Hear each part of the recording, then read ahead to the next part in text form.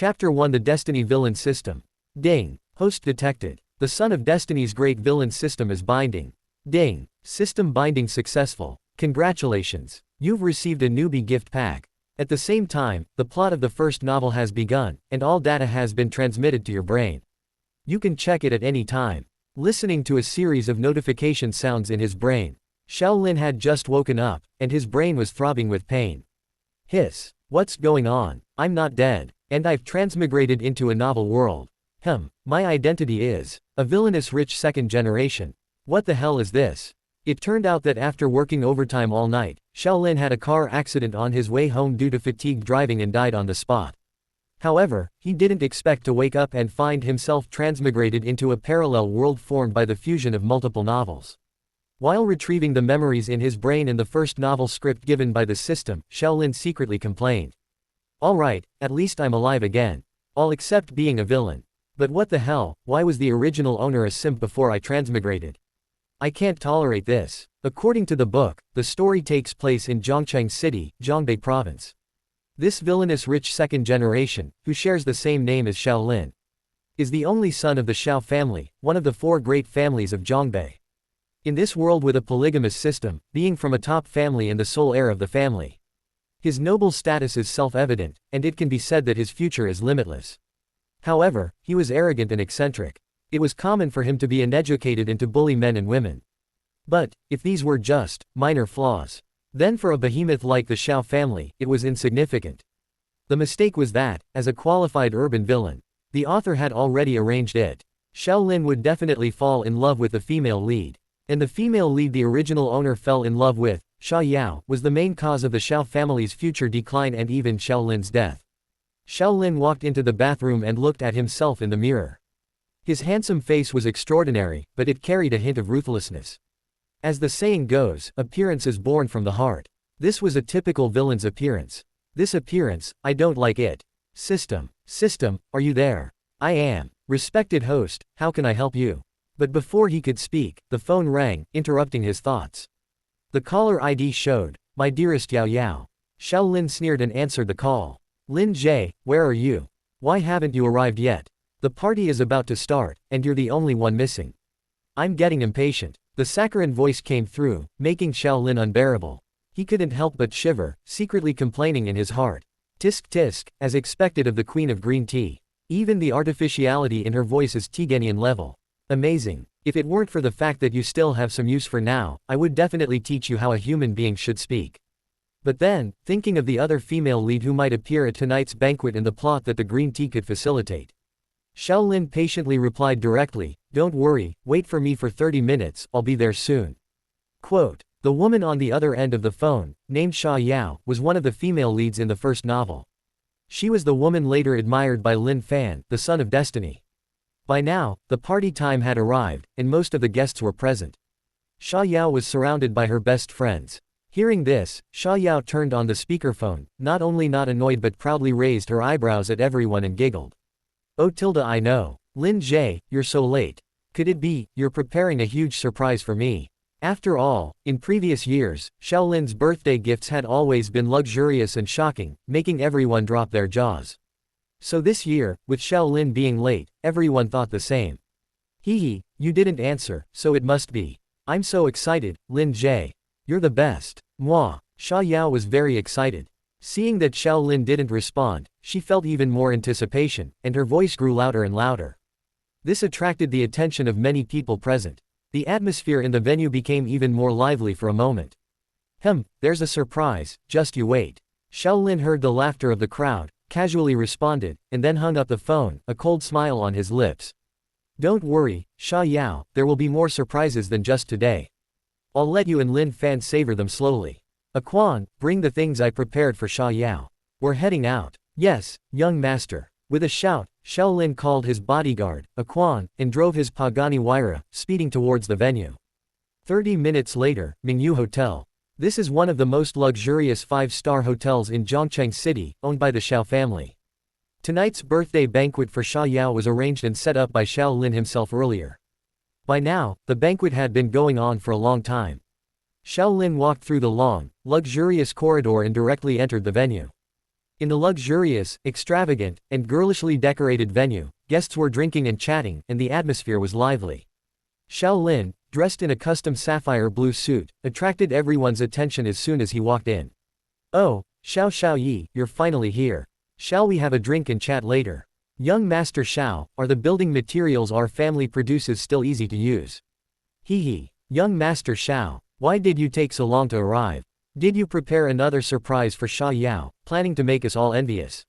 A chorus of responses came.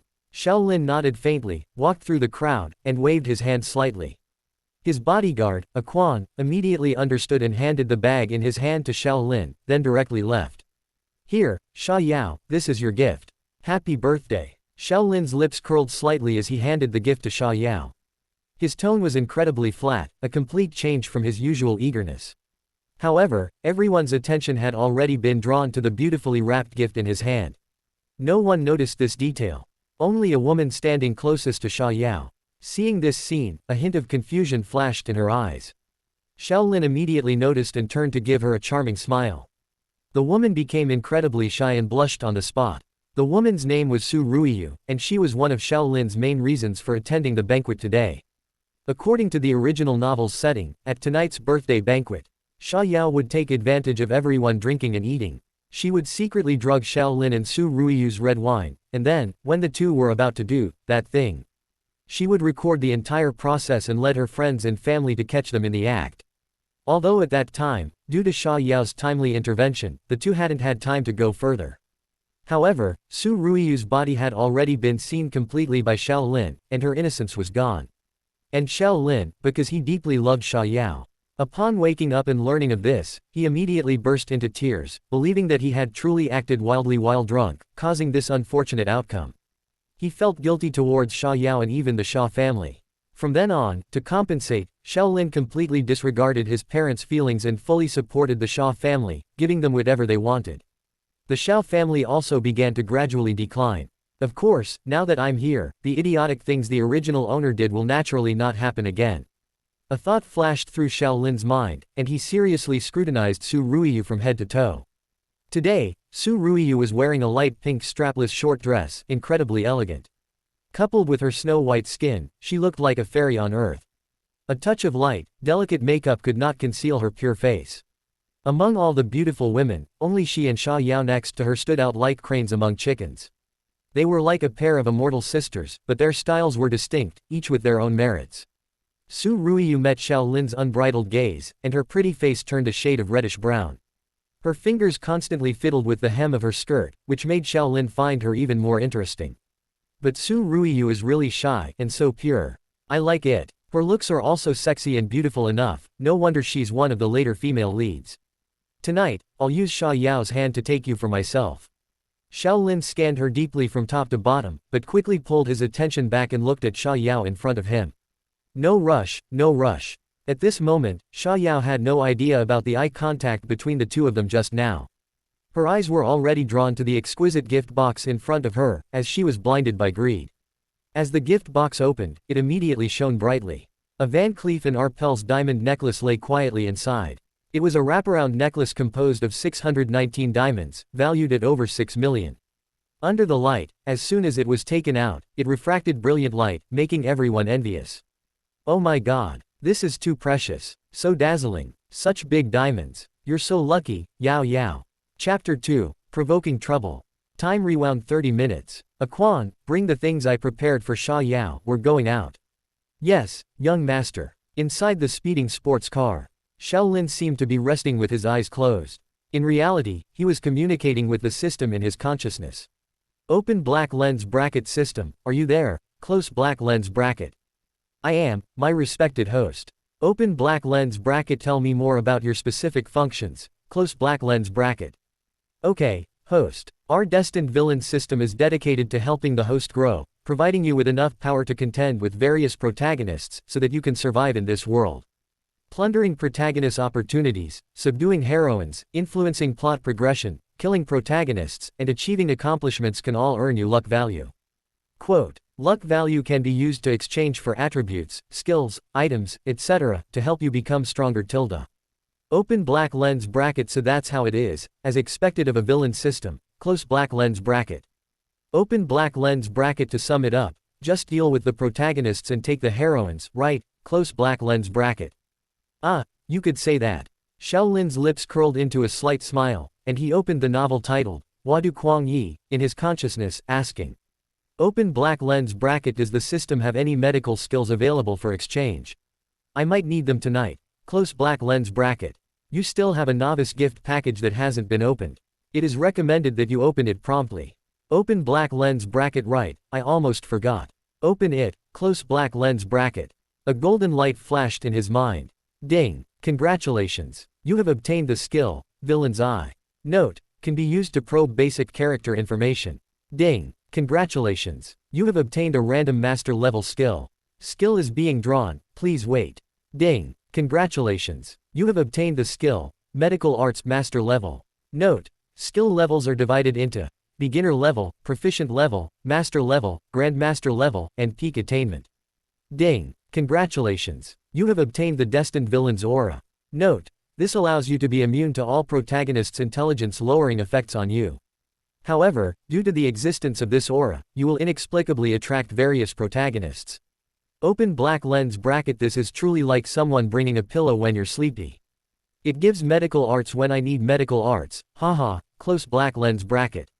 A profound sensation surged into his mind. Xiaolin's mind inexplicably gained a wealth of medical knowledge, covering traditional Chinese medicine, Western medicine, acupuncture, pharmacology, and more, all-encompassing. Many of the techniques were incredibly subtle, even capable of treating tumors and minor cancers, truly miraculous. This greatly settled Xiaolin's heart. Recalling the plot of tonight's banquet, he then quietly whispered something to a Quan beside him. Back at the banquet, oh, it's just that Lin Jie is so good to me, hee hee. You can't be envious. Alright, let's eat first. Tilda. Facing the crowd's flattery, Sha Yao charmingly put away the box, casually bantering with everyone for a few moments. Then, holding Xiaolin's arm, she walked straight towards the front row seats. Lin Jie, eat something first later, okay. Yao Yao will personally get you a bottle of wine to repay you for the gift you gave me. Love you, moi. Go ahead. Sha Yao blew him a kiss, and once Xiaolin was seated, she nodded to her father not far away and turned to leave. Sha Yao's father, Sha Shangyuan, seeing this, also smiled and shouted. Alright, since young Master Xiao has arrived, our evening party officially begins. I wish everyone a fun night of drinking.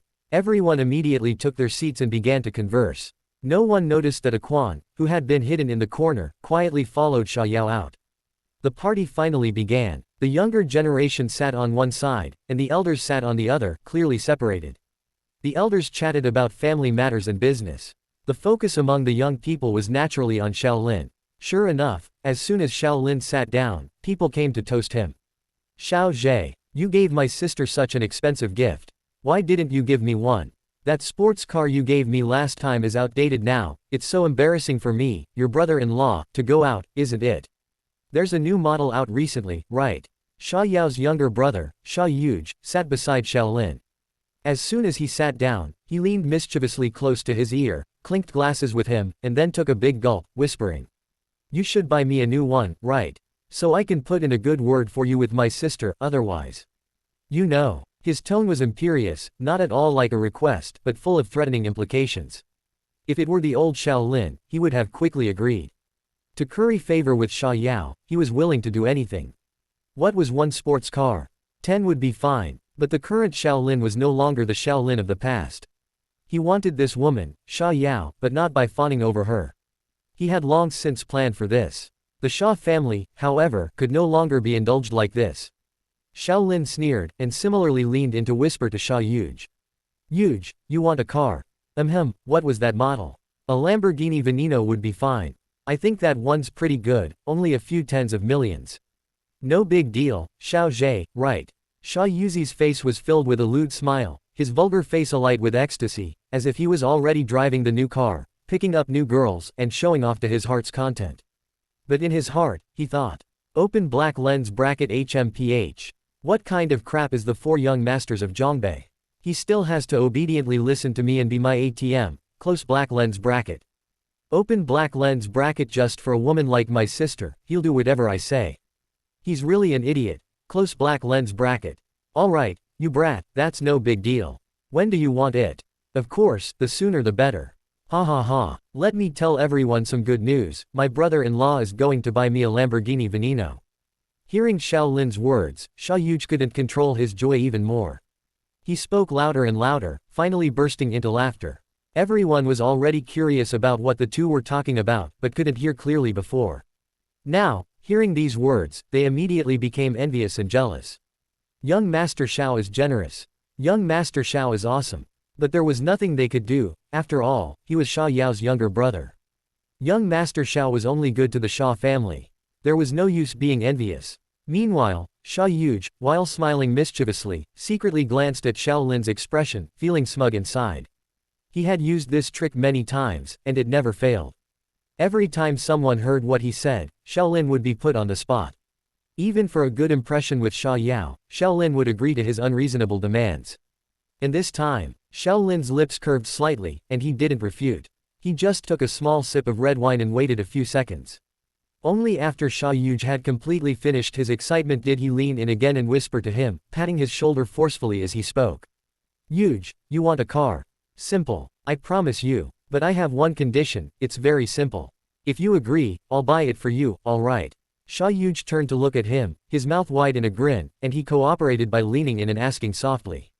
Oh, no problem. With our relationship. Tell me, what is it? I promise not to tell my sister. Quote. His smile was extremely lewd, accompanied by a, you know what I mean, look. This made Xiao Lin laugh loudly. He pulled Sha Yuge closer to him and whispered in his ear. That is, whenever you let your sister drive me around once, I'll buy you a new car, any brand you pick. Your brother, I, keep my word. A car for a car, am I being fair, Yuge? At first, Sha Yuge listened happily, but the more he heard, the more something felt off.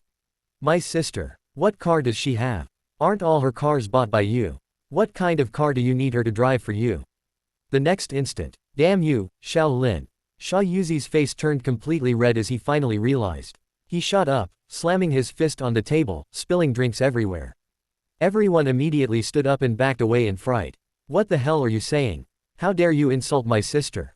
Do you believe I won't hit you? In the past, Xiao Lin had always agreed to the Sha family's demands, just to leave a good impression on Sha Yao. He had also restrained his demeanor as one of the 4 young masters of Zhongbei in front of the Sha family. He treated everyone in the Sha family with utmost respect, including Sha Yao's younger brother, Sha Yuge, whom he had to coax and flatter. This had long made them forget Xiao Lin's true identity, and also made them forget how overbearing and arrogant the former Xiao Lin had been. Open black lens bracket as expected, he took the bait, you little waste. Close black lens bracket. Open black lens bracket. This is exactly the effect I wanted. Close black lens bracket. Xiao Lin sneered, brushed off the wine stains on his clothes, then casually took off his suit jacket, threw it on the ground, and stood up to look at Sha Yuge. The aura of a top-tier noble young master, cultivated since childhood, instantly erupted, coupled with his sinister and cold appearance. At this moment, the aura around Xiao Lin was as cold as the polar regions, making the heartbeats of the surrounding crowd skip a beat. If I heard correctly, just now, you cursed me. Not only did you curse me, but you also cursed my Xiao family, right? Chapter 3. All young people. Although the cold words were not loud, everyone in the venue heard them clearly. Except for the Sha family's relatives, everyone's gaze towards the Sha family changed instantly. After all, to put it bluntly, without Xiao Lin, his Sha family was nothing. Among those present, old and young, besides the Sha family's own relatives, everyone who came for Sha Yao's birthday. Every one of them was more powerful than the Sha family, and all had come to climb the great tree of the Xiao family, none had come to sincerely celebrate. The world bustles for profit, and the world rushes for profit. At this moment, seeing Xiao Lin enraged, the big bosses at Sha Shangyuan's table also stopped their discussion and looked at each other. All of them looked at Sha Shangyuan, their eyes showing inquiry, some even with displeasure, wanting to leave. What's going on, Mr. Sha? Exactly, go check it out quickly. Ah, old Sha, that deal we just discussed, I think we'll have to re-discuss it later, some things. Please wait, everyone calm down, I'll go check first. Sha Shangyuan ignored them, stood up with a dark face, and began to loudly reprimand from a distance. Sha, you, Jay. What's going on, you little beast? Today is your sister's birthday, and these are all distinguished guests. Don't you know that? Shouting and yelling, what kind of decorum is that? Are you looking for death? He completely ignored what Xiao Lin said and why he dared to insult Xiao Lin, only blaming his son for yelling. Dad, how was I yelling? He was the one who insulted my sister first. He said, I can't say it, I'll tell you quietly. Sha Yuge was furious, but seeing his dad approaching, he didn't dare to act rashly. He quickly went up to him, leaned in, and whispered in his ear. Xiao Lin wasn't in a hurry. He casually sat down, playing with his phone, a wild, mischievous smile on his lips.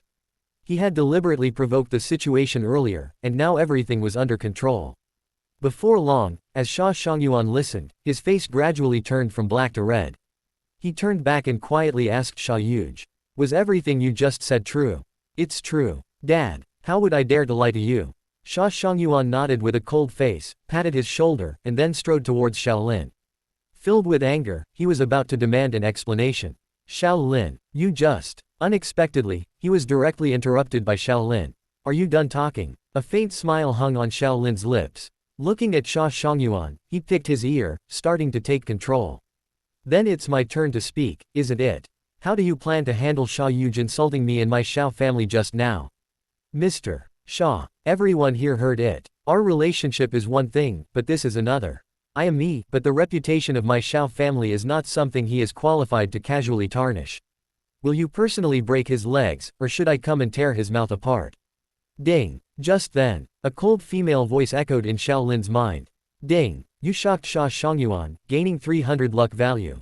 Ding! You shocked the Sha family members, gaining 300 luck value.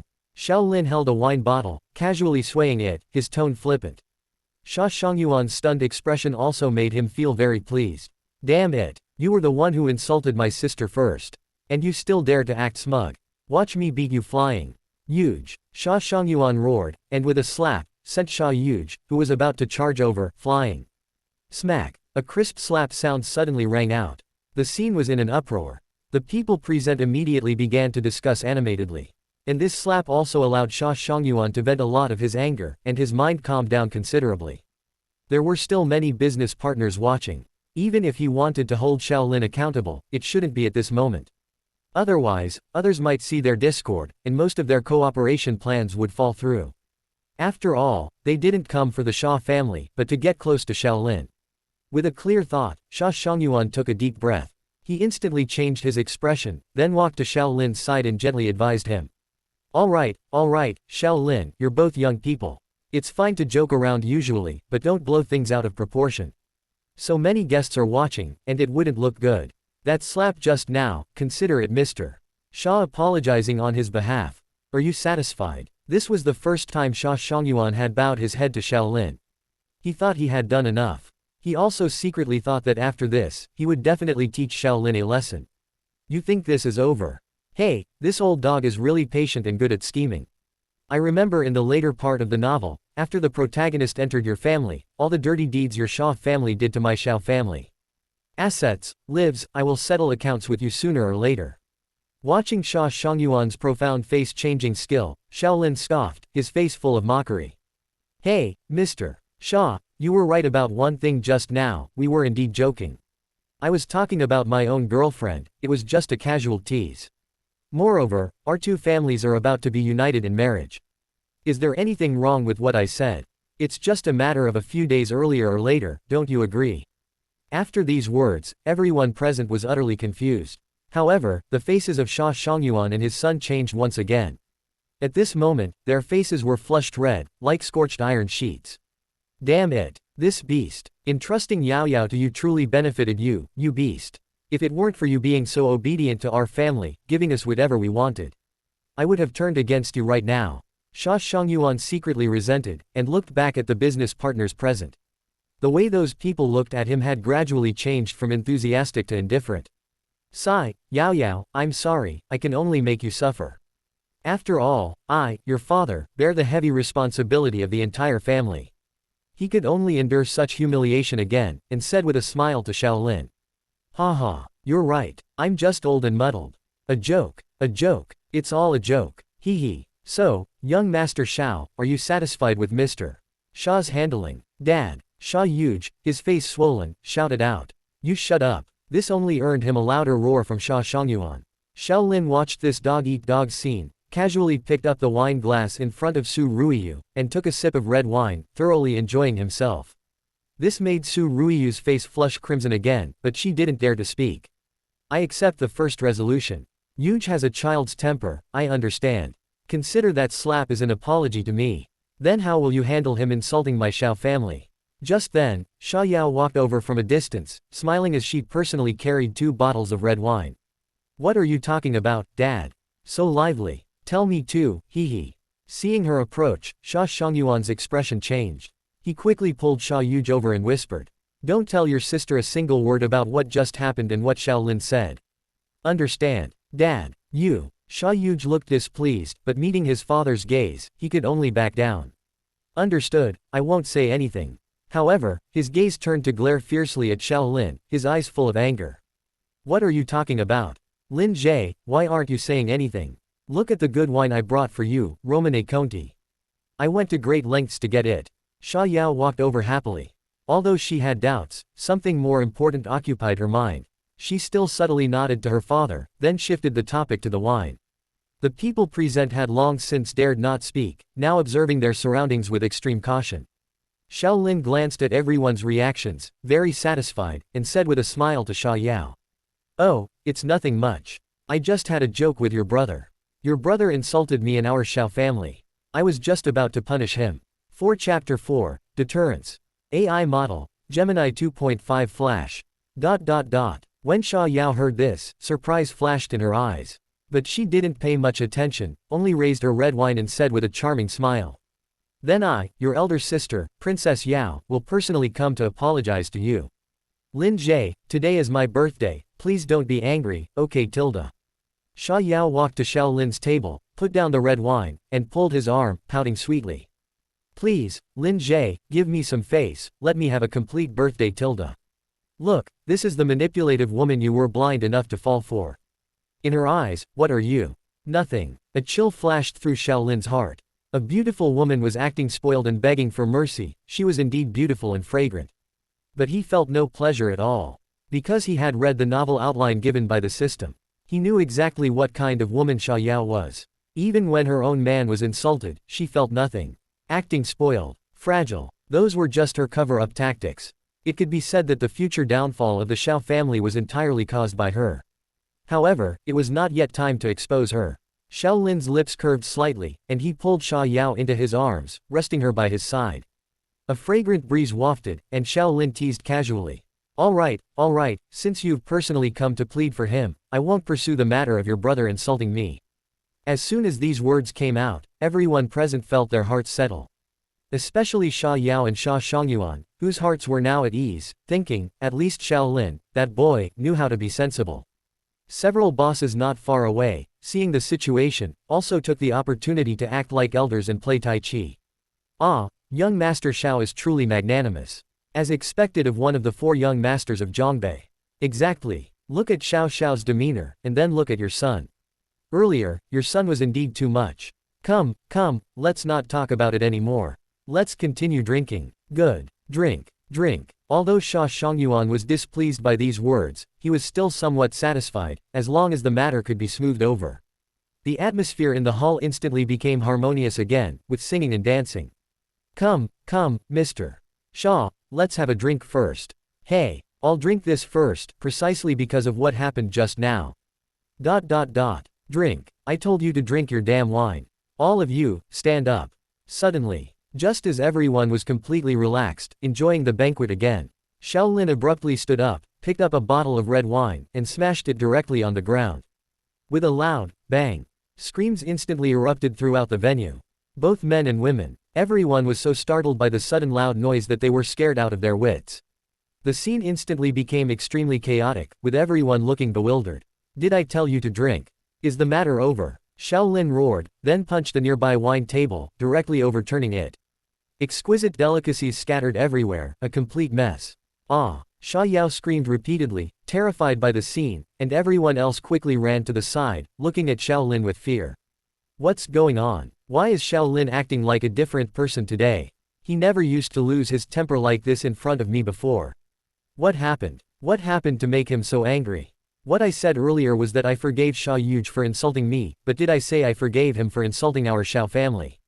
Huh. Xiao Lin laughed in extreme anger, casually picked up another bottle of red wine, stood up, and walked directly towards Xiao Yuge. Quan, come out. Today, whoever dares to stop me, teach them all a lesson. Yes, young master. Quan, who was hidden in the shadows, rushed over in a few steps, vigilantly looking around. The killing intent forged through battlefield experience, though formless and intangible, made everyone feel terrified and deeply afraid.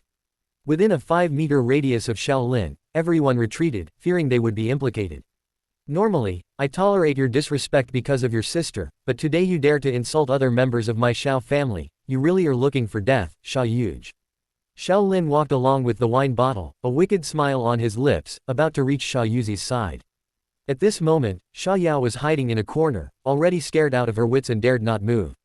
She even began to doubt whether she truly understood Xiao Lin, and whether she should still use the trap she had designed later on Xiao Lin. Not to mention Xia Yao, even Xia Shangyuan, who had been through many hardships in society for years, felt a hint of fear in his heart at this moment. This was all because Xiao Lin had spoiled them for the past 3 years. The Xia family was used to bossing Xiao Lin around, and Xiao Lin had always responded with a smile, never showing any dissatisfaction. Today, he suddenly erupted. And over such a matter. Compared to his usual self, everyone found it extremely difficult to adapt, and felt even more shocked. What on earth happened to him? To make the most famous simp in Zhongbei turn into this overnight? This was the question lingering in everyone's hearts. Ding! Congratulations to the host. First time completing the, astonishing the entire audience, achievement. Gain 300 luck value. Ding! Congratulations to the host. Changed Xia Yao's impression of you. Gain 300 luck value. Ding! Xia Yao's favorability towards you -10. Since one of the female protagonist's feelings for you have changed, the beauty system has now been activated for you. Beauty system. What the hell? Xiao Lin, who was scanning the entire hall, exuding a domineering aura, was startled by the sudden notification and froze for a moment. Suddenly, a golden light flashed before his eyes, and Xiao Lin looked towards Tong Yao and Su Ruiyu. He saw that above their heads, in addition to displaying their basic information, their favorability towards him was also shown. Xia Yao's favorability was displayed as -30 points, while Su Ruiyu's was 5 points. Xiao Lin was not surprised about Xia Yao. He had known all along that the manipulative woman's feelings for him were fake. But after doing such an enraged act, Su Ruiyu still had 5 points, which somewhat surprised him. The thoughts in his consciousness only lasted for an instant. Everyone only felt as if they had been killed by Xiao Lin's gaze, not noticing any abnormality in him. Xiao Lin shook his neck and continued to walk forward. Xiao Yuge was intimidated by his cold aura and recalled the old rumors about Xiao Lin's ruthlessness. At this moment, his pupils trembled, and he stood frozen, not daring to move an inch. My Xiao Lin's face can be lost, but the Xiao family's face cannot, understand. Seeing him getting closer to Xia Yuge, Xia Shangyuan's expression changed slightly, and he rushed over directly. Stop. Xiao Lin, what do you want to do? Do you want to make our two families enemies from now on? Hearing this, Xiao Lin almost burst out laughing. A family that would kill him in the future, would he care about becoming enemies with them? Hey, Quan, stop him. Yes, young master. Xiao Lin continued to walk forward, and Quan took a big stride, pulling Xia Shangyuan aside as if he were carrying a small chick. You, what do you want to do? Xiao Lin, I warn you, don't act recklessly. I am Xia Yao's brother. Even if you don't look at the monk's face, you should look at the Buddha's face. Xiao Lin walked up to Xia Yuge, raised the wine bottle high, and a wicked smile appeared on his lips. Xiao Lin, I beg you. Bang. A crisp, loud sound suddenly echoed in the quiet banquet hall. Black wine bottle fragments scattered all over the floor, and blood flowed continuously from Xia Yuzi's head. This is already the result after I considered your sister's face, you should thank your sister. Xiao Lin smiled slightly, threw the wine bottle on the ground, and then turned around. In the vast banquet hall, it was now so quiet you could hear a pin drop. 5 Chapter 5, Face Changing. AI Model, Gemini 2.5 Flash. Ellipsis. At this moment, everyone simultaneously recalled a rumor they had heard long ago. Young Master Xiao, one of the 4 young masters of Zhongbei, was notoriously dissolute, eccentric, and vindictive. But ever since Xiao Lin fell in love with Xia Yao, he had spent his days revolving around her, not doing anything excessive. He no longer had a short temper, and he seemed incredibly normal. This rumor was gradually overshadowed by his new identity as a sycophant. Everyone only knew him as Sha Yao's sycophant and cash cow. Until today, seeing this scene before them, only then did they fully remember that Shaolin was truly one of the 4 young masters of Zhongbei. The most distinguished elite of Zhongcheng. As the saying goes, even a clay figure has a bit of temper. How much more so for him? After a brief silence, the Sha family's side suddenly erupted into chaos. What are you still standing around for? Quickly get 2 waiters to take Sha Yuge to the hospital. Sha Shangyuan roared, and men carried Sha Yuge away. Then, he looked at Shaolin's figure, appearing angry but daring not to speak. My apologies, everyone, my personal affairs have disturbed your enjoyment. I, Shaolin, express my apologies here. Mr. Sha Yao, I'm sorry. Shaolin smiled and performed a standard gentleman's bow to the crowd, looking incredibly handsome. But how was this an apology? It clearly resembled the perfect curtain call of a performance, making everyone present exclaim in admiration. The legendary Zhongbei evil young master, he's truly back. Many business magnates, seeing the unfavorable situation, were already preparing to slip away, fearing they would get into trouble. It's all right, Xiao Yi, this is your family's private matter, just handle it yourselves. Quote, yes, Xiao Yi, I don't think tonight is very suitable. How about we gather another day? Let's go, everyone, disperse. We'll chat another day. Seeing Shaolin nod faintly and make a cupped fist gesture without stopping them, the bosses all agreed, grabbed their coats, and hastily left, not even bothering to greet Sha Shangyuan. The young people also looked displeased and were about to leave. Then a calm yet undeniable voice sounded. Let the elders go if they want. I don't think, my young friends, that you necessarily need to leave now, do you? Tonight is my girlfriend Sha Yao's birthday. It might not be appropriate for you to leave so early. Shaolin sat on the long bench, smiling at everyone, his tone calm. At the very least, you should wait until after my girlfriend's birthday before leaving. Quan, who was a full 1.9 meters tall, stood silently behind him, silently intimidating everyone. Everyone exchanged glances, their expressions somewhat displeased, but they quickly obediently took their seats. It was just a birthday party, yet it had already devolved to this point. No one knew how to continue. Quan, bring over the gift I prepared for the Sha family. Yes, young master. Shaolin sat grandly in the chair. He took the item Quan handed him and casually tossed it onto the table. Then he looked at Sha Shangyuan, who had a gloomy face at the moment, and showed a friendly smile. Mr. Sha, why don't you see what's inside? HMPH. Shaolin, you've gone too far today. I don't care what's in there. You must give me an explanation for injuring my son. I just want to know. In this Zhongcheng, is there still law and order? Even if your father, Xiao Zhengguo, were here today, I would still demand an explanation. Even my daughter and your. Sha Shangyuan was agitated, sitting in his chair, panting heavily, his chest rising and falling, talking non-stop. Oh. What if I told you, inside is a contract worth 200 million? Shaolin tapped his fingers on the table, a smile on his face. As if he were talking about something trivial. However, others wouldn't think so. A sky-high contract was right before their eyes. Everyone's eyes instantly gleamed with fervent light. What? 200 million contract? My heavens, young Master Xiao is really good to the Sha family. I'm even jealous. I think so too. Xiao is genuinely faultless towards the Sha family. He hit Sha Yuge just now because that kid Sha Yuge went too far. They don't even consider Xiao's status and his own status. The tide of opinion instantly turned. The various discussions among the crowd reached the ears of the Sha family members. Sha Shangyuan's eyes suddenly widened like copper bells, and the eyes of the other Sha family relatives also began to become lively. When Shaolin had brutally beaten Sha Yuge earlier, although they hadn't said anything, they had secretly resented it. But at this moment, everyone's eyes were fixed only on the contract on the table, completely forgetting all grievances. Big brother. The contract. Go look quickly. Yes, Shangyuan, go take a look. What Yuge did just now was indeed wrong. Shaolin just gave him a small punishment. That child really needs discipline, I think. Ellipsis. Around Sha Shangyuan, all the Sha family relatives simultaneously urged him. A 200 million contract. For a $1 trillion family like the Xiao family, it was insignificant. Even in Shaolin's own private account, there were currently 3 billion in funds quietly sitting there. But for a third-rate family like the Sha family, 200 million, that was an enormous piece of fat. Quietly placed on the dining table, piping hot. emitting a rich aroma, silently waiting for someone to taste it. Who wouldn't be tempted by that? Sha Shangyuan lowered his head, his face dark, his fists clenched tightly on his thigh, motionless.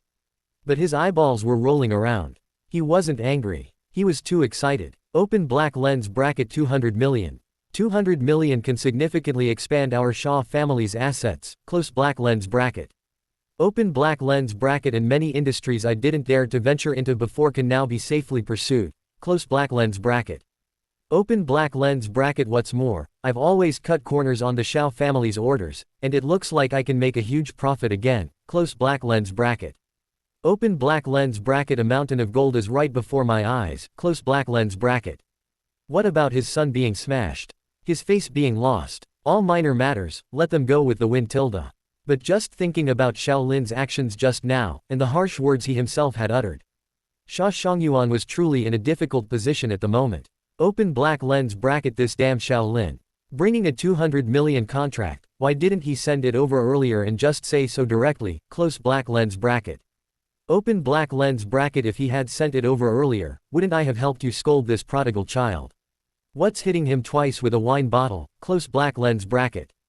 Sha Shangyuan's mind was in a mess at this moment, and he pretended to glare angrily around. In reality, when his gaze passed Sha Yao, he subtly blinked twice. They say no one knows a son better than his father, but also no one knows a father better than his child. Her father's gaze immediately made Sha Yao understand. This 200 million contract. She was tempted too. Listening to the discussions around her, Sha Yao's thoughts became lively again, and a joyous smile returned to her lips. Open black lens bracket. So Shaolin still cares about me, he scared me.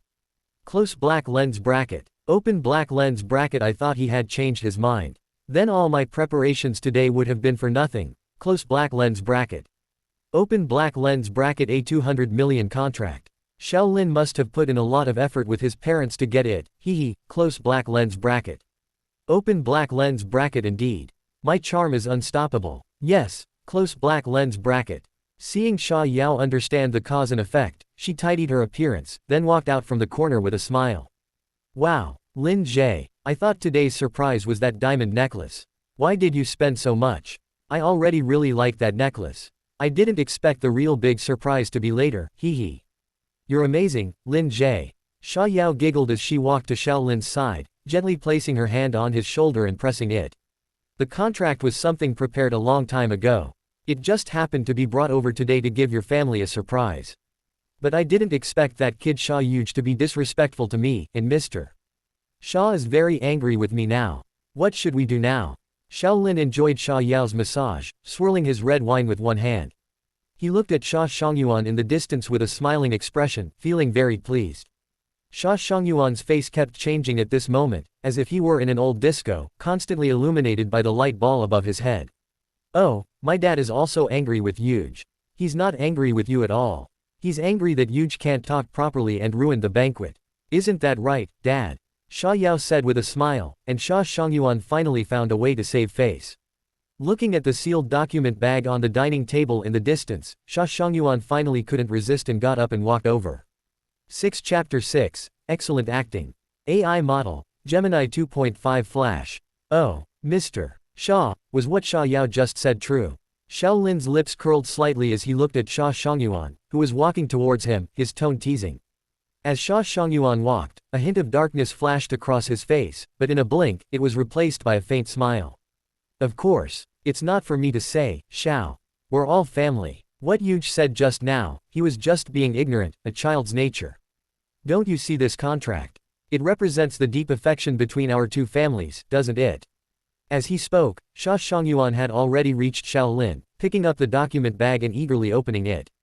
After a few quick glances, an uncontrollable smile appeared on his lips. Seeing his expression, the Sha family members all relaxed and stepped forward, speaking kindly to persuade him.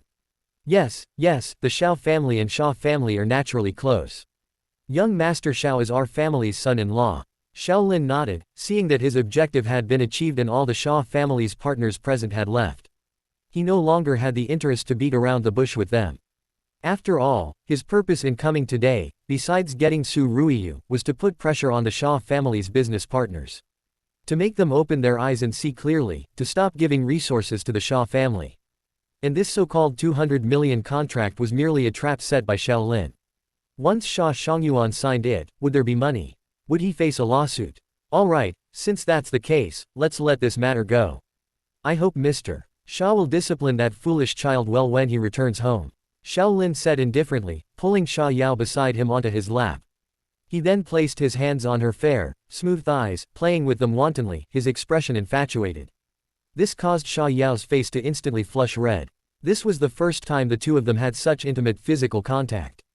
Ding! Sha Yao's favorability towards you -10. This damned Shaolin, he actually dared to start touching me. Sigh. It's all because of this Mrs. Overwhelming Charm.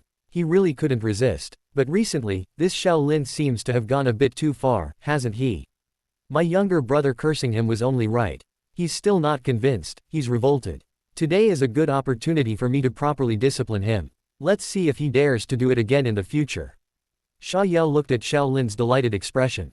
Having just received the contract, it wasn't easy to break free, so she could only let him do as he pleased. However, she secretly felt disgusted, looking at the 2 bottles of red wine she had brought. Knowing the time was ripe, she spoke with a sweet laugh.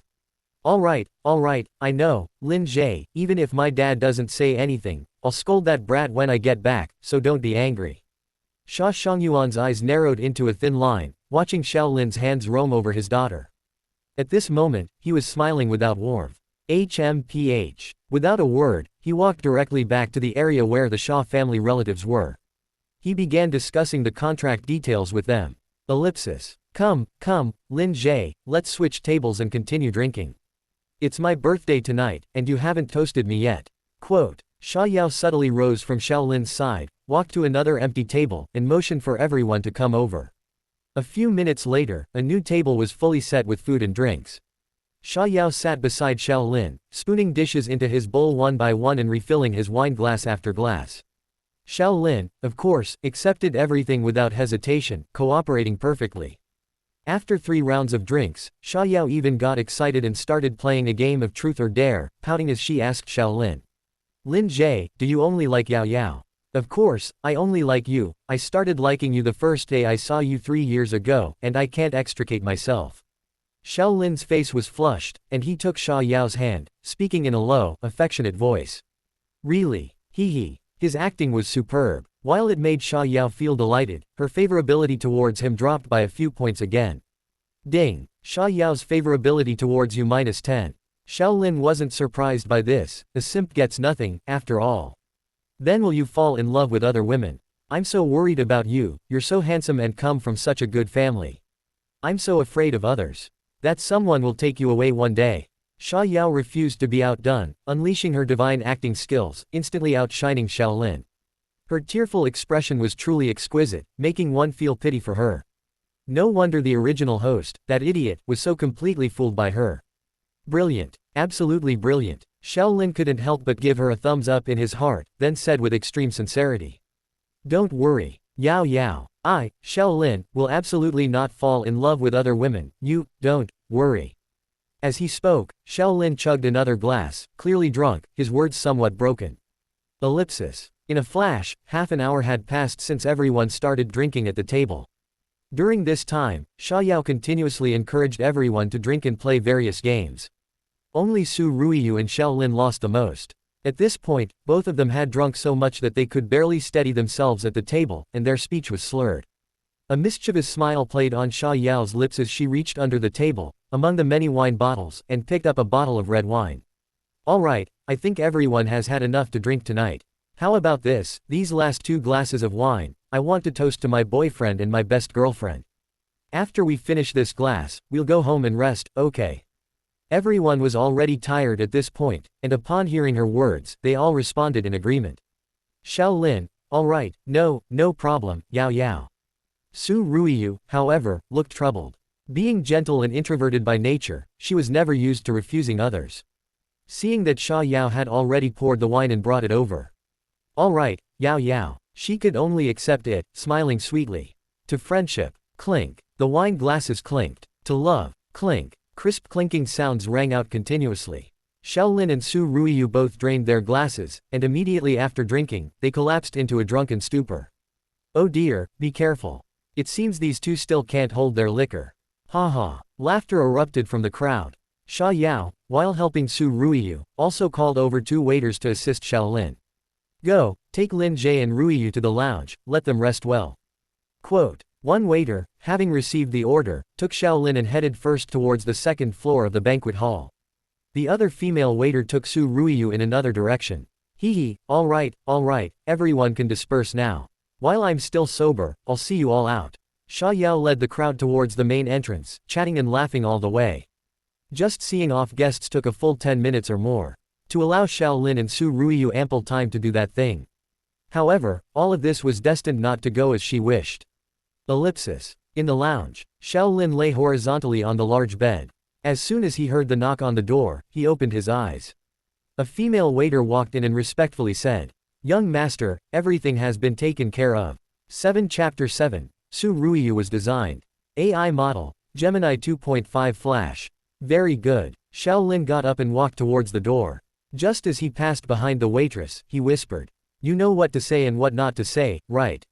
The waitress immediately became flustered, cold sweat breaking out on her back. I understand, young master, please rest assured. Without answering, Shaolin strode away, walking along the corridor to the elevator. From the 3rd floor, he went up to the 9th floor. Ellipsis. As soon as he reached the 9th floor, he saw a Quan guarding a room door. Standing with him was the same waitress who had helped Shaolin upstairs earlier. Along with the other waitress who had helped Su Ruiyu away, both of them had been bribed by Sha Yao in advance. They were waiting for Shaolin and Su Ruiyu to get drunk, then put them together in a room on the 3rd floor and lock the door. However, in front of Shaolin, who knew all the plot, this little trick was not worth mentioning at all. When a Quan had left with Sha Yao earlier, he not only clearly filmed her drugging them, he also intimidated the 2 waitresses. The 2 were originally employees of Mingyu Hotel, part of the Shao family. When a Quan caught and questioned them on the spot, they almost peed their pants from fright. They confessed on the spot and stated that they would absolutely cooperate with young master's actions. All right, you can go now, go wherever you need to be, I'll find you tomorrow. A Quan, you also go to the next room to rest, there's nothing else here. Shaolin gave his instructions, then directly opened the room door and walked in. Ellipsis. Inside the luxuriously decorated presidential suite, Su Ruiyu lay on a huge bed. Her delicate brows were tightly furrowed, and her eyelashes trembled continuously. Beneath her disheveled short skirt, a pair of fair legs were exposed to the air. Her skin was light congealed cream, very alluring. Shaolin strode over, took off his leather shoes, and unbuttoned his shirt. Looking at the charming and lovely beauty, he couldn't help but smile. Open black lens bracket after tonight, you'll be my woman, Su Ruiyu, close black lens bracket. Open black lens bracket what damn Lin fan, just stay out of the way, hee, close black lens bracket. Open black lens bracket I'll take this woman first, close black lens bracket. Shaolin lay down on the large bed, pulling Su Ruiyu into his arms. After a day of commotion, getting drunk, and being drugged. Even though he had just used his medical skills to resolve it, he was still a little tired. With the soft fragrance in his arms, he took a short nap while Su Ruiyu's drug effect had not yet fully taken hold. Ellipsis. On the other side, Sha Yao, who had sent off her friends, had already regathered with the direct descendants of the Sha family in the banquet hall. Sha Shangyuan sat on a chair, with the others standing behind him. Seeing Sha Yao approach, he looked at his watch and whispered, It's been 30 minutes, time is almost up, let's go.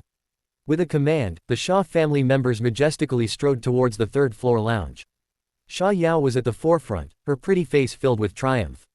She kept fiddling with the lounge key in her hand, thinking to herself, open black lens bracket a mere rich 2nd generation good for nothing, utterly useless, wanting to marry me just because he's infatuated. Ha, dream on, close black lens bracket.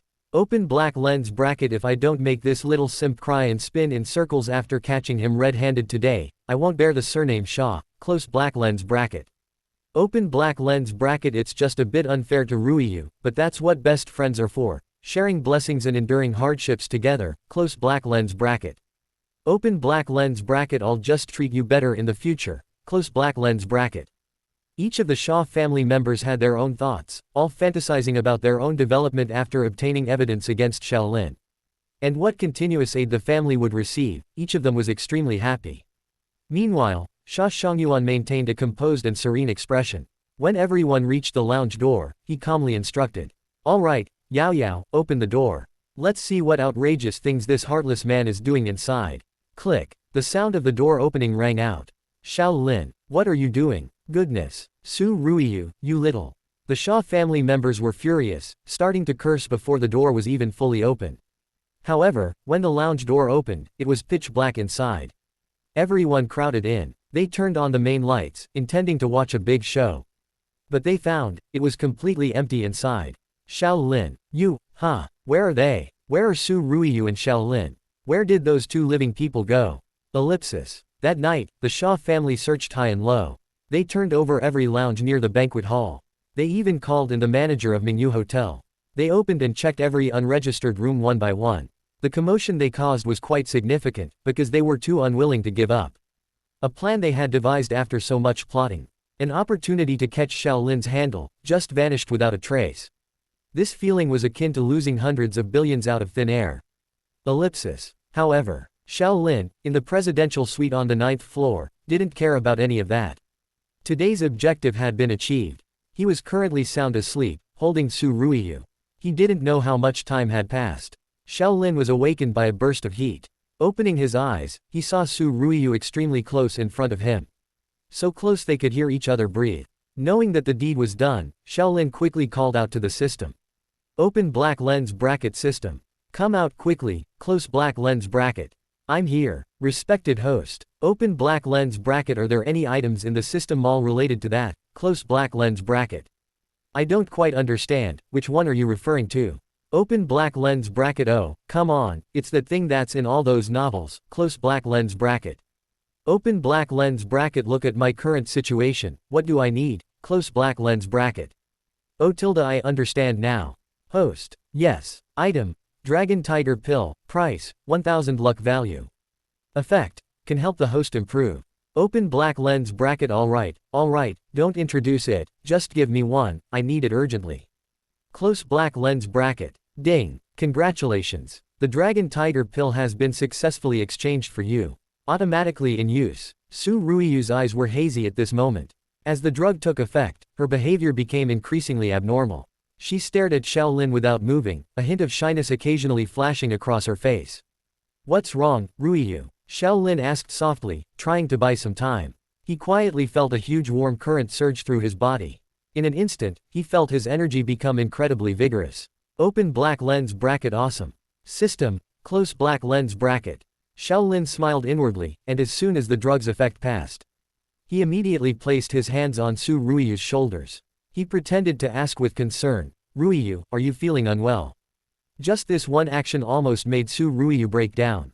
The last trace of rationality in her eyes was about to disappear. She muttered softly, Shaolin. Shaolin was about to say a few more words to continue pretending. Unexpectedly, he was directly tackled by Su Ruiyu. It was clear how vicious Sha Yao's heart was. And how strong the drug she had given was. It made a shy girl like Su Ruiyu become so proactive. But this was exactly what Shaolin wanted, yes.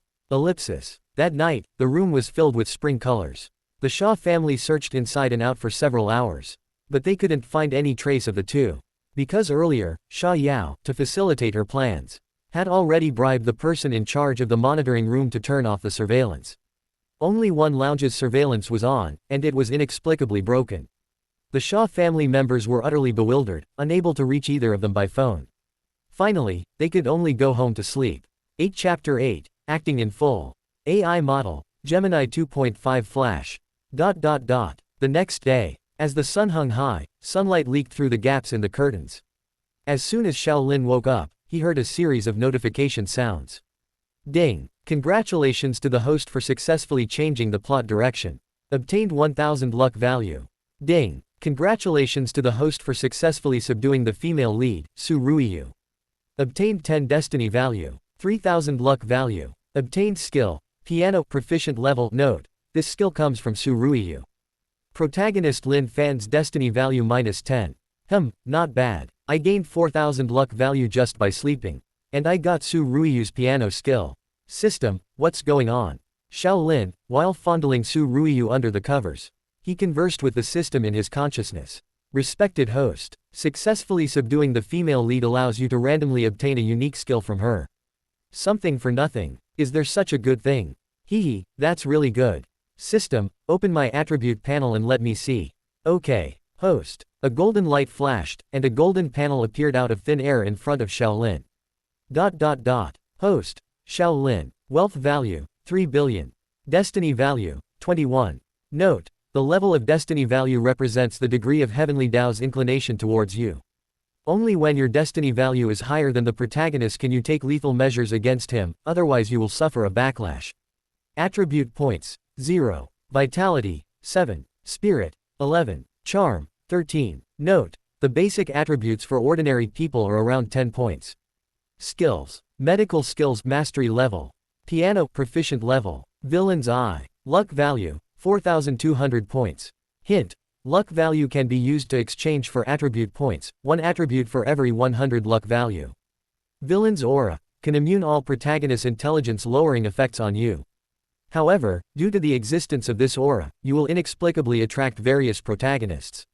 Current plot. Hua Du Kuang Yi. Completion, 10%. The attribute panel was simple and easy to understand. After a quick glance, Shaolin understood the current situation. That is, he is now just a rich second-generation good-for-nothing who hasn't even reached the basic line of an ordinary person. Only 7 points of vitality, which represents his strength, speed, and physique. These attributes, which can directly confront the protagonist, are severely lacking. Only his wealth value was barely presentable, everything else was a mess. System, let me ask, what is protagonist Lin Fan's current vitality? Ding! A golden light flashed, and Lin Fan's panel popped up. Shaolin quickly scanned Lin Fan's panel. In addition to various skills like medical skills mastery level and combat skills mastery level. His destiny value was 45 points, and his vitality was a full 48 points. Not to mention the others, all of them were in a leading state. The road is long and arduous. According to the plot, Lin Fan will descend the mountain in another week. I need to quickly earn more luck value. Shaolin couldn't help but sigh and said directly to the system. First, exchange 30 attribute points for me. Half for vitality and half for spirit. Vitality is combat power, and it is the most important. Spirit represents a person's brain activity. And it will affect reaction speed and other states, which are also very important. Ding! Congratulations! Attribute points added successfully. Shaolin's dual strength instantly rose to around 20. The remaining more than 1,000 luck value he deliberately kept to buy various items in the mall in case of emergency. After the consumption, Shaolin exited the consciousness space. He saw Su Ruiyu beside him, who had buried herself completely under the covers at some point. A rustling sound came out. Hehe, Ruiyu, are you awake? Shaolin chuckled, thinking of the lovely person beside him. An impulse surged, and he was about to lift the quilt directly. However, to his surprise, Su Ruiyu pulled it back with great force, making it impossible to lift. Then a shy voice came out muffled. I'm not awake, can you go out first? Let me put on my clothes, and then you can come in. This sweet and charming voice made it impossible for Shaolin to resist. He yanked open the quilt and directly burrowed in. No, get out, get out, get out, get out of what? From now on, you're my woman. Although I don't know why you ended up in my bed last night. And why you were so proactive with me, but I, Shaolin, am not an irresponsible man. Don't worry. No. This is a misunderstanding. No what? No misunderstanding. It wasn't until the afternoon that the two showered and walked out the door. Shaolin was holding the limping Su Ruiyu. They arrived at the general manager's office of Mingyu Hotel, temporarily repurposing it as an interrogation location. Su Ruiyu sat on the sofa, her eyes red. She had clearly cried a lot last night. However, she also understood that what was done, and a big mistake had been made. Although she was the little princess of the Su family, one of the 4 great families. However, because her father, Su Ruihai, had been paralyzed and unconscious for years. And even after searching for famous doctors, he couldn't be cured. After a few years, the family's power had long been usurped. No one cared about her, the clan leader's daughter. And it was destined that no one would stand up for her. Thinking of this, Su Ruiyu also remembered that she had betrayed her best friend's trust. She hated Shaolin in her heart, but she couldn't help but feel a little dependent on him. After all, he became her man last night. Thinking of this, she started crying again. Young master. Thump, thump, thump. A knock on the door sounded. Come in. Shaolin ignored Su Ruiyu. He sat in the main seat, looking at the door. He planned to put on a full show to make Su Ruiyu lower her guard against him first. Then, Quan entered with the 2 service staff from last night. The 2 tiptoed in, showing great fear as soon as they entered. They dared not look Shaolin directly in the eye, and their gaze remained fixed on the ground. Tell me, Quan, what happened? How did Miss Su Ruiyu end up here last night? Shaolin looked at the 2 with cold eyes, his tone icy. Could it be that you wanted me? And deliberately drugged me? What does this mean? Su Ruiyu was a bit puzzled, raising her head to glance at Shaolin. Then she looked at the 2 service staff. She didn't know what they were up to and watched silently. Young master, it has been thoroughly investigated. Last night, Miss Su was brought here by this female service staff. And your being with Miss Su was not a coincidence. Someone deliberately orchestrated this to make it happen. These 2 are accomplices. Speak. What happened? Quan kicked the male service staff, making him stumble. The male service staff immediately started acting, falling to the ground. He then began to cry, snot and tears flowing. Oh, young master. I was wrong. I was blind. I betrayed you for that little money. I'll never dare again. It's not my fault. Blame Miss Shaw. She ordered me to do this. I was so foolish. I deserve to die 1,000 deaths. Su Ruiyu had been watching with calm eyes. Hearing this, her eyes filled with shock. She questioned him incredulously. Who did you say it was? 9 Chapter 9, Su Ruiyu's defense breaks. AI model, Gemini 2.5 Flash. Shaolin also looked surprised and asked in confusion. Who? The Miss Shaw you're talking about, could it be Sha Yao? The male waiter looked ashamed, not daring to look at them. Yes, it's Miss Sha Yao. Yesterday morning, Miss Shaw suddenly came to the hotel to find me. She told me to help her with a small matter. After it was done, she wouldn't shortchange me on the money, it would be at least this much. The waiter made a gesture. I was blinded by greed, that's why I agreed. She said. 3 minutes later, Su Ruiyu looked at the waiter in surprise. She then glanced at Shaolin, her face full of disbelief. No, I don't believe it.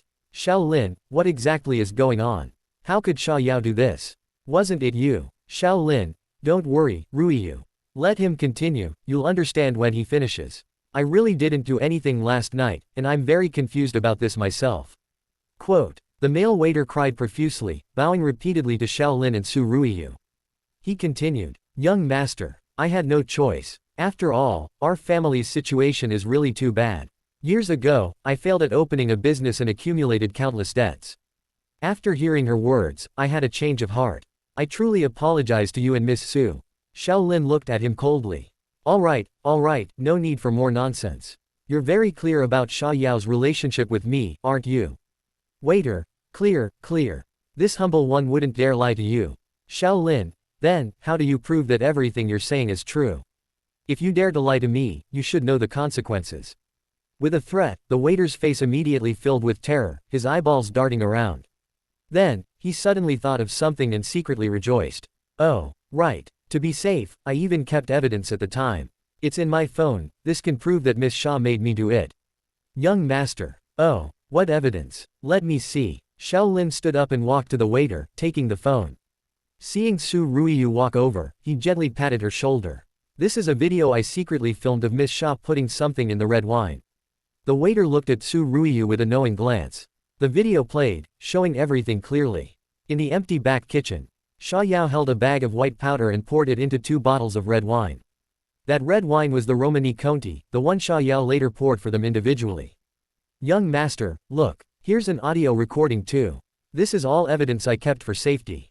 The waiter then played the recording, and Su Ruiyu listened intently. Her face was filled with a grave expression. After watching the video, she already believed most of it. As soon as the recording played, she recognized Sha Yao's voice. Her heart skipped a beat, and her body swayed slightly. Shaolin quickly supported her, holding her in his arms. Hello, Xiaozhong, later, after Shaolin and Su Ruiyu get drunk. I'll call people to carry them away. At that time, you and Xiao Li will be responsible for moving the 2 of them. Put them in a lounge and then lock the door. You don't need to worry about anything else. I'll transfer the money to both your accounts tomorrow. All right. Thank you, Miss Shaw. Thank you, Miss Shaw. The audio ended, and Su Ruiyu leaned weakly against Shaolin's embrace. Her face was etched with heartache and despair. Why did she do this? We've been classmates since childhood. Why would she plot against me like this? I really can't understand. Xiaolin held Su Ruiyu, giving the two a look. The female waiter, who had been silent, immediately understood. She added, that morning, when Miss Shaw found us, she didn't say much. She just told us to be responsible for putting you both in the same room. Including that video and the recording just now, they are all evidence we kept to protect ourselves. There are also some parts that weren't recorded, which Xiao Zhang and I overheard. At that time, Miss Shaw was hiding in a corner, talking on the phone to someone, I don't know who.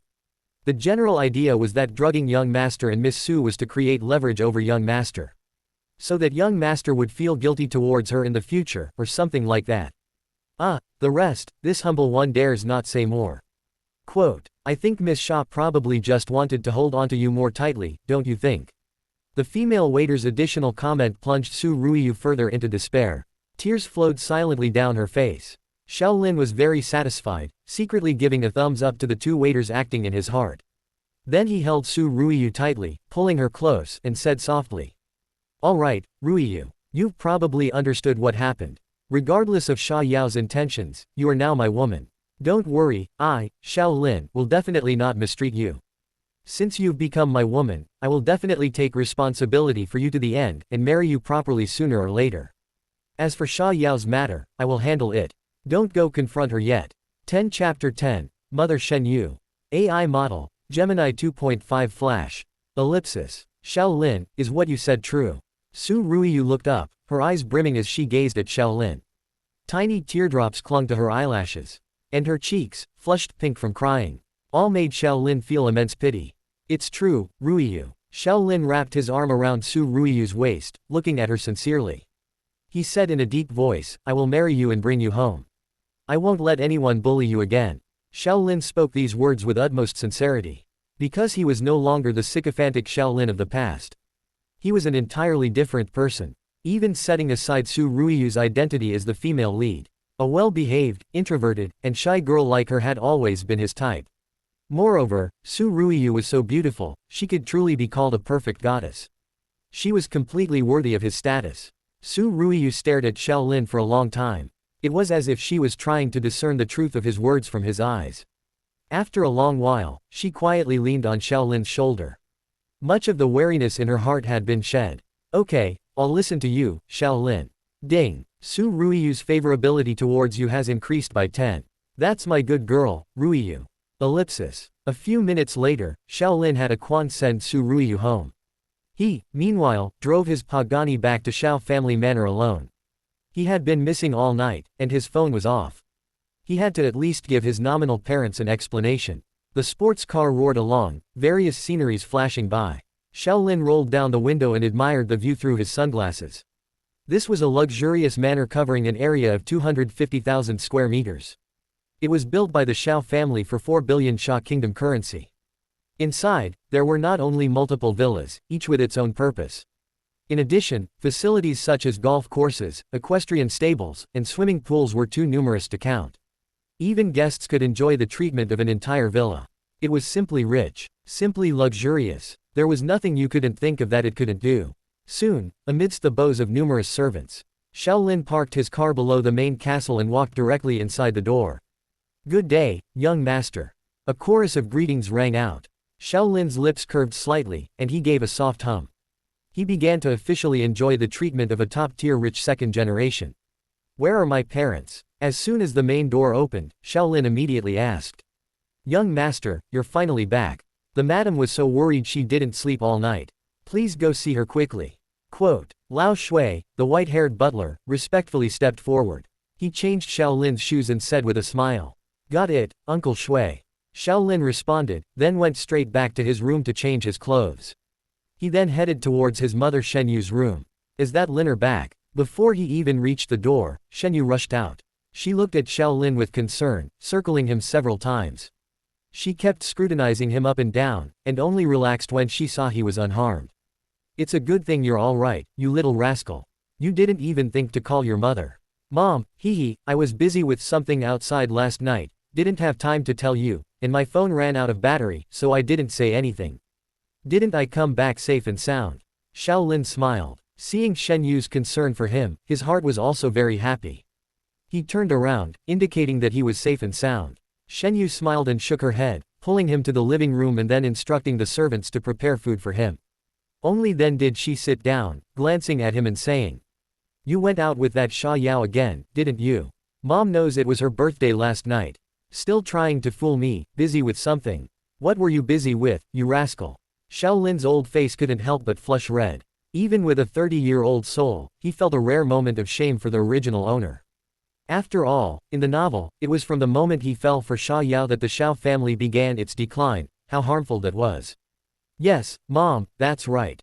It's not that Mom is telling you, but this Sha family has ulterior motives for you, and this Sha Yao isn't truly sincere with you. If you want a girl, Mom can find you the best in the whole country. What is that Sha family woman even worth?" Shen Yu's face was full of pride, her gaze at Xiaolin showing her disappointment. Xiaolin listened, but his heart warmed.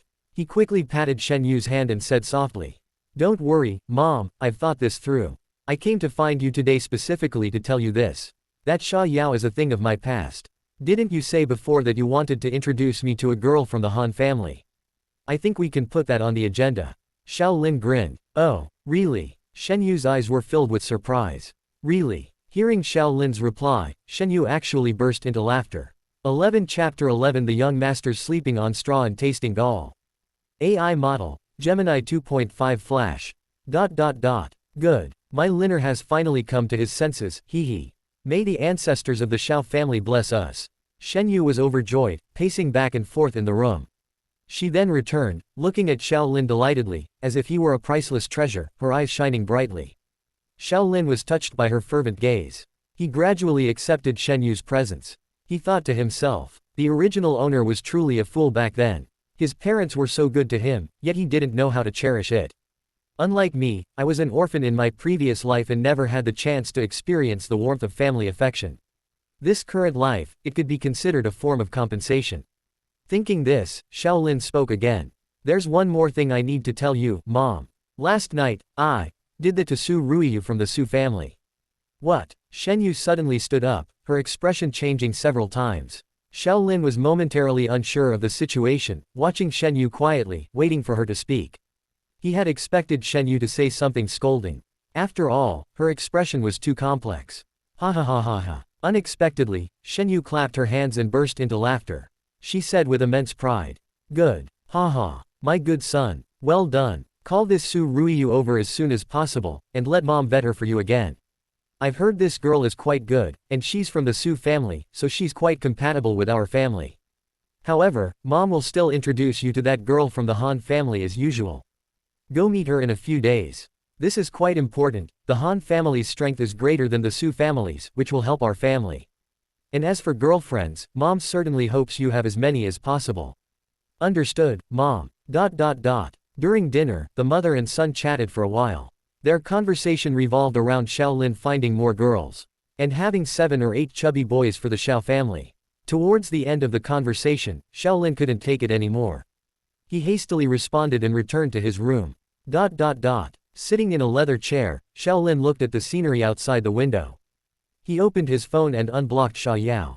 Ding dong, ding dong. His phone began to vibrate incessantly. It vibrated for over a minute before stopping. Xiaolin opened WeChat, in the pinned message box. He could see that in the past day and night, Sha Yao had sent him hundreds of messages. Xiaolin quickly scanned, starting from the top of the chat history. Sha Yao, Xiaolin. Where did you go? Why did you leave without saying goodbye?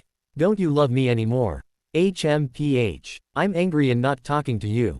Xiaolin chuckled, unable to help but admire Sha Yao's skill at feigning. According to the time, this message was sent at 8 p.m. That would be shortly after he had just arrived on the 9th floor and fallen asleep. At this time, Sha Yao and her family must have been frantic, yet she managed to remain calm. She even sent messages to act cute, hee, quite the act. The chat history continued to scroll down. 10 p.m. Sha Yao, Xiaolin. Where on earth did you die? You're not replying to WeChat, not answering calls. Do you still have me, your girlfriend, in your eyes?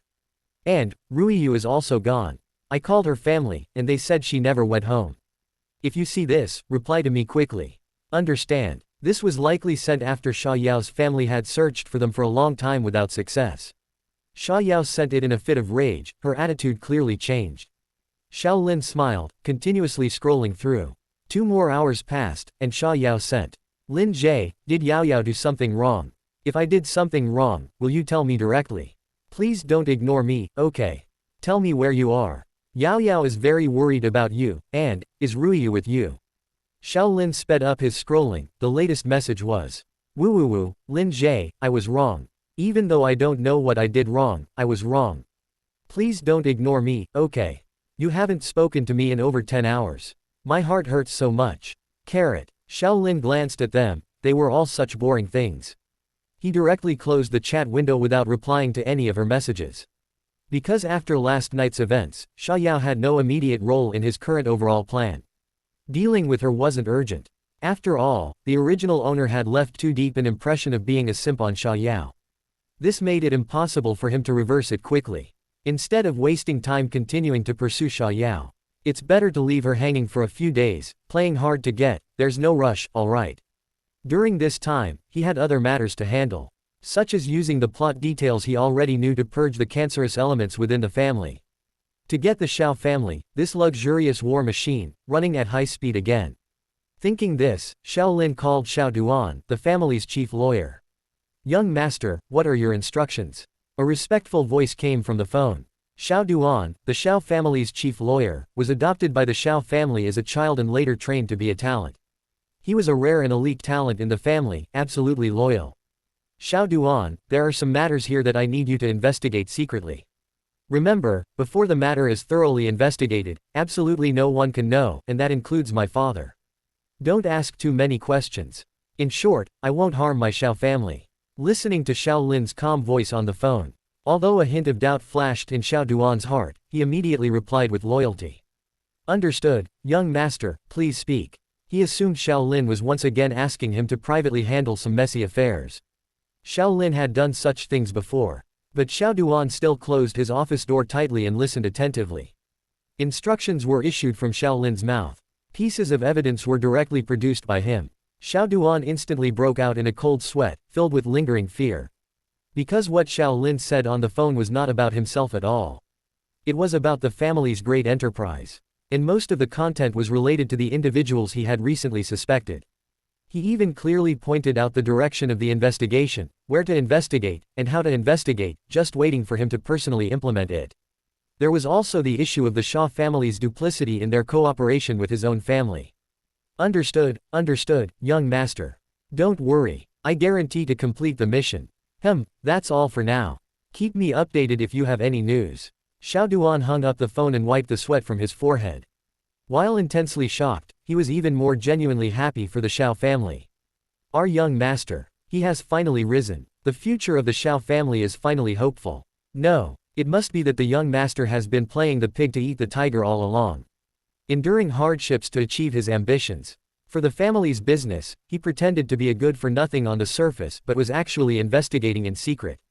Otherwise, in such a short period, even if my legal department operated at full capacity, it would be difficult to collect so much evidence. I have to say, young master is truly strong. So strong. Hee. It seems it won't be long before my Xiao family stands at the pinnacle of Zhongbei. Xiao Duan's passionate vision by the window was unknown to Xiaolin. At this moment, he hung up the phone and called the manager of Zhongcheng's largest luxury goods street. 12 Chapter 12 The Brainless Xia Family. AI Model. Gemini 2.5 Flash. Xiao Duan's passionate musings while standing by the window were unknown to Xiaolin. At this moment, he hung up the phone and immediately called the manager of Zhong City's largest luxury goods street. He instructed the manager to select a batch of the most popular women's clothing on the market, according to Su Ruiyu's measurements. This included, but was not limited to, clothing, bags, accessories, and even lingerie sets.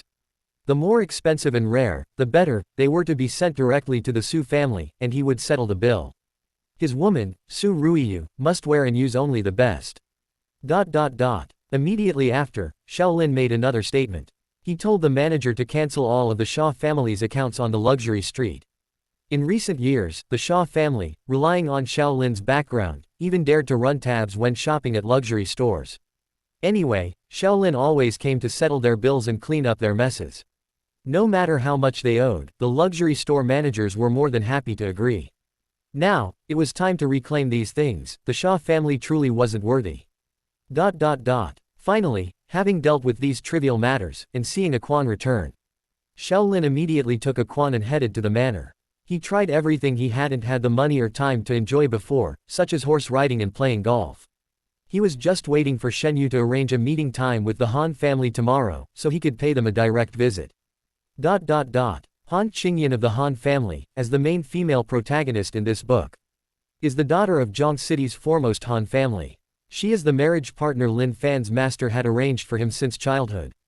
Of course, in the setting, first, it was a childhood engagement, then, she became his fiancée. According to the plot in the book, Han Qingyan suffered from a hidden ailment since childhood. It was only after Lin Fan descended the mountain and cured her that Han Qingyan gradually began to fall for him.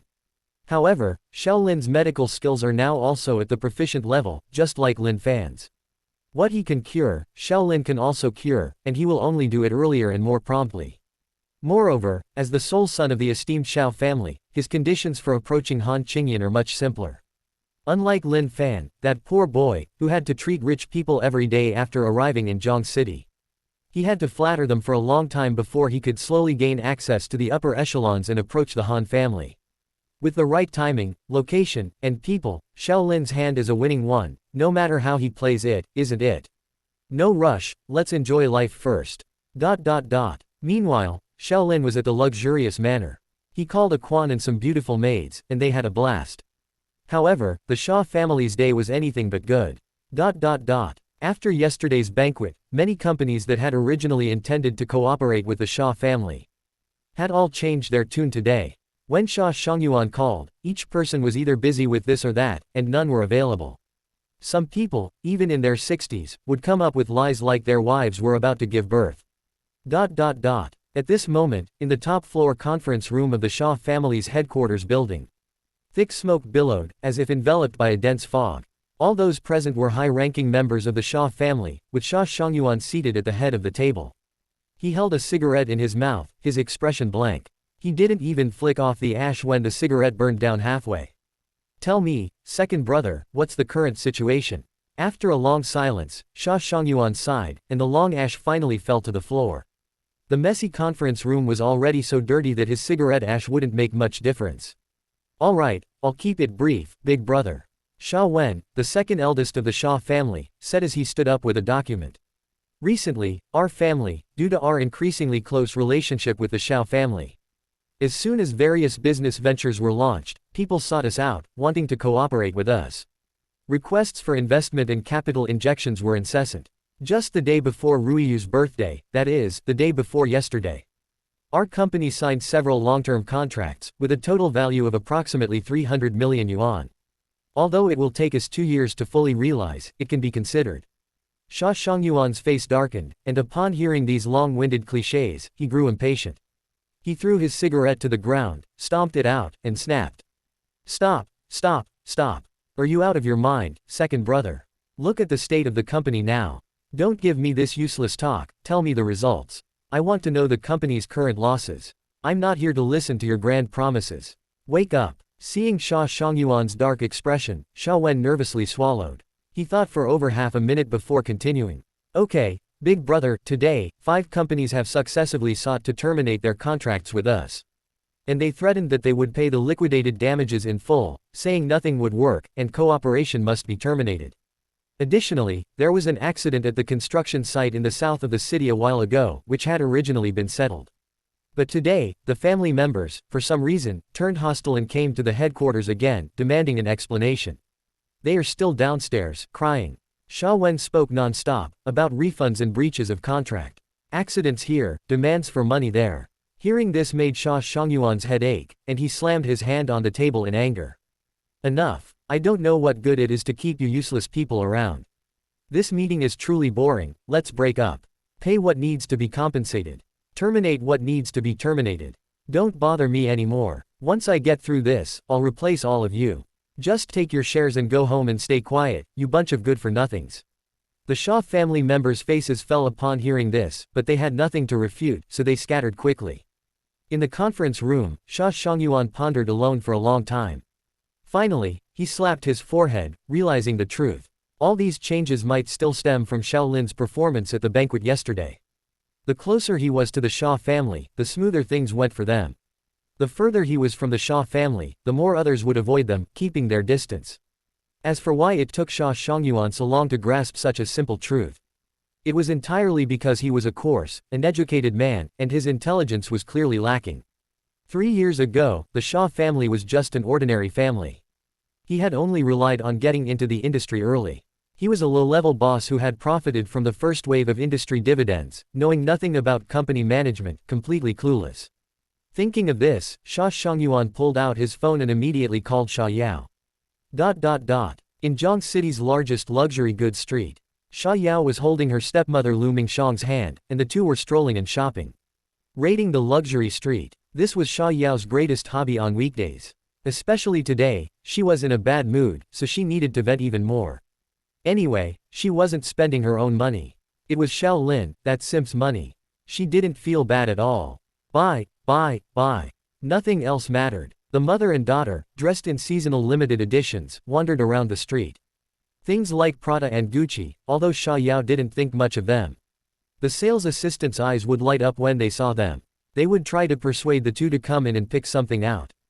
After some flattery, Xia Yao would usually give them face and go in to pick a few items. Precisely because of this, there wasn't a single sales assistant on Zhang City's luxury street who didn't know who Xia Yao was. Xia Yao, full of pride, held Lu Mingxiang's hand, listening to the sales assistant's flattery. Just as she walked into a Gucci store, she received a call from Xia Shongyuan. "Hello, Dad, what's up? Ruiyu, have you contacted Shaolin?" "Oh, Dad, you've asked several times today, not yet. I don't know what he's doing. Anyway, he hasn't replied to my messages. Maybe he drank too much yesterday and is being lectured by his mom now." "No need to rush, Dad. Ruiyu has already replied to me, so Shaolin should be soon, right?" Xia Yao's tone was light, being in a luxury store.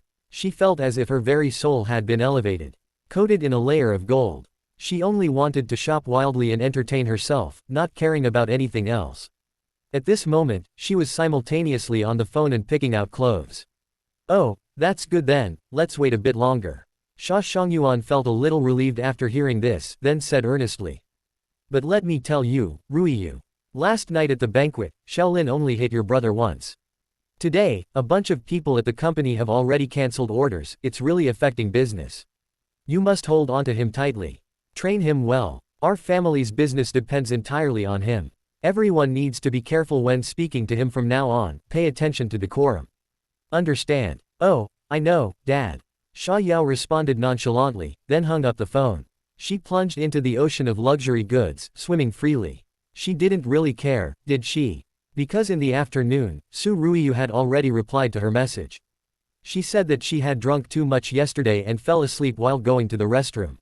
A waiter found her and sent her directly to the main building's VIP room next to the Mingyu Banquet Hall.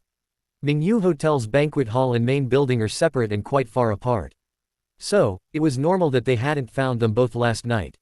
Since Su Ruiyu was fine, Xia Yao didn't care what Shaolin was doing. She only cursed that unreachable quack silently in her heart. And only by indulging in some serious shopping could she continue to live like this. 13 Chapter 13 Hello. The number you dialed is turned off. AI model, Gemini -2. 5 flash, ellipsis. But how could the busty and brainless Xia Yao know? The medicine from the drug dealer was genuinely fine. Su Ruiyu and Shaolin used it, and the effect was quite good. They didn't stop all night. Genuine stuff. What she didn't know even more was that just now, her card had already been frozen by Shaolin. Ellipsis. 10 minutes later, when Xia Yao called out to the shop assistant, telling her to ring up dozens of clothes for her, her tone was truly extravagant. "Come on, check out. Just swipe the card directly. This girl did a good job, huh? Next time new arrivals come in, just save them for me, sis. No matter how many pieces, it's fine. Remember, in this Zhang City, there's no merchandise Miss Xia can't clear out." Xia Yao leaned against the counter, handed over her card, and spoke with a frivolous tone, showing off to the shop assistant with a proud expression. "Understood, Miss Xia. Please rest assured, I guarantee they'll all be saved for you. The moment the goods arrive, I'll call you, okay?" The shop assistant was also very quick-witted, immediately coaxing her with a smile. Other passers-by in the store, seeing this scene, couldn't help but feel envy and jealousy. Sha Yao snorted lightly, having noticed it long ago. She felt secretly pleased and very satisfied with this. Just as she was thinking about where to go shopping after leaving this store, a continuous beeping sound came from the POS machine. Beep beep beep beep. Your balance is insufficient. How is that possible? This is a black gold card, unlimited. Did you check carefully? Is the POS machine broken? Lu Mingxiang was a bit puzzled and glanced at the expressions of the people around her. Her face immediately flushed red. Born into poverty, what she feared most was being looked down upon by others. Even before others reacted, she would automatically imagine various scenarios and start feeling inferior. However, Sha Yao remained calm, directly searching her wallet and saying, "All right, then I'll switch to another card." Beep beep beep beep. Your balance is insufficient. Another insufficient balance alert sounded, and the shop assistant who swiped the card even changed the way she looked at her. The attention of the surrounding people also gathered here. They all stopped and looked over.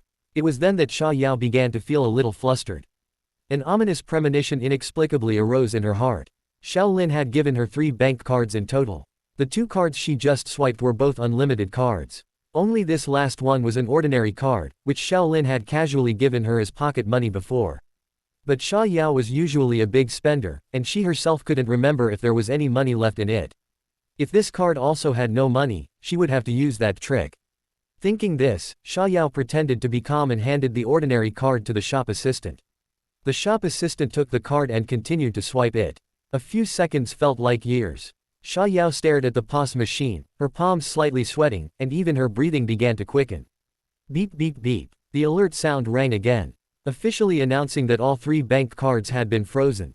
Miss Sha, there's no money in this card either, what do you think? At this moment, Sha Yao was completely frozen in place, her face flushed red. She recalled her grand pronouncements from earlier. Then she looked at the shop assistant who had been flattering her, a hint of mischief in her eyes. The suppressed laughter and disdain from the surrounding passers-by. In an instant, Sha Yao was furious. How dare you, Xiao Lin? I couldn't reach you all day. Not only did you not reply to my WeChat messages, I can't believe you secretly froze my cards. I think you really don't want me anymore. Prepare to be eliminated. Xiao Lin, out. Sha Yao thought to herself, filled with anger towards Xiao Lin. She planned to teach him a good lesson once she got in touch with him. However, the current situation, though seemingly embarrassing, was only a minor issue. At worst, she could still resort to buying on credit. This was the ultimate privilege Xiao Lin had given her on Luxury Street. It was unique. Ordinary rich people wouldn't be so shameless. She just needed to make a phone call. Thinking of this, Sha Yao's heart settled slightly, and she let out a light snort. Attempting to regain her composure, her God tier acting fully activated, she said softly. Oh, my boyfriend, Xiao Lin, you know him, right? Young Master Xiao is busy with a myriad of affairs. He might have accidentally used this account for some business. So careless, haha. Just kidding, he was too busy and forgot to tell me. But today I just happened to need this batch of clothes for changing. What should I do? It's so difficult. How about this, let me call your street manager first and have her handle it. The situation was so embarrassing, and facing Sha Yao's excuse, the shop assistants were trying so hard not to laugh that their stomachs started to hurt. But they dared not make any decisions on their own. The store manager, who was upstairs, rushed down upon hearing the news and, upon learning it was Sha Yao, immediately agreed on the spot. Seeing this, Lu Mingxiang finally relaxed. Her entire back was soaked with sweat from the previous encounter. With renewed confidence, both mother and son regained their composure, scanning the crowd present with a series of light snorts. Intel, I'm sorry, Miss Shaw. Young Master Xiao called me today. He told me that all your privileges on Luxury Street are being closed down starting today. Sorry, I'm powerless to help. Ellipsis. What? Sorry, the number you dialed is powered off. Sorry, the subscriber you dialed is power off, please try it later. Xiao Lin, you damn scumbag, I'm going to kill you. A furious roar came from inside the store, causing countless passers-by to curiously peer through the door. Ha ha ha ha ha. The onlookers in the store finally couldn't hold back and burst into laughter. Ellipsis. It was evening, at Xiao Family Manor. Xiao Lin sat in the middle of the courtyard, drinking beer and eating small barbecue skewers, while enjoying a delicate massage from the maid behind him. Life was truly pleasant. A giant screen TV stood not far away, playing a program. Xiao Lin didn't watch it, he just let it play for the sound. He was currently holding his phone, chatting with Su Ruiyu on WeChat. Su Ruiyu. Xiao Lin, I just received the gift you sent me. Why is the box so big? What's inside? A beautifully wrapped box.jpg was sent, with Su Ruiyu's pink bedroom in the background. Xiao Lin sent a mischievous smile emoji. Why don't you open it and see? It's nothing special, just what you need. 1 minute later. Su Ruiyu, wow, why did you buy me so many clothes? They're all the latest styles, and I remember this outfit is exclusive to the designer, there's only one in all of Zhong City. Xiao Lin, this is too much, and too expensive, I can't accept it. No, absolutely not. I'll have someone send them back to you tomorrow. Xiao Lin shook his head as he looked at the message, a smile involuntarily appearing at the corner of his mouth. See, only his Ruiyu would say such words of refusal. If it were Xia Yao, HMPH, she'd probably be overjoyed by now. She didn't even know how to write the words, refuse, she only knew how to write, accept all comers. Thinking of this, Xiao Lin continued to reply. What a joke. For my woman, Xiao Lin, to wear some clothes, and for them to be considered expensive. This little bit of stuff is nothing. This time was rushed, so I had the manager help me pick them out. When we were together today, I saw that the clothes you were wearing were last year's style, and it pained my heart. So I temporarily got you a batch to wear for now. Just accept them, don't refuse. If you dare to refuse again, believe it or not, I'll go to your bed and deal with you. A mischievous smile emoji was sent. Ellipsis. On the other side of the screen, Su Ruiyu didn't reply for a long time. Tears silently dripped onto her phone screen. Staring at the phrase, it pained my heart, Su Ruiyu remained in a daze. How long had it been since anyone cared for her, she quietly wondered. Since her father fell ill and never woke up, it had been several years. The elders of the family had always ignored her. Only Xiao Lin, who had spent a night with her last night, after completely possessing her, didn't abandon her as she had imagined. Instead, he was already caring for her, paying attention to her. He even said the words, it pained my heart, to her. At this moment, Su Ruiyu's favorability towards Xiao Lin soared. Dependence and admiration gushed forth simultaneously. 14 Chapter 14, Loyalty. AI Model, Gemini 2.5 Flash. Ellipsis. Ding. Su Ruiyu's affection +35. Congratulations on achieving your first accomplishment, heartfelt. You have been rewarded with 1000 luck value. Su Ruiyu's affection for you has now reached 50. Please continue your efforts. Xiao Lin took a gulp of beer and heard the system prompt, momentarily stunned. Does subduing the female lead not count as a successful capture? Why is there still a reward? Hearing his question, the system immediately replied. Yes, respected host. Only when the female lead's affection for you reaches above 90 points is it considered a successful capture. At that time, you will receive a large number of rewards, including but not limited to luck value, attribute points, etc. And starting from 90 affection points, for every point increase, you can receive attribute point rewards. So that's how it is, hehe. Xiao Lin understood, feeling very comfortable in his heart. He hadn't expected that simply because he liked Su Ruiyu and wanted to treat her better, there would be such a pleasant surprise. Buzz. The phone vibrated. It took Su Ruiyu a long time to reply to the message. It read, thank you, Xiao Lin, I received the gift you sent. As your woman, I'm very happy, Omega. I will slowly repay you in the future. She even knows how to act cute. Xiao Lin's lips curved slightly, and he replied directly. Then as my woman, what should you call me? Are you still going to call me Xiao Lin? Across the screen, Su Ruiyu burst into tears of laughter. Recalling Xiao Lin's appearance, her face immediately turned red. Otherwise, what should I call you? Do I have to call you husband? I'm so shy, I can't say it, shy.jpg. Xiao Lin also thought of Su Ruiyu's gentle face, laughing continuously. I know you're shy, I won't make it difficult for you, little silly girl. How about this, outside you can call me Lin J. At home, you can call me anything, like master or something. Ah, I haven't thought of it yet, I'll tell you when I do. Su Ruiyu lay on the pink big bed, holding her phone, with her small feet warped up, her face full of smiles. Hehe, okay, then I'll call you Lin J. Ruiyu can't say the others either, Omega.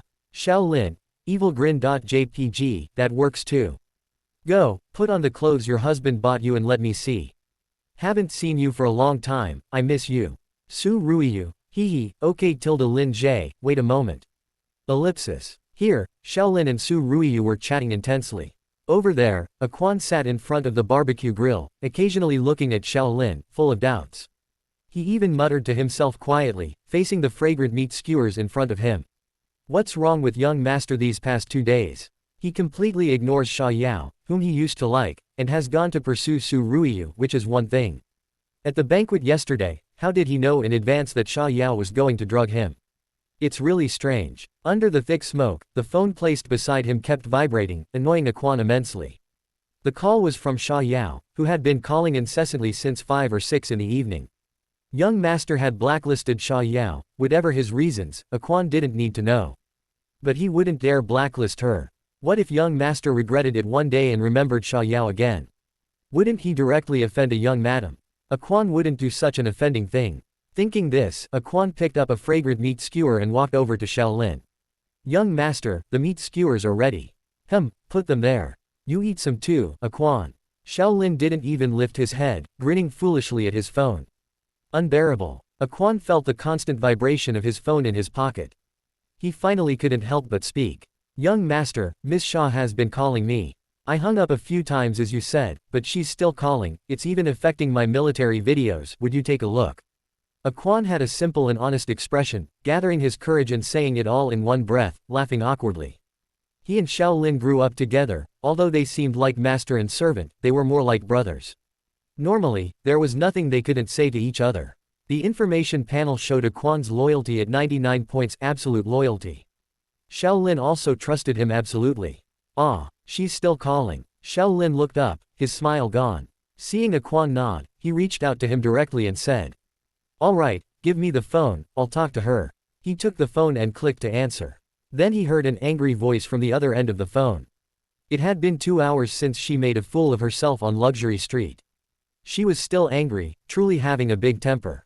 "Akwon, how dare you not answer my call? Are you crazy? It's one thing for Shaolin not to answer my calls, but how dare you? You stinky bodyguard. What are you? How dare you not listen to me? Don't you know I'm..." Shaolin's face immediately turned cold when he heard Sha Yao's words. "Oh, what are you?" His tone was like a cold winter wind, making people feel extremely cold. Recognizing Shaolin's voice, Sha Yao on the other end of the phone was visibly stunned for a moment. Even without a face-to-face conversation, her face unconsciously forced out a smile, as if it were an instinctive reaction. Then her tone changed slightly, suddenly becoming much gentler. "Oh, it's Shaolin, HMPH. I thought it was Akwon. You finally answered my call, Lin Jie. We haven't seen each other all day today, do you miss me?" Sha Yao sat on the sofa with Lu Mingxiang, putting her phone on speaker. She claimed it was to vent her anger for Aunt Lu. But in reality, it was to show off her training skills, holding him accountable was secondary. Giving a sweet treat first, then a blow, this was her usual training routine. She was also secretly thinking that Shaolin would immediately start fawning over her, her expression indescribably beautiful. "I'm asking you, what are you? How dare you speak to Akwon like that?" Shaolin went straight to the point, his tone icy, his voice rising again. He had no intention of flirting or talking nonsense with her. He ate skewers and drank beer while listening. Ding! Sha Yao's affection for you -10. Sha Yao on the other end of the phone, hearing Shaolin's tone, was completely bewildered, and her tone also became heavier. You, Shaolin, how can you talk to me like that? I haven't even talked about your matter yet. How dare you lecture me first? I'm asking you, why did you arbitrarily stop my bank card?" Recalling the utter humiliation she suffered on Luxury Street today. She had endured it and hadn't even told him, yet he dared to be so overbearing with her first. Coupled with Lu Mingxiang listening nearby, it was even more embarrassing. A surge of anger burned continuously in Sha Yao's chest. Aren't you going to answer quickly? Come and fawn over this young lady. Hey, I've really spoiled you, Shaolin. It's been too long since I disciplined you, you're going to defy gravity, aren't you? If I don't pressure you, you'll get arrogant again. The more Sha Yao thought, the angrier she became. Seeing that Shaolin remained silent for a long time, she thought she had gained the upper hand. So, her tone hardened, and she continued to pressure him. "Speak. Why aren't you speaking? Tell me, why did you stop my bank card? Do you know how humiliated I was today? When has I, Sha Yao, ever suffered such a grievance?" She recalled that in the past, whenever she brought up breaking up, Shaolin would immediately grovel and admit his mistake. Coupled with the recent drastic changes in circumstances, she had no choice but to use this ultimate move. Sha Yao hardened her resolve, intending to teach Shaolin a good lesson. HMPH. Not speaking, huh? Fine, you're ruthless. Xiao Lin. Just based on your attitude towards me today, I think I need to reconsider our relationship. Ultimate move. The profound meaning of the green tea bitch. Activated. The imagined, repeated scene from the past 3 years did not appear. Instead, what happened was, as soon as her words fell, Xiao Lin's reply was swift this time. He directly put down his beer, sneered, and said, "No need to reconsider, Sha Yao, I officially inform you, you've been dumped. And, you Sha Yao. What are you? Without this young master, are you even a fart in Zhang City? My bank card, I'll stop it if I want to. My money, if I want to give you some, I'll give a little. If I don't want to, you won't get a single cent, get lost. Also, about you scolding a Quan, I hold a grudge, you just wait. I'll pay it back directly to your Shah family. Do I need to consider such trivial matters? Are you trying to make me laugh to death? Ha ha ha, it's really ruining my appetite, I can't even eat." In one breath, Xiao Lin hung up the phone and blacklisted Sha Yao again. Then he returned the phone to a Quan, his expression returning to calm. As if nothing had happened, he continued to eat skewers, drink beer, and look at his phone. Aquan's mouth was wide open, wanting to speak but holding back. The 1.9-meter tall strong man stood there like a child. His eyes were red for some reason. "What's wrong? Just say it, don't just stand there, Aquan." Xiao Lin noticed his gaze and said without lifting his head. "Clap." Aquan clapped his hands. He immediately performed a perfectly standard 90-degree bow. His camouflage military uniform fluttered loudly. "Thank you, young master, for standing up for me." As a man, he couldn't say too many sentimental words. Aquan remained bowed for a long time without straightening up. Xiao Lin was first shocked by this scene, then he couldn't help but smile. He immediately stood up and helped Aquan up. All right, we're family, no need for formalities. This Sha Yao has always been too much, I was blind before. Now I've figured it out, this woman, she's not worthy. Aquan, you've been wrong for so long." Xiao Lin patted his shoulder, smiling slightly. "Ding. Congratulations. You have achieved your first accomplishment, utter loyalty. You have been rewarded with 800 luck value. Fate value +3. 15 Chapter 15 Visiting the Han family. AI model, Gemini 2.5 Flash. Ellipsis. Hearing the system prompt sound in his mind again, Xiao Lin himself couldn't help but laugh. The matter with Aquan just now was something he should have protected. Not to mention he didn't care for Sha Yao at all, even if he fell in love with Sha Yao and made her his woman, he would never allow anyone to treat his brother like that. This was not a difficult matter at all. The two unintentional successes today were effortless. One Su Ruiyu, one Aquan, together contributed 1800 luck value to him. It seems I am the true son of luck, haha. Xiao Lin thought, then comforted Aquan again. Afterward, he returned directly to his room to chat with Su Ruiyu.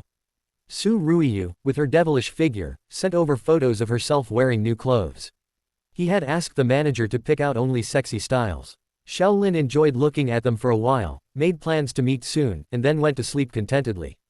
Ellipsis. The night passed without a word. When the sun rose the next day, the maid called him to get up. The first thing Xiao Lin did was open the system. He exchanged 10 attribute points and added them directly to charm.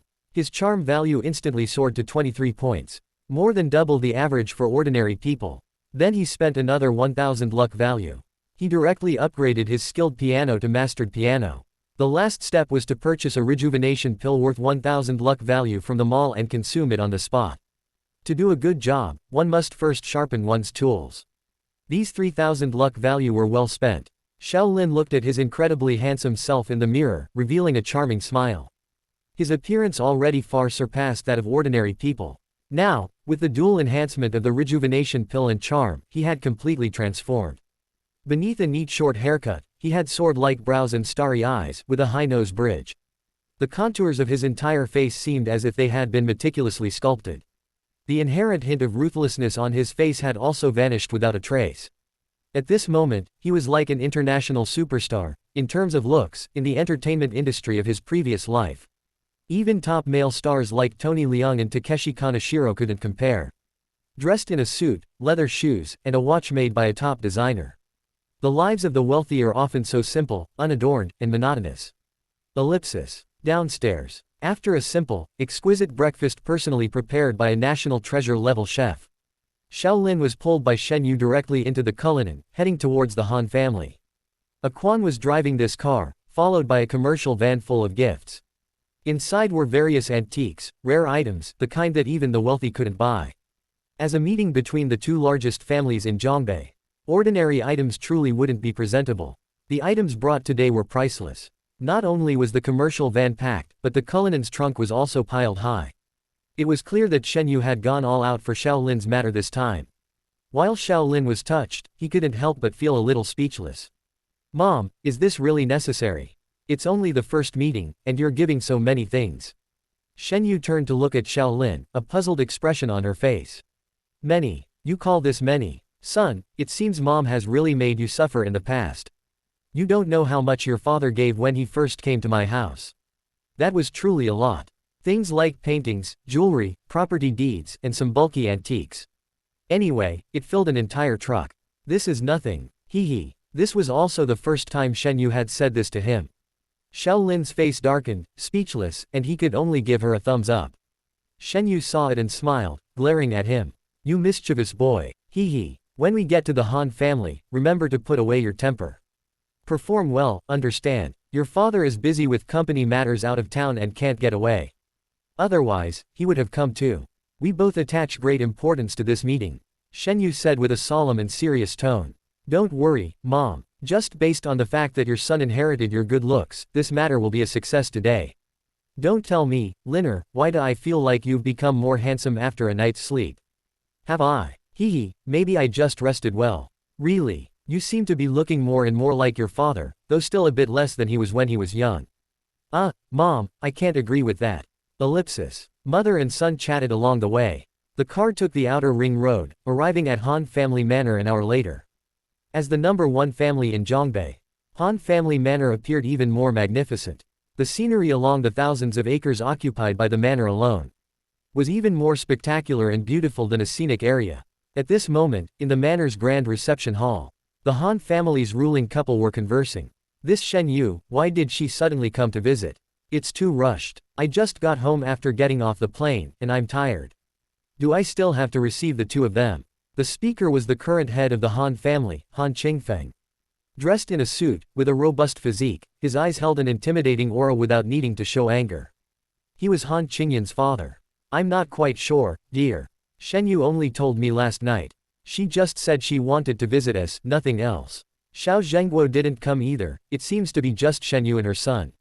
I think you can go upstairs and rest. I'm enough to handle the reception. Zhang Yurong, Han Qingyan's mother, replied with a gentle smile. Over 30 years seemed to have left no trace on her face.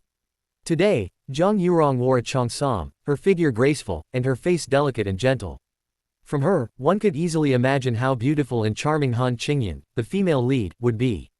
I think so too. Then I'll go upstairs. Thank you for handling this, Yurong. Han Qingfeng smiled and nodded, gently stroking Zhang Yurong's cheek. Is Qingyan upstairs? Yes, she's practicing the piano. Good, I'll go see her. With that, Han Qingfeng went straight upstairs. Ellipsis. Seeing that the appointed time was approaching, Zhang Yurong checked the time, instructed the servants to brew tea, and waited quietly. Before long, Xiao Lin and his mother, led by the butler, walked into the reception hall. 16 Chapter 16, The Elegant Nobleman.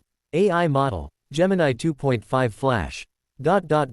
The Han family's decor style was typical of the Xia Kingdom. To put it plainly, it was like our country's classical decor style. Screens, carvings, and mahogany furniture were everywhere. A faint scent of sandalwood permeated the antique space. Compared to the Xiao family's opulent decor, it had a unique charm. Xiao Lin entered the door, quickly scanned the surroundings, then averted his gaze. He smiled at the beautiful woman approaching him. He bowed slightly, his demeanor composed, showing the air of a wealthy young master. Aunt Zhang, hello, I am Xiao Lin. Upon their first meeting, Zhang Yurong had a rather good impression of him. You're here, Xiao Lin. As she spoke, she smiled and walked over to greet the two. The servants also began to move, bringing tea and water, and wiping their shoes. Good, Xiao Lin, you have a bit of your father's youthful appearance. Zhang Yurong scrutinized him up close and complimented him. She thought to herself, this Xiao Lin, he seems a bit different from before. They had met before, but only briefly. And that was when Xiao Lin was a child. This was their first close interaction since he had grown up. You flatter me, Aunt Zhang. Xiao Lin smiled politely, and after speaking with her, he quietly stood to the side. He left enough space for Shen Yu and her to talk. Seeing this, Zhang Yurong secretly nodded and looked at Shen Yu. Long time no see, Madam Shen. Yes, it's been a long time, Yurong. The last time we met was a few years ago. How are you still so beautiful? Shen Yu chuckled, taking Zhang Yurong's outstretched hand. The two linked arms and walked towards the sofa, like a pair of sisters. Not at all, you're the one who's getting more beautiful. What kind of skincare have you been secretly using these past few years? You look like you've gotten a few years younger. A series of laughter rang out. As two of Zhongbei's previous generation's four beauties, the two began to humblebrag to each other as soon as they met, directly discussing skincare. Shaolin quietly followed behind them, not saying a word. He paid attention to their conversation while searching for novel content in his mind. Although today was his first time meeting Zhang Yurong, he had an advantage. He had long figured out the Han family couple's personalities, they valued etiquette immensely. Therefore, at this moment, listening quietly without speaking was the best way to present himself. As expected, with the villain's eye activated, Shaolin could see at a glance that Zhang Yurong's favorability towards him, displayed above her head, had increased from 0 points when he first entered to 10 points. The two old friends, reunited after a long time, chatted over tea for a while. Zhang Yurong then turned her head, as if only just noticing Shaolin standing. She quickly pulled him to sit on the sofa, her face full of apology. Shao, why aren't you sitting down yet? Quick, find a place to sit. When you're here, just treat it like your own home. Sit down quickly, if you don't sit, it will seem like Auntie is being impolite. Seemingly casual, she had actually been observing him in secret for some time. Now that she invited him over, it meant she had already approved of Shaolin's etiquette in her heart. It's fine, Auntie, I won't interrupt your conversation. Shaolin smiled brightly and sat down properly. There was no hint of dissatisfaction in his words, his demeanor was extraordinary. Coupled with his handsome face, he resembled a refined young master, both gentlemanly and dashing. Seeing his reaction, Zhang Yurong couldn't help but nod. The favorability displayed above her head also jumped by 5 points. +5, floated by, and her smile became even warmer. Shen Yu sat there with a gentle smile, also very satisfied with Shaolin's performance. As for why Zhang Yurong observed Shaolin, this story goes back a long way. To make a long story short, as the leading families of Zhongbei, the two families had briefly discussed the possibility of an arranged marriage when they were very young. Although it was said in jest at the time, there was also a kernel of truth in their words. However, in recent years, as the two grew older, Shaolin became a slacker, and his reputation soured. Coupled with Han Qingyan's subsequent engagement, set by the family's old master, it was naturally impossible for anyone to bring up that matter again, and Zhang Yurong and her husband also looked down on Shaolin somewhat. But upon seeing him today, as soon as they met, Zhang Yurong's impression of Shaolin greatly changed. She felt that the rumors might have been mistaken, after all, hearing is hearsay, seeing is believing. So she harbored a little thought of observing Shaolin. And Shaolin, who was fully prepared, naturally passed with ease, Time passed. After a period of tea and casual conversation, much of the initial unfamiliarity between everyone had dissipated. Seeing that the time was right, Shen Yu made a call to summon her staff, planning to deliver the gifts. We got so caught up in chatting. Yurong, this time we came to your house, we actually brought some small gifts for you. Hearing this, Zhang Yurong quickly said in surprise. Yu Jia, why are you so polite? It's enough that you came, why bring gifts? Shen Yu chuckled, it's not because this boy came that I brought them, Yurong. If it were just the two of us chatting over tea, of course there'd be no need. Shen Yu's words carried another meaning. As soon as these words were spoken, Zhang Yurong understood instantly, glancing at Shaolin. Yet, she began to feign ignorance despite knowing the truth. I don't understand that, Yu Jia. Bringing Shaolin doesn't require gifts either, this is too polite. There's no need for these between us. As she spoke, the main door opened. A Quan had already brought his subordinates, transporting batches of gifts inside. Zhang Yurong's meaning, Shen Yu naturally understood. She pondered for a moment, then looked back at Shaolin, quickly giving him a meaningful glance. Liner, your Aunt Zhang and I need to have a private chat. It's not convenient for you, a boy, to be here, so why don't you? Okay, then I. Seeing this, Zhang Yurong immediately summoned the butler. She asked him to take Shaolin on a tour of the main manor. With the instructions given, the two completely ignored the gifts. They went directly to the side hall to chat. Shaolin was also happy to be at ease, following the butler directly upstairs. He pretended to tour along the way, but in reality, he was subtly moving closer to Han Qingyan's location. Xiao Yi, these are impressionist paintings our master bought in the West. Shaolin, this was made by a great master from the Xia kingdom. Shaolin, not bad, not bad. The two walked along, and upon reaching the third floor, they heard a melodious piano sound. Shaolin feigned surprise and asked the butler, "Butler, where is that piano music coming from? It sounds like Dream of Wedding." The butler was guiding Shaolin with a bent arm, and upon hearing this, he couldn't help but smile. He said with pride, "Oh, Xiao Yi, you also understand the piano. That's our young miss practicing the piano inside. The young miss's greatest hobby is playing the piano. She recently won an award in the West, and her piano skills are exceptionally high. The master and madam are very proud of the young miss." Shaolin almost broke character seeing the butler's proud expression.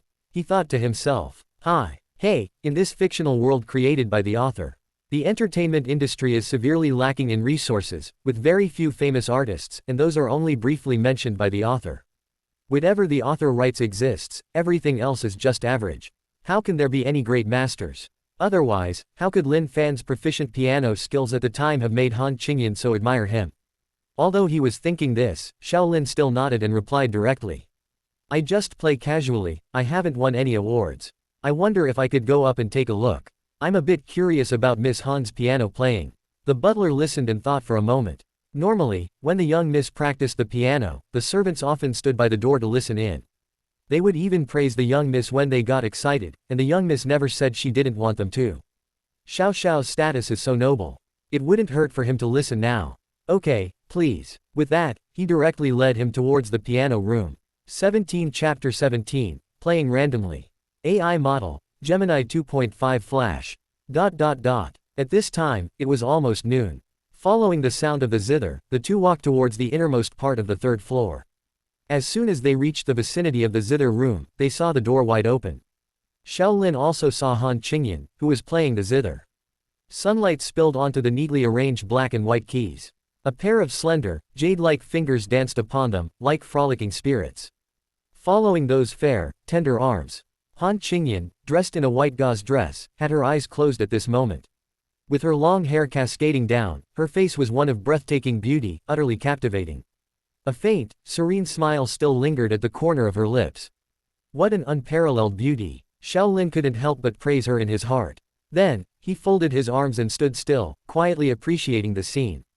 After she finished her song and opened her eyes, Shaolin slowly applauded, praising her in a calm tone. "What a beautiful wedding in a dream." Miss Han played it with great charm. Han Qingyan had just finished enjoying her leisurely playing time. Upon hearing someone speak, she was clearly startled, flustered for a moment, who? But soon, she closed the piano lid and stood up. Her expression was no longer serene and elegant. Instead, it became extremely cold, like an iceberg. Seeing the butler walk in, she frowned and said, "Uncle Shu," who was speaking. Listening to the voice, it doesn't sound like someone from our family. Uncle Shu was a bit awkward, bowing and pointing to Shaolin, who was walking from a distance, and quickly introduced him. "Ah, miss, this is young Master Xiao of the Xiao family. Hello, my name is Shaolin, long time no see." At this moment, Shaolin walked out from the shadows. With a smiling face, as soon as he entered the bright area. Han Qingyan's heart suddenly skipped a beat. Open black lens bracket, so handsome. This man, he might be the most handsome man I've seen in recent years. Close black lens bracket. Open black lens bracket no, Shaolin. Is he Shaolin? Close black lens bracket. This incredibly handsome and charismatic man was actually Shaolin. Han Qingyan was a bit surprised, letting Shaolin approach her, seemingly oblivious, still scrutinizing him carefully. After all, the visual impact of Shaolin's handsome appearance, walking out of the sunlight during their first meeting, was simply too great. Coupled with hearing that he was Shaolin. Compared to the Shaolin in her memory, Han Qingyan was inevitably a bit distracted at this moment. Shaolin's lips curved slightly, expressing his satisfaction with this. Don't just say that men like beautiful women, why wouldn't women like handsome men? Even Zhang Yurong, who had met countless people and been tempered by years, couldn't help but quickly change her perception and develop a good impression of Shaolin upon their first meeting. Let alone the young Han Qingyan, who usually lived a secluded life. What resistance could she have? Miss Han, quote, Seeing Han Qingyan staring blankly at him, Shaolin waved his hand in front of her. Han Qingyan finally reacted, her face instantly turning red. She was extremely shy about her gaffe. "Oh, I'm sorry, Shaolin, I just saw you. I suddenly thought of how we were when we were children, so I was a bit distracted. I apologize. But why have you changed so much? I didn't even recognize you." Shaolin laughed heartily, looked Han Qingyan up and down, and teased her. "It's alright, you've changed a lot too. I never would have guessed when we were kids that you'd grow up to be so beautiful and charming, otherwise I would have spent more time playing with you long ago. Just to cultivate some feelings in advance." Upon hearing this, a blush flashed across Han Qingyan's face. Ding! Han Qingyan's favorability towards you has increased by 3. But as soon as she remembered that Shaolin had a girlfriend, her expression returned to normal in a flash, and she said, "Such a glib tongue. Aren't you afraid your girlfriend Xia Yao will hear you praising other women's beauty?" Shaolin had his hands in his pockets, looking around the zither room. He casually replied, "We've already broken up. Besides, why should I be afraid of her? Hey, are these all the trophies you won internationally?" "Broken up? Yes." Han Qingyan looked puzzled and replied casually. Shaolin and Xia Yao's 3-year relationship. There was no one in Zhang City's upper circles who didn't know about it. Everyone said Shaolin was a simp, and the private discussions were all uniformly disdainful of him. However, Han Qingyan had a somewhat different view on this. Not only would she not look down on Shaolin, but often, when she heard rumors about the two of them, she felt great admiration for his persistence. She felt great envy for his devotion. At this moment, hearing that the two had broken up, she was extremely curious. But due to her nature, she wouldn't continue to inquire, only guessing wildly in her heart. At this moment, Shaolin had already finished touring the entire room. He walked to the piano and said calmly to Han Qingyan, "My mom is downstairs chatting with Aunt Zhang, and I have nothing to do, so I came up to stay for a while. Make yourself at home. I'll call you Qingyan, is that okay?" Han Qingyan nodded, "That's fine." Shaolin nodded and smiled, without speaking, and sat directly on the piano stool. He pushed open the piano lid and casually played a simple melody to warm up. After all, this was the first time he had touched a piano since he acquired the piano skill. And in his previous life, he knew nothing about music, so he needed some time to get familiar with it. Han Qingyan was quite surprised to see this scene and asked, "Do you like the piano too, Shaolin?" Because she saw that Shaolin's technique was very standard, and the melodies he played casually were also very pleasant. Just playing around in my spare time." Shaolin didn't turn his head, casually touching a few keys. Knowledge about piano and music surged into his mind. According to the system skill level division in this world, whether it was medical skills or piano, beginner level was already considered a master outside. Proficient level was simply superb, something ordinary people could achieve after a lifetime of effort. It was already quite good. What's more, Shaolin had now reached the master level. Basically, it was no different from being invincible in the current era. Feeling the intimacy between himself and the keys, Shaolin closed his eyes, brewing emotions, and no longer paid attention to Han Qingyan. Han Qingyan stood aside, and seeing him like this, she could only watch quietly. She had no idea what he was going to do. But she inexplicably seemed to see a profound aura that she had once seen when world-renowned masters performed. Open black lens bracket. What's wrong with me? He said he only plays in his spare time. Close black lens bracket. Open black lens bracket. So what am I expecting? Could it be that just because he's handsome, I'll think his piano playing is also excellent? Close black lens bracket. Han Qingyan tilted her head slightly, feeling inexplicable about her reaction today. As her thoughts drifted, she heard Shaolin strike the first note. As soon as the sound began, a strong sense of sadness spread throughout the room. He was playing the very same, Wedding in a Dream, that Han Qingyan had just played. Originally, Lin Fan in the novel also used this piece to win over Han Qingyan. First, he would open her heart with his medical skills, then subtly attract her with her hobby, the piano. Slowly, he would display his advantages bit by bit. Too late, Lin Fan couldn't do anything. Shaolin's fingers danced continuously on the black and white keys. He interpreted this piece to its fullest. Han Qingyan stood not far from him. Hearing his playing, her mood was first shocked. Then came ecstasy, and soon she involuntarily fell into the mood of the music. She became sorrowful and mournful, as if she saw a pair of deeply in love lovers, forcibly separated by various irresistible forces, in love but forever unable to be together. Until both died, their souls finally intertwined, and only then could they be together forever. This was a piece she practiced daily. She had actually become numb to it, unable to perceive any emotion when playing it. But at this moment, when Shaolin finished his song, Han Qingyan touched her smooth cheek. She actually felt a few lines of warm, clear tears, which had silently fallen at some unknown time. Chapter 18. Breaking up the female K. Han Qingyan quietly watched Shaolin's sculpted profile. Her small mouth slightly agape, a myriad of thoughts swirled in her mind, yet she didn't know how to speak. A maiden's heart, inadvertently, began to beat rapidly. Ding. Han Qingyan's favorability towards you +10. Ding. Han Qingyan's favorability towards you +8. Ding. Han Qingyan's favorability towards you +5. Ding. The female lead Han Qingyan has begun to worship you. Congratulations. You have completed the achievement, worship. You have gained 500 luck value. 5 destiny value. Listening to the series of notifications ringing in his mind, Shaolin's lips curved slightly, very satisfied, and he was about to close the piano lid and stand up. Then he heard a voice, followed by a fragrant breeze. Shaolin, don't be in such a hurry to close the piano. Can you give me some pointers on that piece you just played? How can I play it as movingly as you did? Han Qingyan walked over and reached out to stop Shaolin. Her pretty face was filled with yearning and a thirst for knowledge. Shaolin looked up to meet her gaze, feeling the slipperiness at his fingertips. His heart also fluttered slightly, and he teased her with a smile. I can, but your hand, Qingyan. Quote, what do you mean by grabbing me like this? Are you trying to make me teach you hand in hand? As he spoke, Shaolin used his other hand to pinch Han Qingyan's hand that was tightly gripping his, and then covered it. Oh, Han Qingyan's pretty face instantly turned crimson. Like a ripe peach, she quickly pulled her hand away and took 2 steps back. The old butler standing not far away, whose mouth had been wide open since Shaolin began his display of skill, hadn't closed it for a moment. Upon seeing this scene, even his jaw was about to dislocate. His expression became extremely complex, and he slowly retreated. All right, just kidding, come over, Qingyan, I'll teach you. Shaolin's lips curved slightly, and he gestured for Han Qingyan to sit closer. On a small piano stool, the two sat side by side in the middle. Shaolin pointed to the sheet music and began. Listen closely, Qingyan, this piece is in G minor. In terms of key, there's nothing special, you understand the basics. It's about playing with emotion and rhythm. You should. Feeling the strong masculine aura of Shaolin beside her, Han Qingyan, who had originally come for knowledge, found her heart unable to calm down. She couldn't learn anything at all.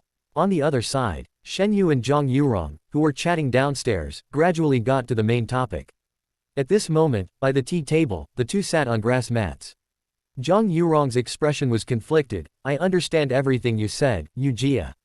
I myself have an open mind about this matter. I met Shaolin today, and I think this child is quite good.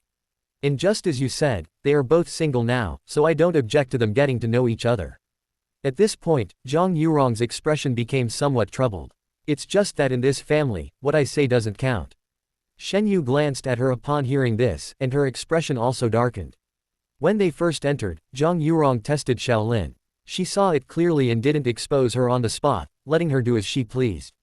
But now that both families had made their intentions clear, if she continued to play coy, it would seem a bit disingenuous. Yurong, I don't like what you're saying. In Zhang City, who doesn't know about the affection between you and your husband? If you just decide this, what can Han Qingfeng say?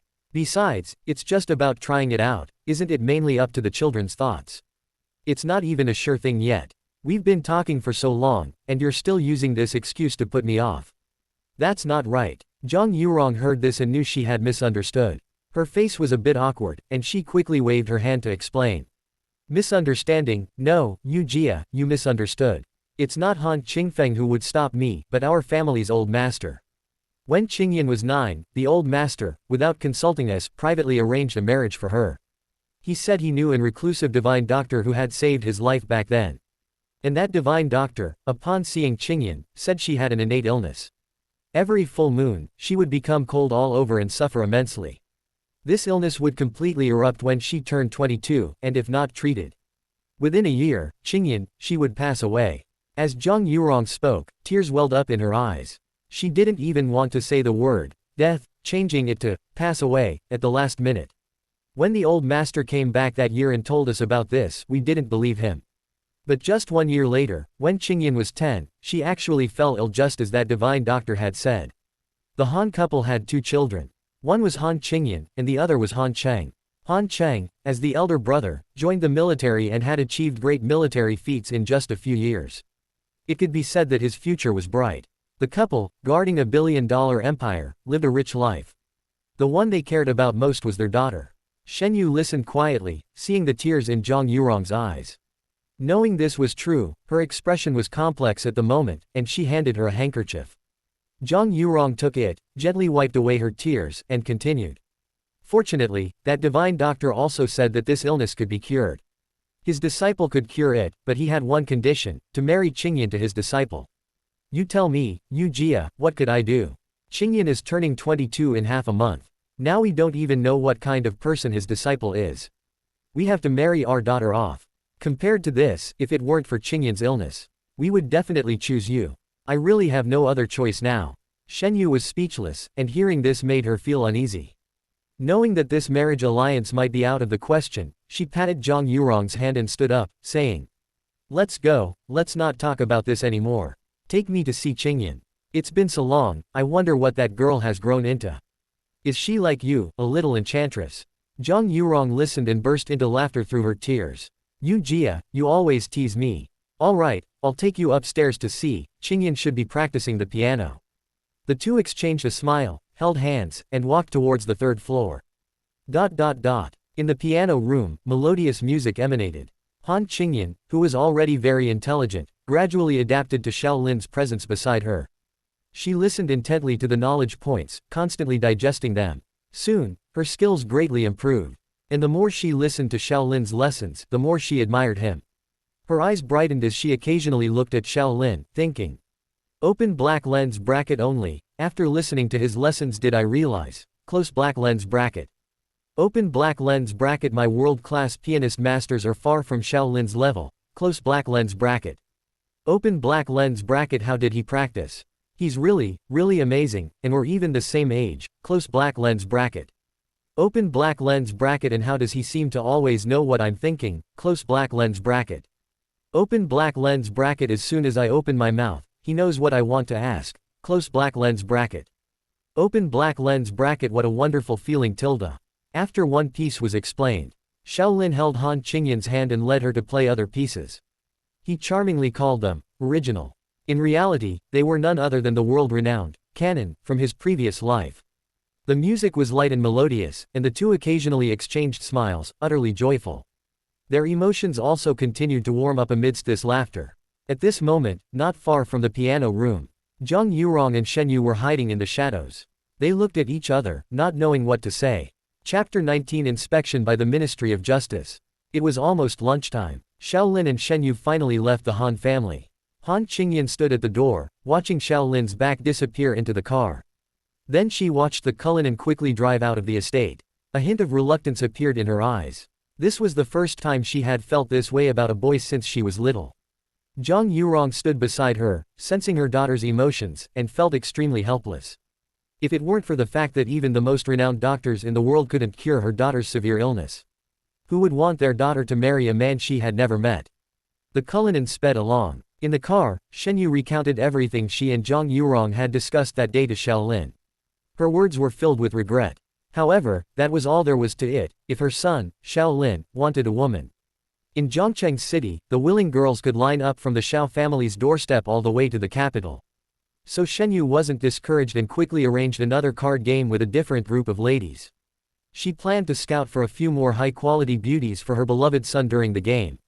Shaolin merely responded casually, without expressing much. He didn't even tell Shen Yu that he knew medicine, because explaining it would be troublesome, and there was no need for it at the moment.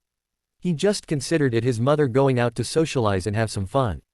Once things naturally fell into place and he got Han Qingyan, it wouldn't be too late to explain it to her then. After dropping Shen Yu off at another friend's villa, Quan and Shaolin turned and drove directly to the Shao's group headquarters. 3 days have passed since I transmigrated here, which means Lin Fan will come down from the mountain and arrive in Zhongcheng City in about 3 or 4 days.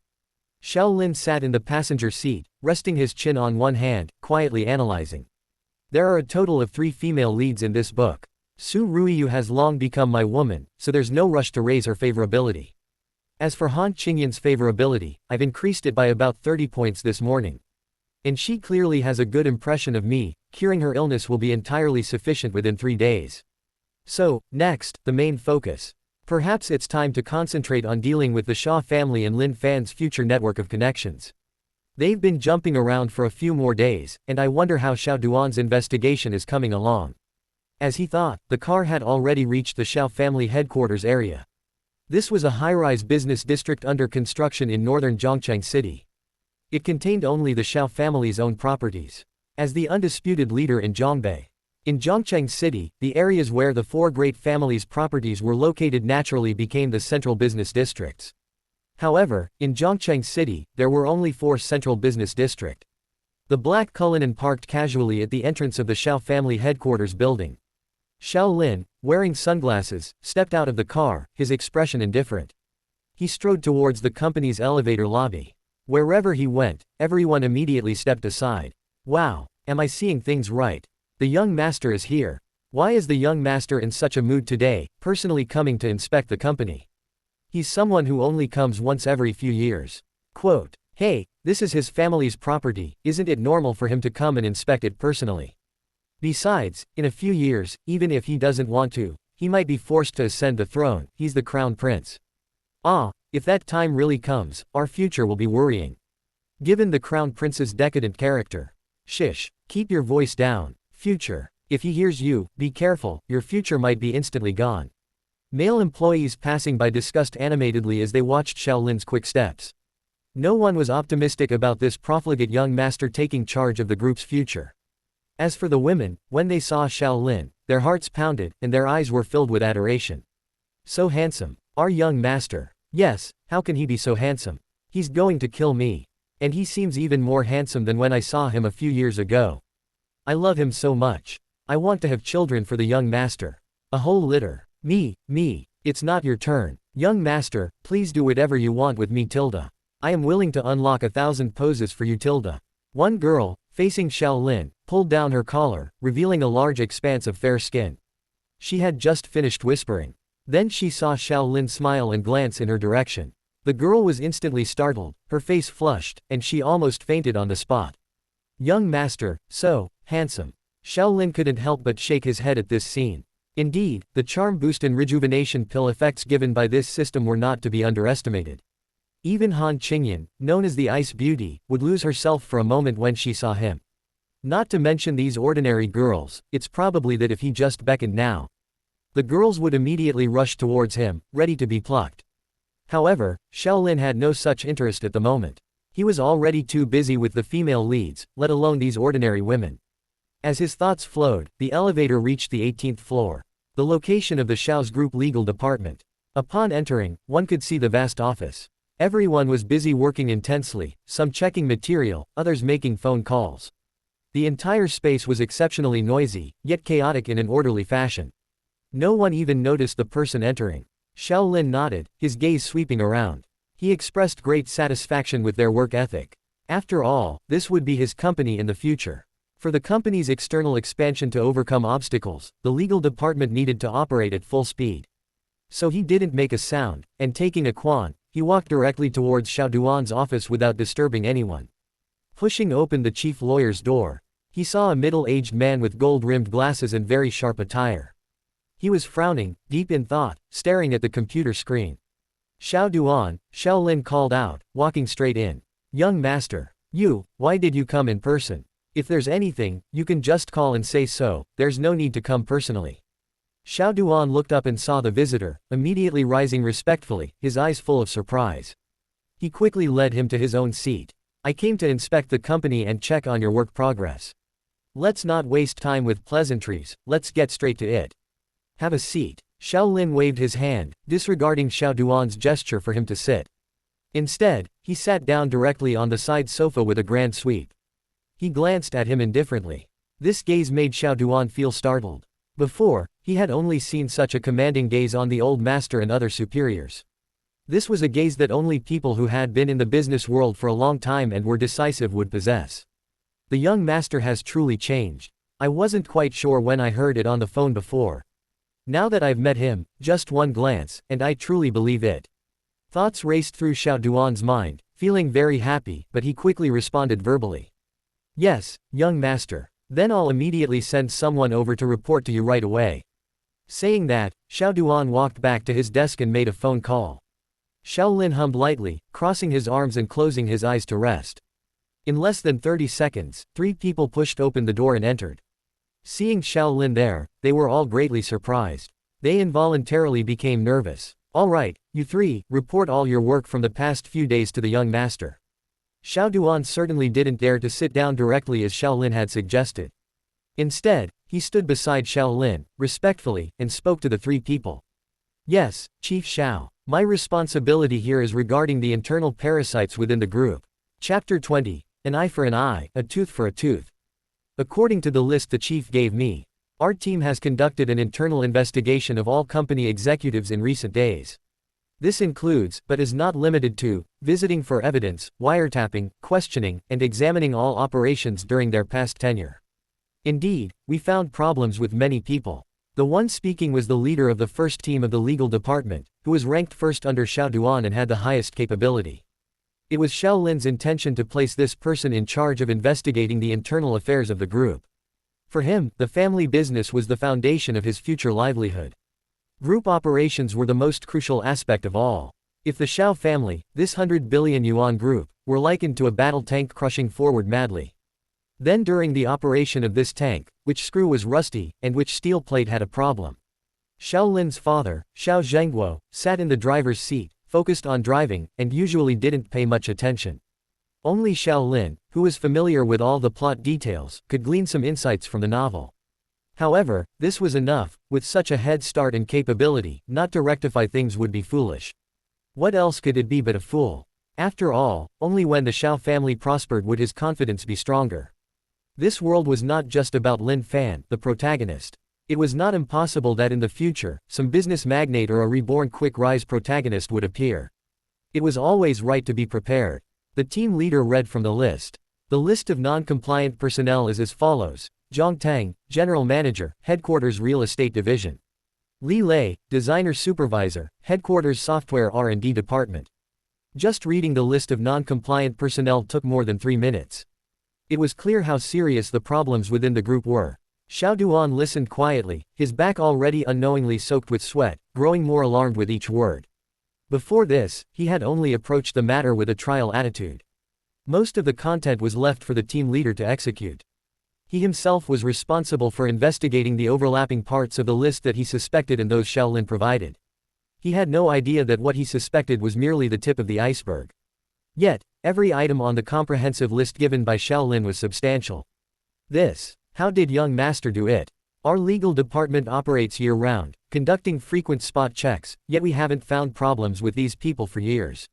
And young master merely produced a list and dug up such detailed information. Could it be that behind him, there's a powerful force secretly assisting him? And even master doesn't know about these things. The more he thought about it, the more terrifying it became, a strong sense of shock. It kept rising in Xiao Duan's heart. He glanced at Shaolin beside him. Shaolin still had his eyes closed, his expression as calm as an ancient well. He showed no reaction, as if this was only natural. Now it was just a matter of them finishing this chore and organizing it through their hands. After the team leader finished speaking, Shaolin finally opened his eyes and said coldly, "You heard it, Xiao Duan, the evidence is now conclusive. Within 2 days, I want you to deal with everyone on that list completely. Those with minor infractions, punish them severely, you decide the specifics. But anyone with more serious violations, fire them all, never rehire them, and pursue legal responsibility. And spread the word outside, whoever dares to employ someone fired by my Xiao family. Then don't blame me for being impolite. If you disagree, you can try." An invisible chill swept over, causing Xiao Duan and the others. Upon hearing Shaolin's words, they were all startled, their body movements becoming much stiffer. "Continue, I want to hear the Shaw family's report." "Yes, young master. The Shaw family's part is my responsibility." The second team leader quickly stepped forward upon hearing this and began to report nervously. Through investigation, it was found that there are numerous irregularities in the areas where the Shaw family's business intersects with our company's operations. Including, even though these individuals were now extremely fearful of Shaolin, they were all elite members of the Xiao family. Their professional skills were top-notch, and they quickly completed all reports cleanly and efficiently, despite the pressure. facing the several people awaiting instructions. Shaolin nodded after listening, not speaking, but pondering quietly in his mind for a while. Then he said, "A while ago, there was a woman who caused trouble at the Shah family's headquarters. The one who wanted compensation for her husband, you handled that, right?" Xiao Duan quickly replied, "Yes, young master, that matter was just a decoy. It was something we did casually to distract them. If you don't like it, we'll have her withdraw immediately." Shaolin, however, chuckled and waved his hand. "No need for that, I didn't mean that. Leave her there, don't withdraw her. Not only that, you need to add fuel to her fire, make the flames burn even brighter." Quote. Xiao Duan was a bit confused, hesitating for a moment before asking further. "Add fuel to the fire. What do you mean, young master?" "To completely blow this matter up. To break the surface with a single point, use public opinion, and directly crush the Shah family." Shaolin saw that he understood immediately and looked at him approvingly. "Yes, you go arrange it, bribe a few newspapers. Tomorrow morning, send out the press release. The title should be, 'Husband Dies Tragically at Construction Site, Why Does Company Disregard Human Life as Dirt?' Something similar to that, just make it as exaggerated and tragic as possible. Then send a few people to her home, turn her house into a ruin, and call reporters to interview her. But throughout this entire process, this woman must remain under our control. Similar methods, I don't need to explain further, do I? You should understand. There's only one goal. I want the Shah family's reputation in Zhongcheng to be completely ruined, their name disgraced, and for them never to recover." As Shaolin spoke, a hint of ruthlessness flashed across his face. Xiao Duan and the others shivered at his expression. They secretly wondered about the Shah family, whom he had previously held in the palm of his hand. Why had he now become so hateful, striking so heavily? Because if it were merely a legal issue, then as long as the Shah family members didn't die, they could still make a comeback if they had the opportunity. But Shaolin's action would ensure the Shah family could never recover. Because public opinion, the will of the people, was the most powerful weapon in this world. However, since they belonged to the Shao family, they simply had to obey orders, and naturally wouldn't ask further questions. "Understood, young master. Proceed immediately with the legal prosecution and reporting. And this too, expose it. Dig deeper." Shaolin pulled a piece of paper from his pocket and handed it to Xiao Duan. Written on it was Sha Yao's younger brother, Sha Yuge. The evil deeds he had committed against many girls over the years, relying on the Shao family's influence. These things had long existed in his memory. They were things the original owner had tacitly allowed, without stopping them. Now, they all became kindling, just adding fuel to the Shah family's downfall. Soon, one command after another was issued, and a storm was about to break. The entire Shao family legal department completely halted their current work. They began to officially advance all matters commanded by Shaolin. Shaolin himself left the company and directly invited Su Ruiyu out. As for why he chose this method of civil struggle to directly attack the Shah family, instead of directly using people to trample on the Shah family and take their lives, it was all because in the novel, Shaolin's death, though initiated by Sha Yao, was merely an inciting factor. After all, a femme fatale brings disaster. The two first developed enmity due to jealousy over Sha Yao. Then, when Lin Fan learned that Shaolin had done many unspeakable things over the years, coupled with the karmic entanglement between Su Ruiyu and him, Lin Fan found it unbearable. Under the influence of two female protagonists and multiple factors, Lin Fan, in the name of justice, killed Shaolin in a fit of rage. And the Shah family's greatest original sin was actually greed. They foolishly tried to covet the Shah family's assets through a woman. Therefore, regarding the Shah family, he only engaged in a civil struggle, an eye for an eye first. He was a villain, no doubt, but he wasn't a pervert. He wouldn't enjoy killing people casually. He couldn't predict what would happen to the Shah family when Lin Fan descended from the mountains in the future.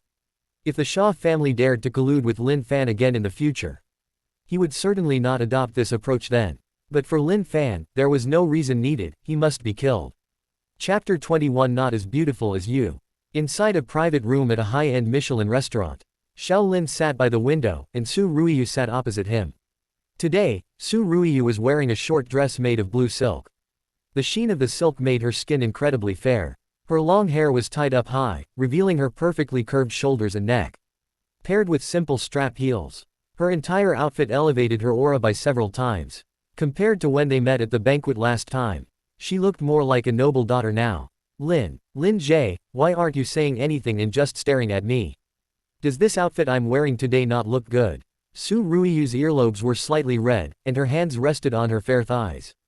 Her fawn-like eyes darted around, not daring to look directly at Xiaolin. Because Xiaolin, who was sitting directly opposite her, had been staring at her since he entered and sat down. It had been several minutes already.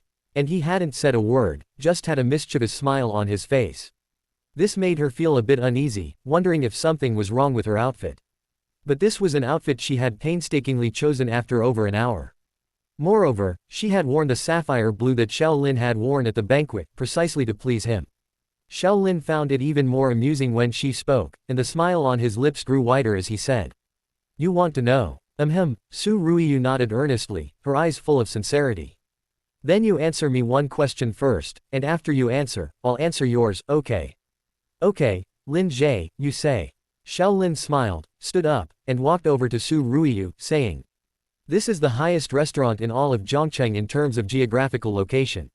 He then took her fair, unblemished arms and led her to the large floor-to-ceiling window. Look at the world outside this window, isn't it beautiful? Beautiful, so beautiful. Su Ruiyu stood in front of Xiaolin, pressed tightly against him. Feeling his warm body temperature, she overlooked the magnificent scenery of Zhongcheng. Her pretty face involuntarily turned red.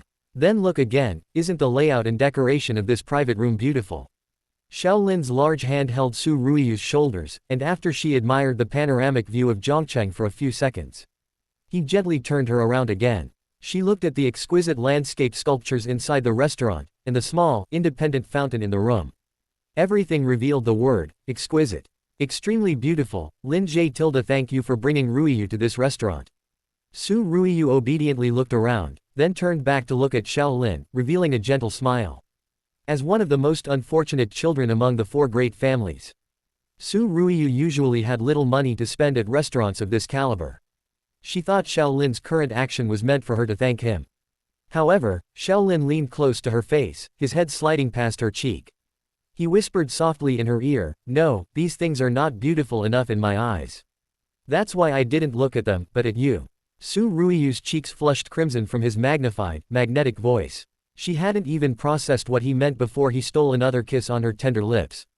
Xiaolin's lips curled slightly, savoring the touch from before, and he returned to his seat. Before long, Su Ruiyu's face was as red as a ripe peach, utterly adorable. She plopped onto the stool, seemingly having lost all her strength. Ding! Su Ruiyu's favorability towards you has increased by 5. As the first woman Xiaolin encountered in this world, he truly liked Su Ruiyu, and it had nothing to do with whether she was the female lead or not. It had even less to do with favorability points, he simply enjoyed teasing her. Lin Jie, where did you learn all these lines? You're so naughty. Su Ruiyu glanced at Xiaolin, her eyes full of delight. She knew that he not only didn't dislike her outfit but was very pleased with it. Her mood was now joyful, and her nervousness had lessened. Of course, it's an impromptu expression, not something I learned, but a genuine outpouring of emotion. As my first woman, of course I like you, you little silly girl. Xiaolin smiled and wiped his hands with a damp cloth. And as long as you wish, I can take you to any beautiful place in the future. Really? Hee, that's great. Su Ruiyu gave a charming smile. However, just as her voice fell, she heard a knock on the door. The server had arrived. Meanwhile, the Xiao family's legal department was incredibly efficient. It had only been an hour since Xiaolin left the company.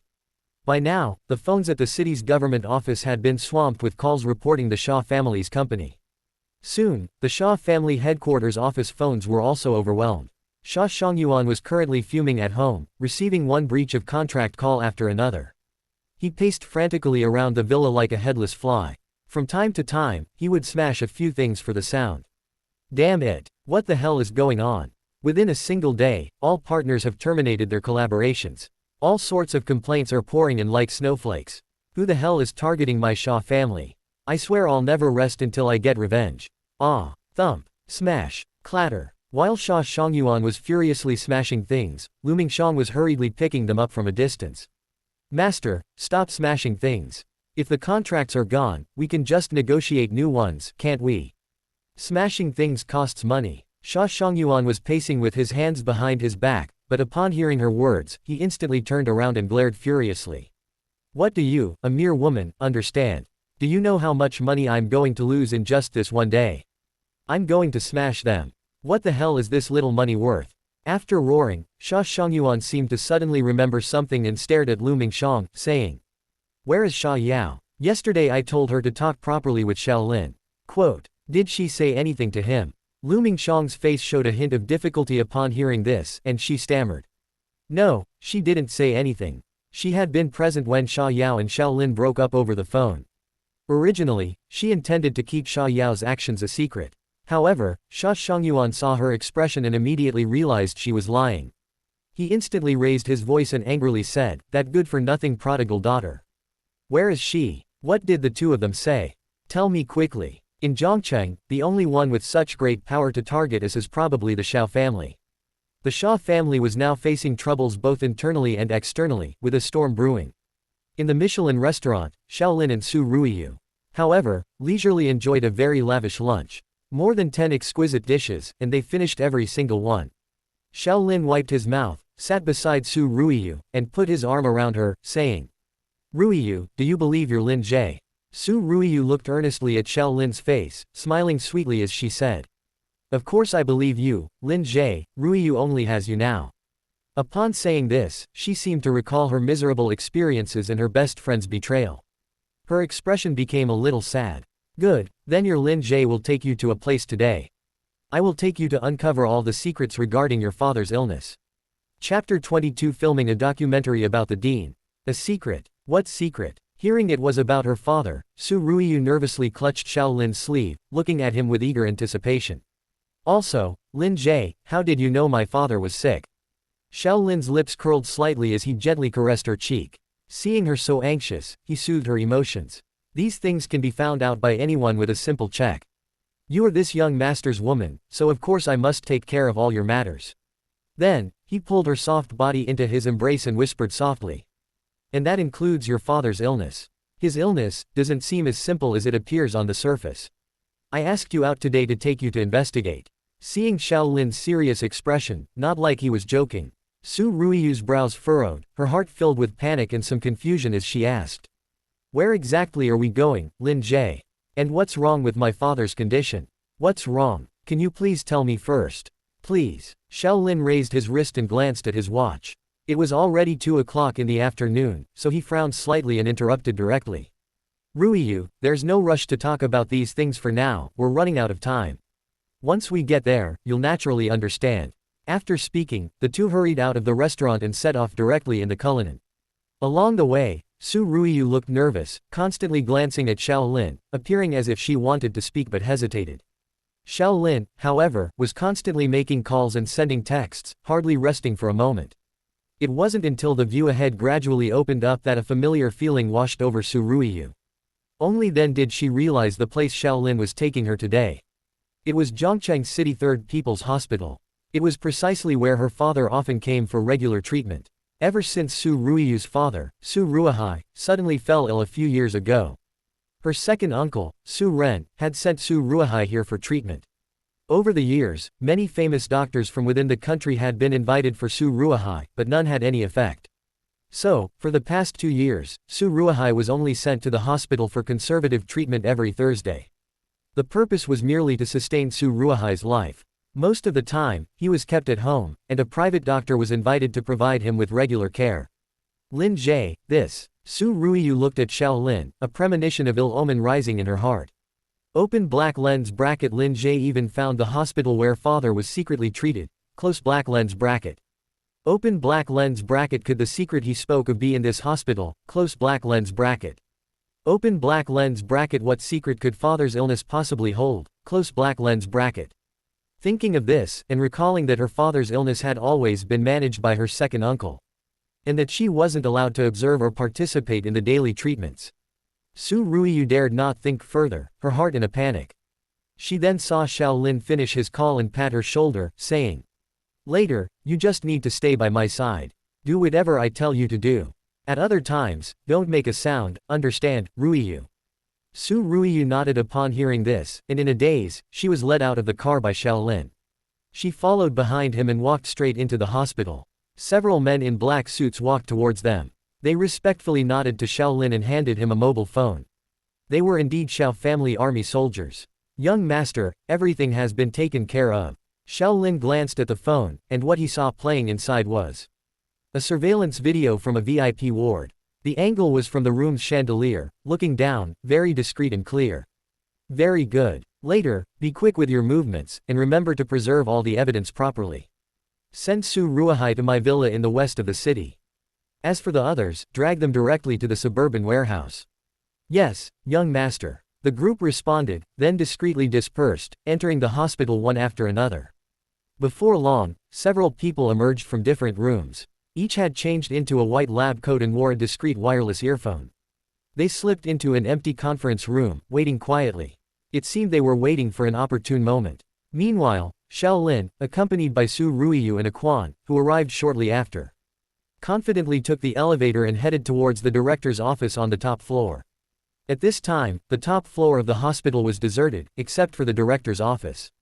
There were only some large conference rooms, which were very spacious. Xiao Lin's lips curved slightly as he whispered into Su Ruiyu's ear. Ruiyu, when we go in later, cover your eyes first. I'm afraid it might dirty your eyes. Upon hearing this, Quan immediately pulled out a high-end camcorder from the bag he had brought beforehand and mounted it on his shoulder. Huh, what do you mean, Lin Jie? Su Ruiyu was very confused, and before she could react, Xiao Lin, with a strong grip, pulled her directly to the door of the director's office. As the three approached the office door, they heard faint, intertwined, seductive sounds. Su Ruiyu's face immediately turned red, and she instantly understood Xiao Lin's meaning. Quan, open the door. Bang. Before she could cover her eyes, she heard a bang. Quan, carrying the camera, kicked open the door and rushed in. Come, this is Zhongcheng TV station, broadcasting live for you now. The work content of our esteemed director of Zhongcheng City 3rd People's Hospital on Thursday. Xiao Lin walked in with a smirk, his hands behind his back, swaggering. Ah! A sharp female scream rang out. On the luxurious office desk in the director's office, a woman was propped on the table, her face flushed red the moment she looked up. Behind the woman, a man with somewhat graying hair was hastily pulling up his trousers. His old face was full of anger, and in his haste, he couldn't even zip up his fly. Who are you? Who let you in? Get out immediately. I'm warning you. I'm going to call security. Xiao Lin stood opposite the two, arms crossed, watching them hastily tidy themselves up with a look of disdain. It seems our director's work is quite rushed. Are we perhaps a bit ill-timed, Quan, what do you say?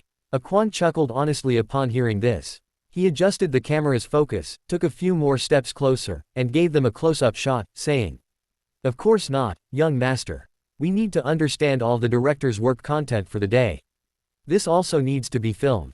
Affairs between men and women, it's human nature. Xiao Lin smiled, then glanced at the two with a look of disgust. He then sat down grandly on the sofa and gestured to Su Ruiyu at the door. Come in quickly, Ruiyu. These two are almost dressed, you can come in now. The director had just finished zipping his pants and was putting on his clothes while glaring at them. Lunatics. You lunatics. Do you know where this is? This is the director's office. Who gave you the courage to film here? Quickly delete the video. Otherwise, I'll call the police. Chapter 23 The First Sin. Call the police. Heh. Xiao Lin sat halfway on the leather sofa, one foot on the table. Hearing this, a playful smile appeared on his face as he said. You want to call the police? Go ahead, you can call them, it's up to you. As he spoke, he pointed in the direction of the phone, signaling him to call the police quickly. The dean, seeing his expression, was somewhat at a loss. Although his movements were a bit hesitant, his hands still reached for the phone, his expression fierce. Call then. I'll make you two villains pay dearly. Su Ruiyu heard that the people inside the room had entered chat mode.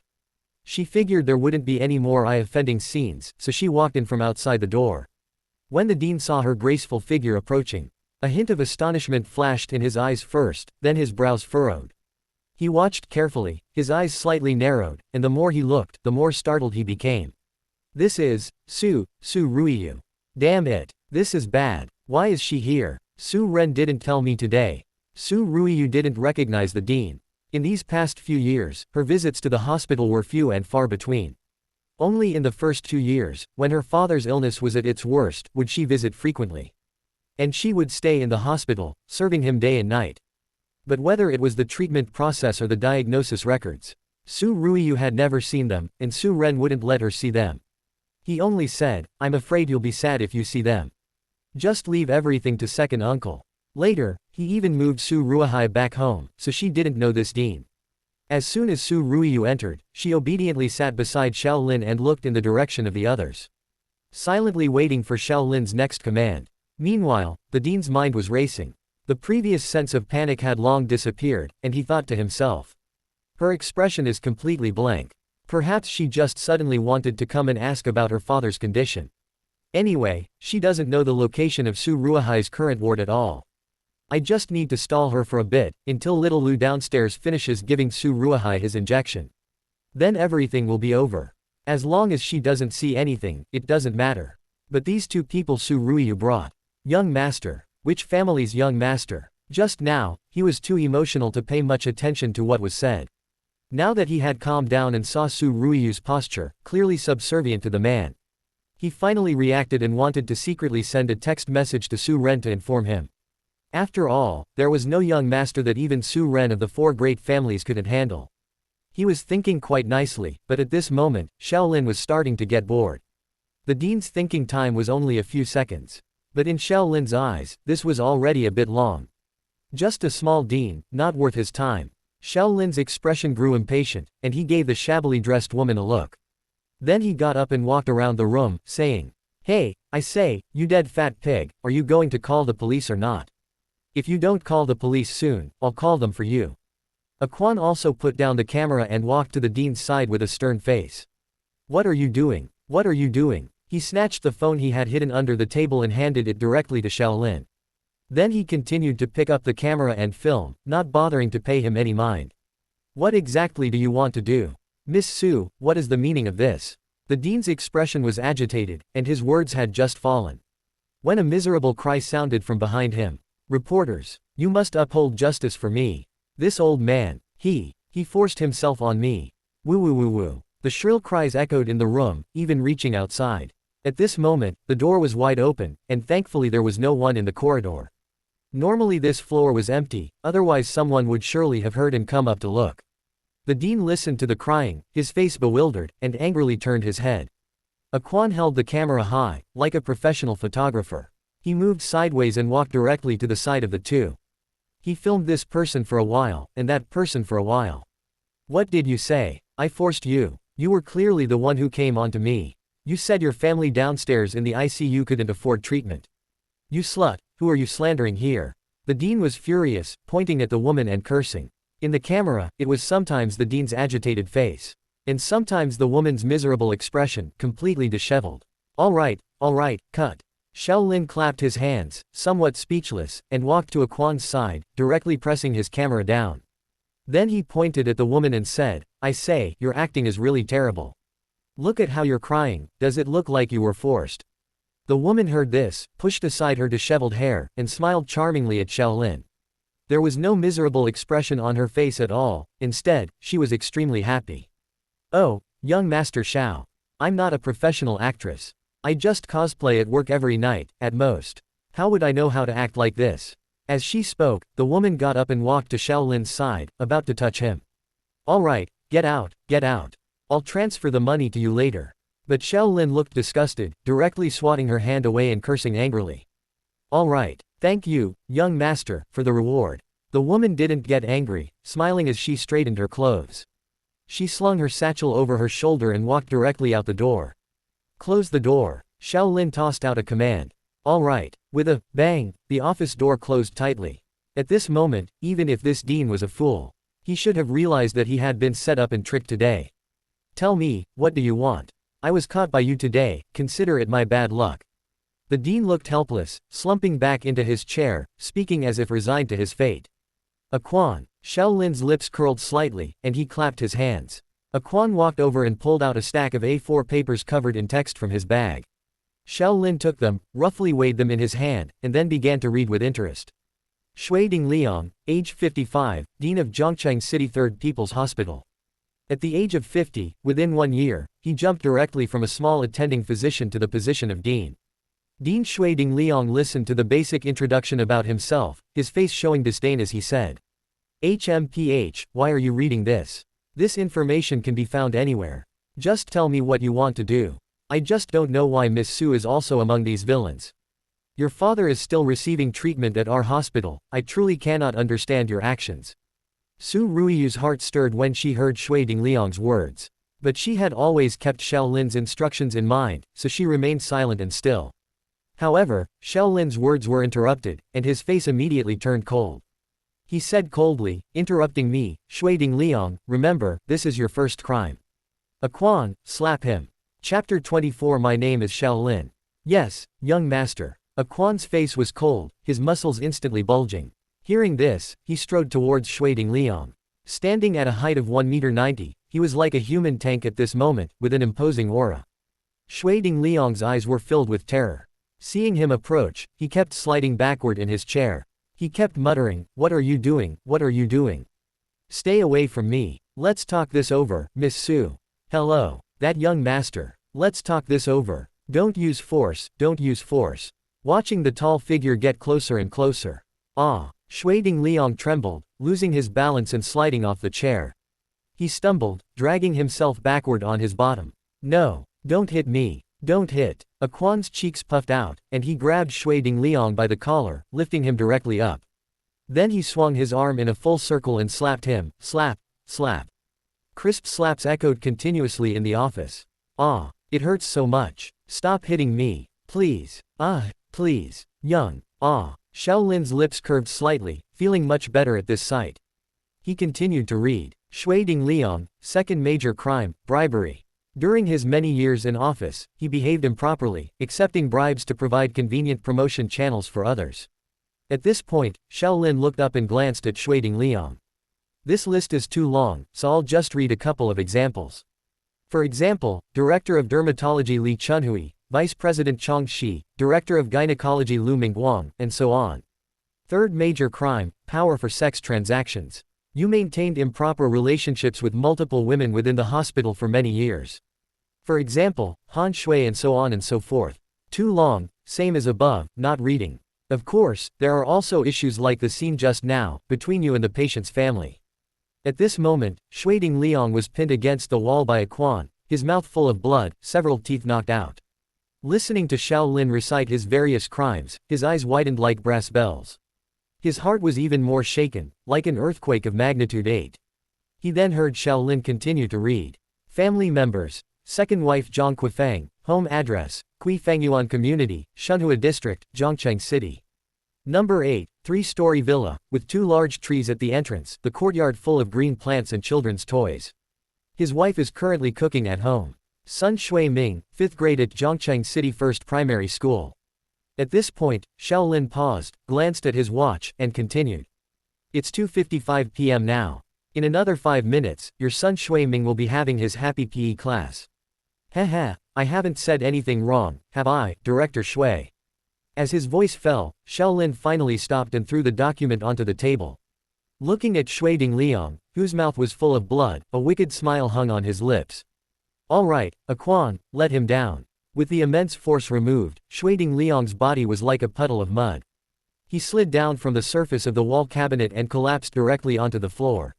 His limbs trembled uncontrollably, and his eyes, looking at Xiao Lin, were filled with fear. As if staring at a demon, he said tremblingly.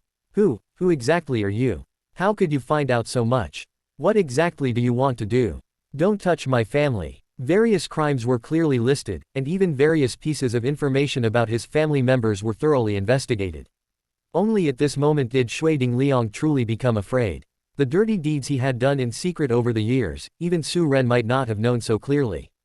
But the man in front of him, like a judge, not only announced them completely and thoroughly. Even his family was now under his control, which forced him to submit. Haha, simple. Xiao Lin chuckled upon hearing this, seeing that he had been sufficiently intimidated. He then pointed at Shui Dingliang, signaling to Quan. Quan, give him the materials and tell him to sign them quickly. Quan, hearing this, pulled out a thick stack of documents from his bag and handed them directly to Shui Dingliang. It clearly stated, opinion letter of all personnel regarding the acquisition of Zhongcheng City Third People's Hospital. All the items that appeared today were handled by the Xiao family in Quan while Xiao Lin was having dinner with Su Ruiyu. At this moment, Shui Dingliang's pupils dilated. He picked up the document and quickly flipped through it. Various regulations were clearly listed in the document. Even issues related to property rights reform were included, showing that they were truly prepared.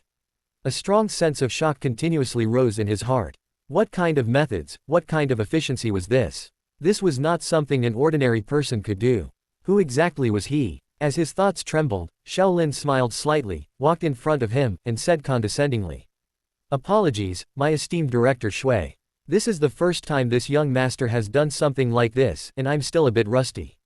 I've delayed your time." Saying this, he squatted down again and casually wiped Shui Dingliang's face with his coat. "Also, my name is Shaolin. That old geezer Su Ren is nothing in front of me. So don't expect him to come and save you. In Zhongcheng City, no one can protect someone whom I, Shaolin, want to deal with, heh. Boom. Shui Dingliang's heart felt as if it had been struck directly by a bolt of lightning. Shaolin, could you be that young master Shao of the Shao family? He looked frantic, pointing his finger at the ceiling, his eyes filled with disbelief. Also, how do you know about the relationship between Su Ren and me? Shaolin's lips curved slightly, not bothering to respond to him, but continued. Shut up. After signing this consent form, go quickly and start the full hospital meeting to unify all opinions. You should be best at this small matter. You don't need to worry about other documents. Soon, people from relevant departments will come to you to implement it. I want to see the results by tomorrow night at the latest.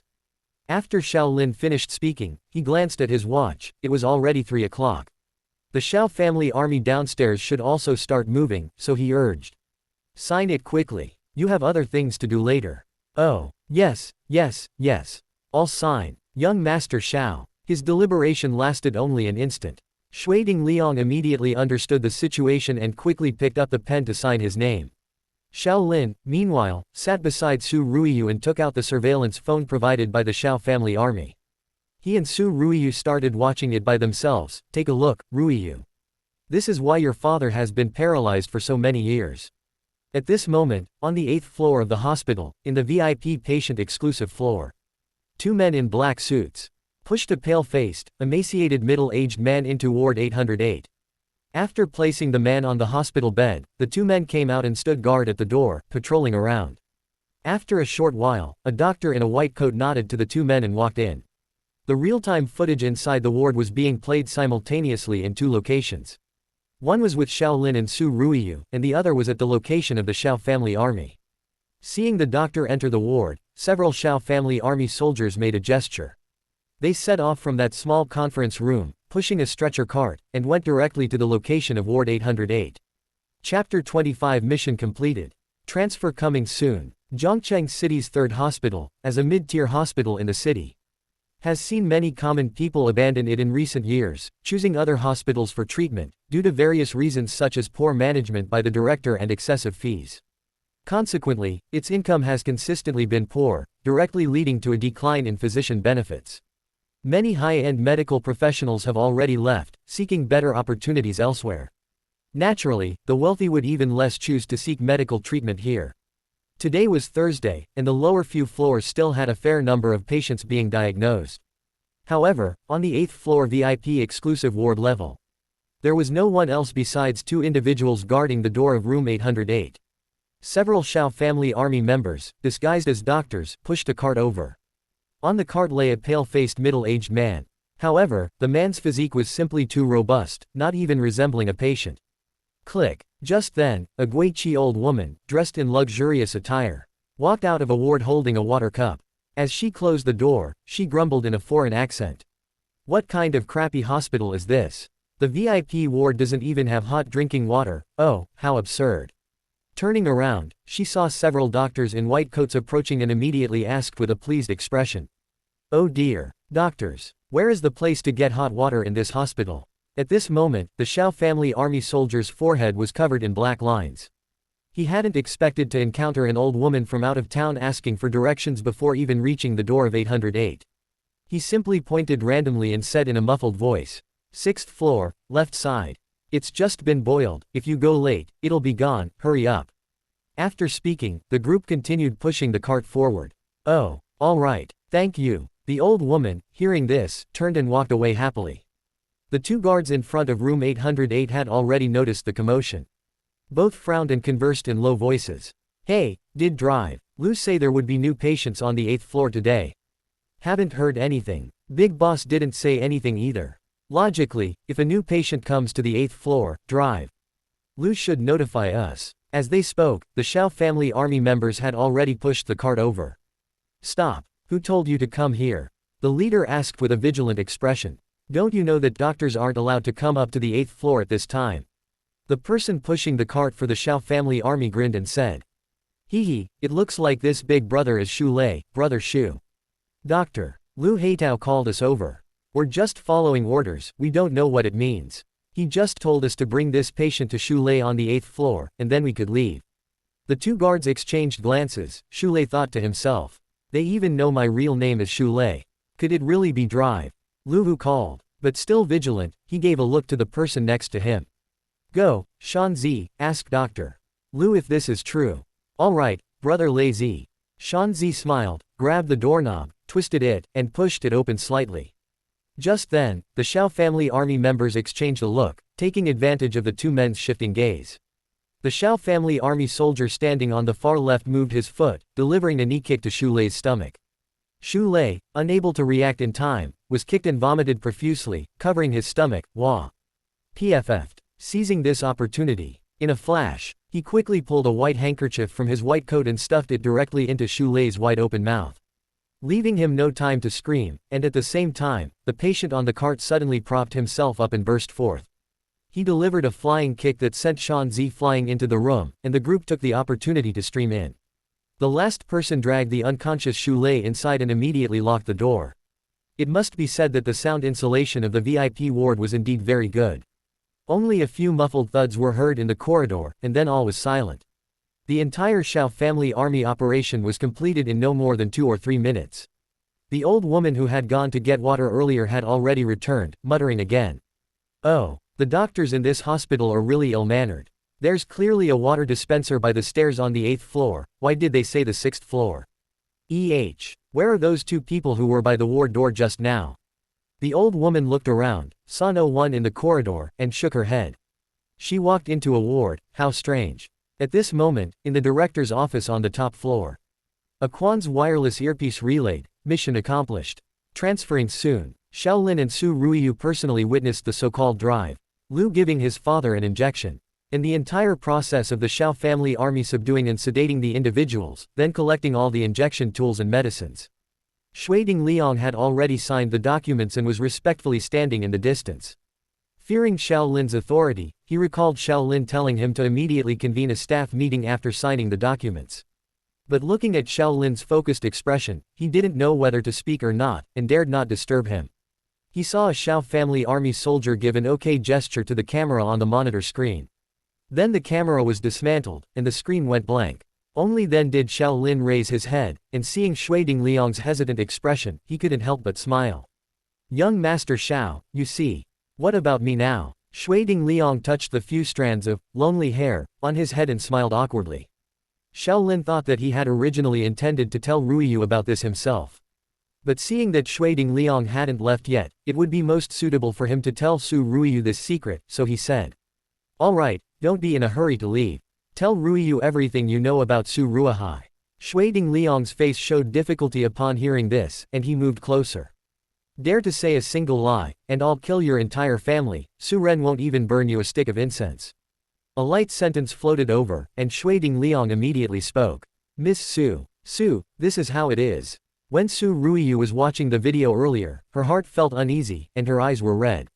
Now, listening to what Shuiding Liang was saying, she instantly felt as if her entire world was collapsing. She cried and asked, you mean, my father wasn't sick at all? Quote. But was beaten with a blunt object by my second uncle, Su Ren, and only then became a vegetable. And he has been using drugs to prevent my father's recovery, making him never able to wake up, and there's no cure. Hearing this terrible news, Su Ruiyu's tears flowed incessantly, as if a floodgate had opened. She was utterly distraught, her body limp. My second uncle, he's my father's best brother. Why is this happening? I trusted him so much, boo-hoo-hoo. Shaolin tightly embraced Su Ruiyu, gently patting her back. Then he pointed at Shuiding Liang and cursed angrily, alright, you're done here, hurry up and go to your business. Shuiding Liang, upon hearing this, eagerly took a step and was about to walk out the door.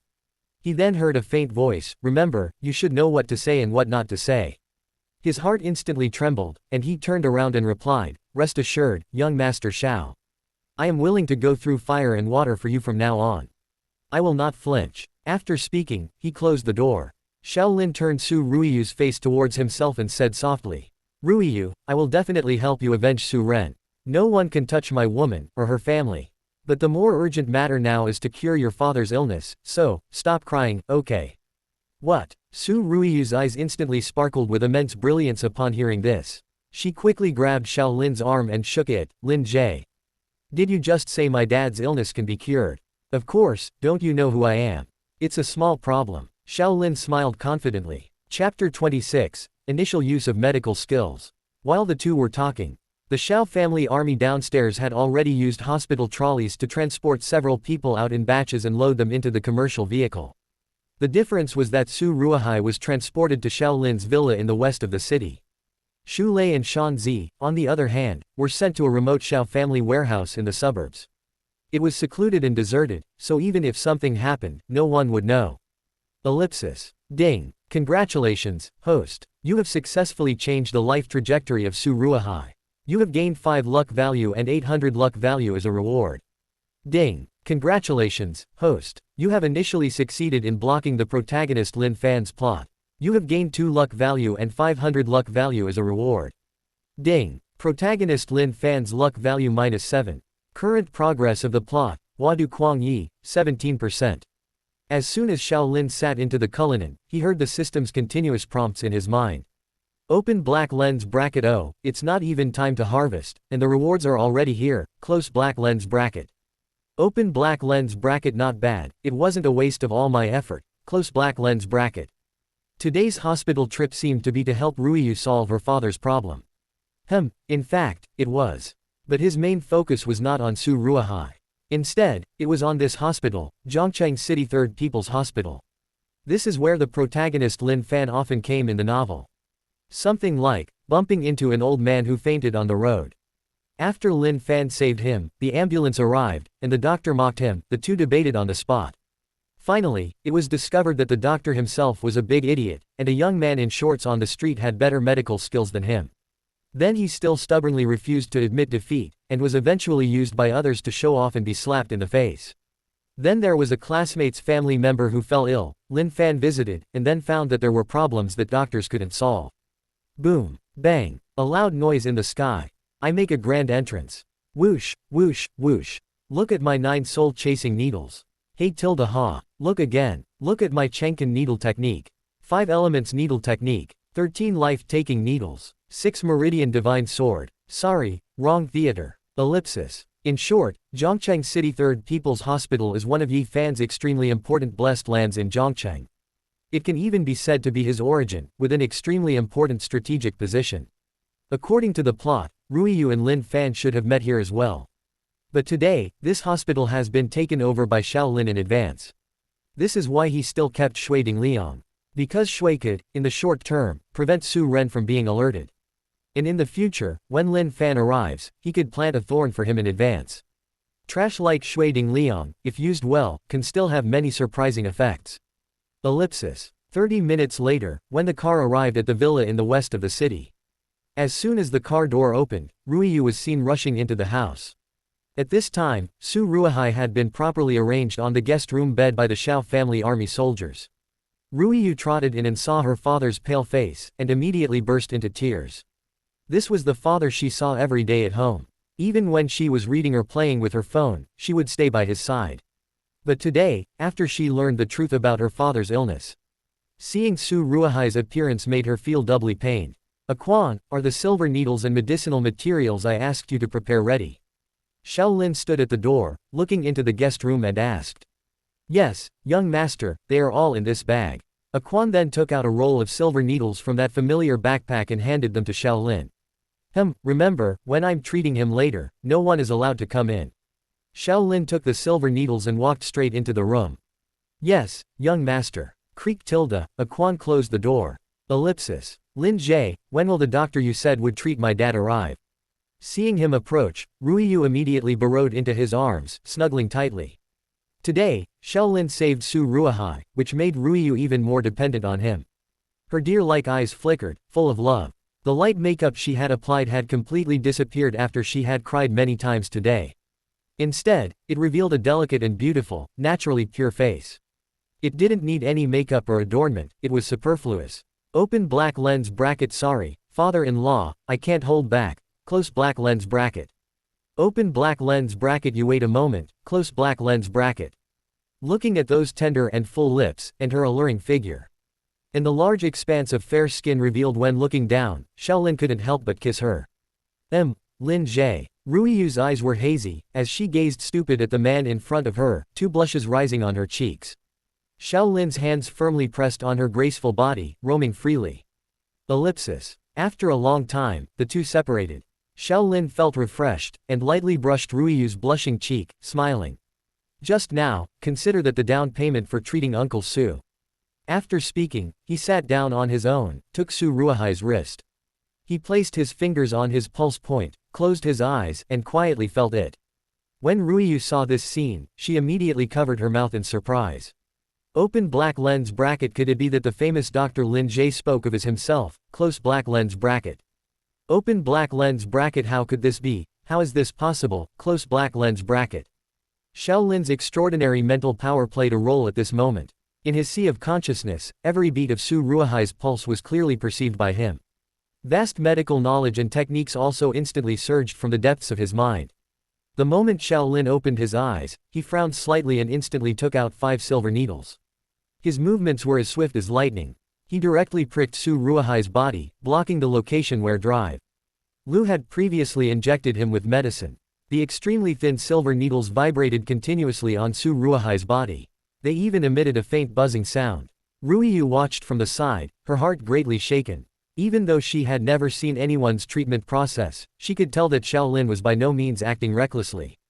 Instead, every movement revealed an extremely profound medical cultivation, like the demeanor of a grandmaster.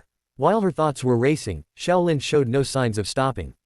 The next moment, he took out 2 more silver needles and quickly pricked them into Su Ruihai's fingertips. A few drops of black blood slowly flowed down Su Ruihai's fingertips. Open black lens bracket. This is the last step. I didn't expect this ancient needle technique to be so mentally taxing. Close black lens bracket. Open black lens bracket. I just pricked a few needles, and a feeling of fatigue is already creeping over my body. Close black lens bracket. Xiaolin's forehead was covered in fine sweat, and he slowly took out 5 more silver needles from his needle bag, holding them between his fingers. Seeing his appearance, Ruiyu was extremely concerned. She walked to his side and gently wiped away his sweat, her eyes full of distress. Xiaolin smiled back and made a shushing gesture. Then he turned around and helped Su Ruihai sit up against the headboard. His movements were as swift as lightning. He instantly inserted 2 silver needles into the Fengfu and Yamen main acupoints. Then he took 3 more and inserted them into the Renjiang, Baihui, and Naoqing acupoints respectively. Ruiyu didn't even clearly see his hand movements, but she saw that on her father's body. It was now densely covered with silver needles, and each one was buzzing non-stop. Xiaolin sighed softly, stood up from his seat, and smiled. All right, he should react very soon now, Ruiyu. However, to completely cure Uncle Su, it will probably take another 2 days. And at this moment, Su Ruihai's body, which had not moved for many years, twitched his fingers slightly. Ruiyu immediately noticed it, her eyes filled with tears, and she directly pounced towards Xiaolin. Lin Jie, I love you. Ding. Ruiyu has developed admiration for you. Favorability value has doubled. Ding. Ruiyu's favorability value has increased by 20 points. It has currently reached 75 points. Please continue to work hard. 27 Chapter 27 The Storm is Coming. AI Model, Gemini 2.5 Flash. Ellipsis. An uncontrollable emotion instantly burst forth. Su Ruiyu proactively kissed Xiaolin's lips. Open black lens bracket. Lin Jie, it seems I didn't know enough about you before. Close black lens bracket. Open black lens bracket. You are not the good-for-nothing scoundrel from Zhongcheng they talk about, the one they say is useless. Close black lens bracket. Open black lens bracket. On the contrary, no one understands your excellence at all. Close black lens bracket. Open black lens bracket. How could such powerful medical skills be acquired overnight? Close black lens bracket. Open black lens bracket. You must have been using your playboy facade to hide your excellence, quietly growing. Close black lens bracket. Open black lens bracket Sha Yao, I should thank you, it's you who let me have such a wonderful man, close black lens bracket. Su Ruihai's finger twitched, and with this signal, Su Ruiyu's uneasy heart completely calmed down. Alright, Ruiyu, I love you too. Xiaolin smiled gently, and after their lips parted, he kissed her forehead and then whispered. Don't go back to the Su family for the next few days. Turn off your phone. No one can find this villa of mine, and there are Xiao family army soldiers stationed outside. Once I've completely cured Uncle Su, we'll go back together and reclaim everything Su Ren took. Speaking of this, Xiaolin clenched his fist and glanced at her. Su Ruiyu smiled radiantly and nodded vigorously. Also, think carefully about how you'll repay your husband tonight. I'll go out and decoct medicine for Uncle Su first. Xiaolin patted her shoulder, smiled, and walked out. Upon hearing this, Su Ruiyu's cheeks flushed red, and she covered her face with her hands, beginning to fantasize. Oh my, this Lin Jie, so naughty. Last time the two of them sparred, Su Ruiyu's feelings for him weren't as deep. So Xiaolin wasn't as satisfied. He had been holding back for a day, and he was determined to have a thorough, sparring session with her tonight. Otherwise, wouldn't the dragon tiger pill have been bought in vain? In the open-plan kitchen, Xiaolin decocted medicine for Su Ruihai according to the ancient formula in his mind. Besides the medicine that could cure his paralysis, the pot also contained many nourishing herbs like thousand-year-old ginseng. It was only a few million. Compared to gaining the friendship of the Su family, this was insignificant. A rich second-generation young master had nothing else but plenty of money. A few million wasn't even enough for one of his toys normally. Young master, the interrogation in the storeroom is ready. At this moment, a Quan walked over and respectfully said to Xiaolin. Alright, let's watch then. Xiaolin said indifferently, still preparing the medicine in his hands. The giant screen TV in the living room had already been turned on. The screen showed a pitch-black, dilapidated, and desolate warehouse. In the center of the ceiling, there was an ultra-high brightness spotlight. Xu Lei and Shanzi were tied to chairs, still unconscious. Boom! The sudden burst of light made the dim warehouse as bright as day. The two of them, right in the center of this light, instantly woke up. Where is this? Xu Lei's squinted eyes had just opened when he saw himself tied up, and he immediately started yelling. Who are you? Why did you arrest us? Where is Su Ruihai? Shanzi also woke up, struggling with a grimace. Presumptuous. Do you know who we are? How dare you just grab people? Let me tell you, we are subordinates of Su Ren, the head of the Su family. If you know what's good for you, release us quickly. HMPH. Otherwise, you'll suffer. Xiaolin, in the open-plan kitchen, heard these classic villain lines. His hands trembled, and his face was covered in black lines. Open black lens bracket. It's really a disgrace to us villains, what rubbish. Can they only say these few sentences? Close black lens bracket. Open black lens bracket. The author must have lowered these two people's intelligence when writing this book. Close black lens bracket. Open black lens bracket. No wonder Lin Fan dealt with them so smoothly back then. Close black lens bracket. Open black lens bracket. They're simply imbeciles. This, close black lens bracket. He immediately felt bored and said speechlessly, all right, Quan, these two are too noisy, get to it quickly. Record their confession and then just kill them. Quan nodded respectfully, yes, young master. He picked up his phone and began directing the soldiers in the storeroom. On the screen, two Xiao family army soldiers walked into view from off-camera. They carried the torture tools they had prepared earlier and walked over menacingly. Damn, pain, Quote. Two undulating melodies alternated between the TV speakers and the storeroom. The Xiao family army's interrogation methods were advanced and professionally trained. In no time at all, both of them confessed everything. Thus, Xu Lei and Shanzi, subordinates of Su Ren, perished. It was late. The atmosphere at the villa was joyous. Xiaolin ordered a large amount of delicious food to be delivered to the villa. He drank and chatted happily with the Xiao family army soldiers and Su Ruiyu, with laughter occasionally echoing. He also gave a hefty bonus to every soldier who participated in the operation today. The original Xiaolin used to boss everyone around without any respect. Therefore, Xiaolin's actions today greatly flattered the Xiao family army soldiers. Their resolve to absolutely support their young master also became even stronger. Meanwhile, both the Su family and the Xia family were in chaos. The storm was brewing. The stagnant water of Zhongcheng had gradually been stirred by the transmigrated Xiaolin. The Su family learned of Su Ruihai and his daughter's disappearance, and Su Ren was furious. He dispatched a large number of people to conduct a carpet search around the Zhongcheng Third People's Hospital. However, both the hospital's surveillance and the street cameras nearby had already been shut down by the Xiao family's hackers during their operation. Shui Dingliang feigned ignorance. The Su family found nothing, yet they couldn't stop searching. Once Su Ruihai fell into the hands of others, even with a slight possibility of regaining consciousness, Su Ren could very likely be immediately overthrown, which filled him with a great sense of panic. Tonight, the Su family mobilized all its forces. Ellipsis. Xia family villa. After suffering a full day of torment, Xia Shangyuan, in a fit of rage, dragged Xia Yao back from her best friend's house. When he arrived, Xia Yao was still wearing a provocative swimsuit, happily swimming in someone else's pool. She showed no sign of pain or sadness from breaking up with Xiaolin. Thump. At home, Xia Shangyuan slammed the table and cursed angrily. Xia Yao, do you know how difficult life has been for everyone in the family these past few days? Especially today, everything is ruined, do you know that? Others are even willing to breach their contracts with us, paying liquidated damages just to terminate cooperation with the Xia family. On the other side, lawsuits are piling up. The liquidated damages we received aren't even enough to fill a tooth gap. And in Zhongcheng, only the Xiao family has such great power to target us. Tell me, what exactly happened between you and Xiaolin? Xia Shangyuan looked exhausted. After speaking, he didn't even have the strength to be angry. He slumped onto a chair, dejected. Xia Yao lowered her head, not daring to look directly at Xia Shangyuan, feeling a bit scared.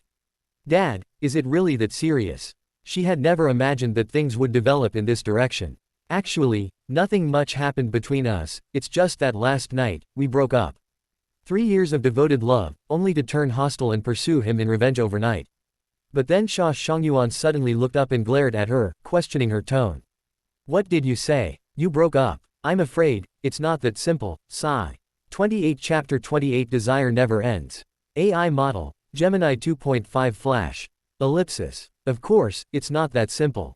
Because today's events are just the appetizer. After tonight, the real offensive against the Xiao family will begin. Ellipsis. Yao Yao, your father isn't clear about the specifics between the two of you. But you can't just stand by and watch Xiaolin bring down our Xia family, can you? How could a man who liked you for several years suddenly change? Xia Shangyuan took a bottle of high-end foreign liquor from the wine cabinet. After pouring himself a glass, he looked at Xia Yao and said, haven't you thought about it yourself? Xia Yao lowered her head slightly, past scenes constantly flashing back in her mind. Ellipsis. One night 3 years ago. Location. A high-end bar in Zhong City. Amidst the neon lights and flowing drinks, Xia Yao and her friends laughed wildly and indulged in intoxication. At that time, the Xia family wasn't even considered a third-rate family. Xia Shangyuan was just an ordinary construction contractor. And Xia Yao was prepared to splurge with her friends. She came to this high-end bar just to see the world and enjoy herself to the fullest. Since the money was spent, she had to enjoy it enough to get her money's worth and feel satisfied. So, several young girls, dressed provocatively, laughed unrestrainedly. Several inexperienced young men clinked glasses frequently amidst the explosive music. They thoroughly enjoyed the fine wine, the atmosphere, and everything briefly beautiful here. Meanwhile, the original Xiaolin, in a private room upstairs, was immersed in a life of debauchery. Facing flattery from those around him and women fawning over him every day, he felt incredibly bored. After draining a glass of wine, he pushed away the opportunistic women beside him and happened to step out of the private room for some air. From the railing upstairs, he immediately spotted a somewhat unique woman in the crowd, Xia Yao. That unrestrained, youthful laughter was incredibly pure and immediately captivated the original Xiaolin. It made him pay more attention to her and piqued his interest. Go, check, who is that woman? With a command from Xiaolin, several bottles of expensive wine were quickly sent to Xia Yao's table. Xia Yao's information, including her WeChat, was also delivered by someone downstairs. But that was all. The original Xiaolin returned to his private room after receiving it. He just waited for a day when he was bored and idle to call this girl. He would ask her to go to a hotel to chat and relax. Women. For the wicked young master Xiaolin of Zhong City, they were, of course, readily available. Ellipsis. Hey, woman, come out and accompany me, pick any bag you want. When Xiaolin heard the angry female voice on the other end of the phone, he was clearly a bit stunned. Are you sick? I thought you were a normal person, that's why I added you, what is this? Xiaolin. Hey, alright then, one night, pick any car you want, any sports car. What? It seems you're really very sick. Keep your sports car for yourself. Blocked, goodbye. Beep, beep, beep, the dial tone sounded, and Shaolin's expression was bewildered. From childhood to adulthood, in his social circle, no woman had ever refused his money-throwing offensive. This first setback instantly piqued his interest, and the corners of his mouth curved slightly. Hey, interesting, this woman. Ellipsis. From then on, Shaolin, full of enthusiasm, launched a frantic offensive against Sha Yao. He not only went to Sha Yao's university, constantly creating various romantic surprises for her. He also began a roundabout attack on her younger brother, Sha Yuge. At the same time, as an inexperienced girl gradually entered the life of the upper echelons. Even from the moment she entered that bar, she gradually experienced the allure of money. Coupled with the increasingly upper-class friends she made later. Thus, she eventually fell into vulgarity and entered a cycle of comparison. As Sha Shongyuan's career continuously advanced, Sha Yao's pocket money also soared. Human desires are endless. But Sha Yao, spending the pocket money her father gave her, always stayed content within her small circle. She didn't want to climb higher, and she even disdained Shaolin, refusing everything he offered. Until one day, there was a major safety accident at Sha Shongyuan's construction site, and several people died. Government accountability, compensation payments, and project rectification quickly plunged the Sha family from a comfortably well-off life directly to rock bottom overnight. As the saying goes, it's easy to go from frugality to extravagance, but difficult to go from extravagance to frugality. Sha Yao's desires had already risen, and it was difficult for them to fall again. Her friends from earlier days had long since disconnected from her life and gradually drifted away. And her upper echelon friends, upon learning of her family's decline, also began to slowly distance themselves from her. Changes in food, clothing, and daily expenses, everything made her unable to adapt. Ellipsis. At this moment, when Shaolin's relentless offensive struck again. Finally, Sha Yao's firm heart gradually began to waver. And Shaolin, having been in contact with her for some time, had fallen helplessly in love with her. He even began to yearn for a pure and simple love. Undoubtedly, as the female lead, Sha Yao must possess her own unique charm. Finally, with the original owner's unremitting efforts, Sha Yao began to be moved and agreed to interact with him. Her initial purpose was indeed simple. But Shaolin's power was terrifying. The Sha family's troubles were quickly resolved with a single phone call from him. The urging of family members who had tasted the sweetness and the rapidly soaring luxurious lifestyle. Finally, they slowly changed her. Being moved is always being moved, that isn't liking, much less loving. Soon, after a period of interaction, Sha Yao realized that she actually didn't like Shaolin. She always liked talented boys. But she had changed, becoming unable to leave this life of debauchery where everything was readily available. Degradation, greed, deception, training, control. These created today's new Sha Yao. Ellipsis. Sha Yao looked at the swaying wine glass in Sha Shongyuan's hand. Memories constantly resurfaced, and Shaolin's unconditional kindness to her in the past continuously floated in her mind. Finally, she asked herself, these past few years, have I been too mean to him? Ellipsis. Alright, Dad, I'll talk to him these next few days. After a long while, Sha Yao looked up and said in a low voice.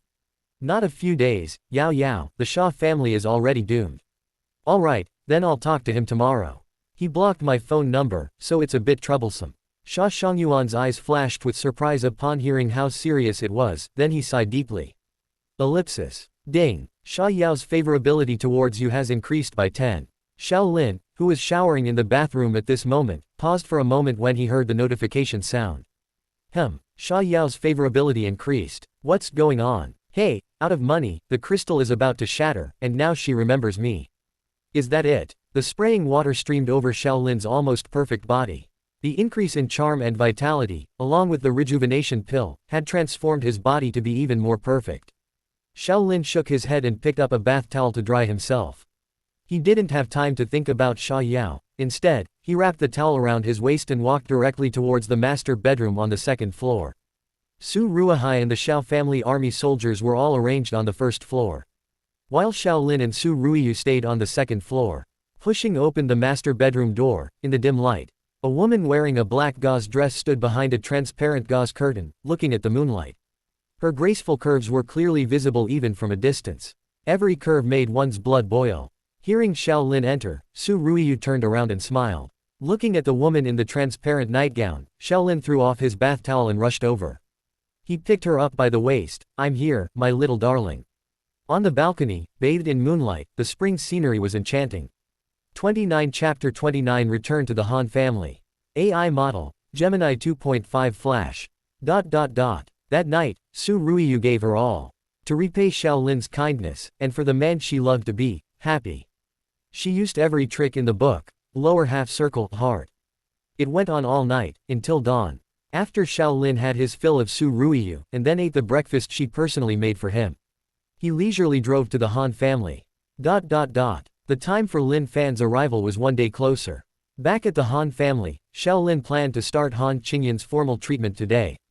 As soon as his car entered the estate, news immediately reached Uncle Han and Aunt Yang's ears. "Oh, Xiao Lin is here again." In the living room, Han Qingfeng sat upright. His laptop screen displayed all of the Xiao family's actions from yesterday, including the internal restructuring of the Xiao family and all the measures taken against the Xia family. As the head of Zhongbei, the helmsman of the Han family, Han Qingfeng's intelligence channels were very well informed. A bit interesting, it seems the Xiao family has been making big moves recently. Han Qingfeng smiled as he browsed through all the compiled information from yesterday. Only then did he notify security to let Xiao Lin pass. Zhang Yurong got up to make tea, and hearing this, she gave him a charming glance and said, "I don't know if the Xiao family's moves are big or not. But do you know, dear? Xiao Lin came to our house yesterday and stayed for a few hours. When he left, I saw Qingyan's eyes were full of reluctance, as if she was quite fond of him. If he comes again today, aren't you afraid that he might just abduct your daughter? What would you do then?" Han Qingfeng heard this and sneered. That depends on whether he has the ability to do so. My daughter, Han Qingfeng's daughter, will not marry a good-for-nothing. Uncle Han, Aunt Zhang, hello. When Xiao Lin, dressed in white casual wear, walked into the main manor's living room with a composed demeanor, Han Qingfeng didn't even lift an eyelid, looking at the computer screen and saying indifferently, "Sit down, Xiao. I heard that yesterday, Xiao's group had an internal clear-out operation. You know about this, right?" Xiao Lin, "Yes, I know, Han. So, what are your thoughts on this matter? Is the Xiao family planning something big?" Before Xiao Lin could even sit down, he heard Han Qingfeng continue. "Han, it was just a routine rectification, clearing out some corporate tumors, nothing major." Xiao Lin sat down calmly on the sofa, took the tea offered by Zhang Yurong, and politely replied, "Thank you, Auntie." "You're welcome, Xiao." Zhang Yurong smiled gently, sitting opposite him, her gaze very warm as she looked at him. "Oh, such a large scale, yet in your eyes, it's merely a routine rectification, that simple." "Yes, Uncle Han," Xiao Lin answered cleanly and without any hesitation. He knew perfectly well that what he did had no other purpose. However, Han Qingfeng, upon hearing this, furrowed his brow, glanced at him, and then shook his head. "Your father, Xiao Zhengguo, has kept this move hidden for who knows how long. Yesterday, within the group's senior management alone, over 10 people were cleared out. What routine rectification? You even pulled out the spies I had planted in your family for several years. I'm sure something big is about to happen." Han Qingfeng looked deeply at him, seeing his calm expression, and sighed softly. "Xiao, it seems you're still completely clueless about corporate management. You need a few more years of experience." With that, he turned his head away, continuing to handle his work, completely losing interest in Xiao Lin. He had originally intended to leave his daughter with more options, more choices. So he wanted to ask Xiao Lin if he understood the situation of Xiao's group. But from the current results, this Xiao Lin didn't even know the group's next plan. A pure good-for-nothing, in his eyes, he was simply useless. "Don't be so quick, father-in-law. The Han family will surely be managed by me in the future. Let's take our time getting to know each other, no rush." Xiao Lin's lips curved slightly as he took a sip of hot tea. Only then did he calmly and unhurriedly reply, "Indeed, Han, there's still a lot I need to learn about corporate management. But this clear-out was initiated by me, and has nothing to do with my dad. So I say, this is my routine rectification, and this is just the first wave, there will be more in the future. Xiao's group is a family business, especially regarding internal management. Especially for something like a clear-out, as long as Xiao Duan had sufficient evidence. After asking for Xiao Zhengguo or Xiao Lin's approval, it could be directly executed. So Han Qingfeng's hidden operatives, before being cleared out, naturally assumed this was all Xiao Zhengguo's intention. What? You said this was your doing. How is that possible? Han Qingfeng looked over instantly upon hearing what Xiaolin said. His rough voice, completely inconsistent with the elegant temperament of his name, was filled with astonishment. Yes, Han. Xiaolin chuckled softly, taking another sip of tea. Just then, Han Qingyan, dressed in a white gauze dress, walked down the stairs. Seeing Xiaolin there, her calm eyes seemed to light up instantly, and she exclaimed in surprise. Xiaolin, why are you here? Good morning, Qingyan. As the beautiful figure approached, Xiaolin smiled and stood up to reply. After I went back yesterday, my mom told me that you seemed to have some health issues. It just so happens that I know a little bit about medicine, so I thought I'd make a special trip today to check on you and treat you. Han Qingyan felt a little touched upon hearing this. Her gaze towards Xiaolin softened, but she still replied softly, without much hope. Thank you, Xiaolin, I appreciate your kindness. But my condition is very complicated, this illness is incurable. Xiaolin, this kid knows medicine. Hey, another bad habit of young people who love to brag. Not only is he idle, but he also loves to brag. HMPH. Han Qingfeng, not far away, heard Xiaolin's words. A look of disdain appeared on his face. This also overturned his previous suspicion about whether the Xiao family's clear-out was truly Xiaolin's doing. Han Qingfeng stood up, his expression serious, and said, Xiaolin, it's not that Uncle Han is criticizing you, but young people should be down to earth. Down to earth. Don't always aim too high and boast about things that don't exist. It's not a big deal if you don't understand corporate business, but you claim to understand medicine. Where did that come from? Han, your words. Just as Xiaolin's lips curved slightly, about to retort, he saw Han Qingyan lightly cover her forehead, her face extremely pale, and after only a few steps, her body swayed precariously. Within a few steps, with a thud, she collapsed to the ground. Qingyan. Uncle Han and Aunt Zhang rushed over instantly upon seeing this. Oh no. Call a doctor quickly. Zhang Yurong's eyes were filled with tears, not knowing what to do, muttering. Qingyan, what's going on? Today isn't even the day for an attack. Why? Why is it early? Han Qingfeng quickly picked up his daughter and rushed directly to the sofa, shouting. Quick, get the family doctor here first. Then call all the top specialists in the city. Immediately. Meanwhile, downstairs at the Zhang family's company headquarters.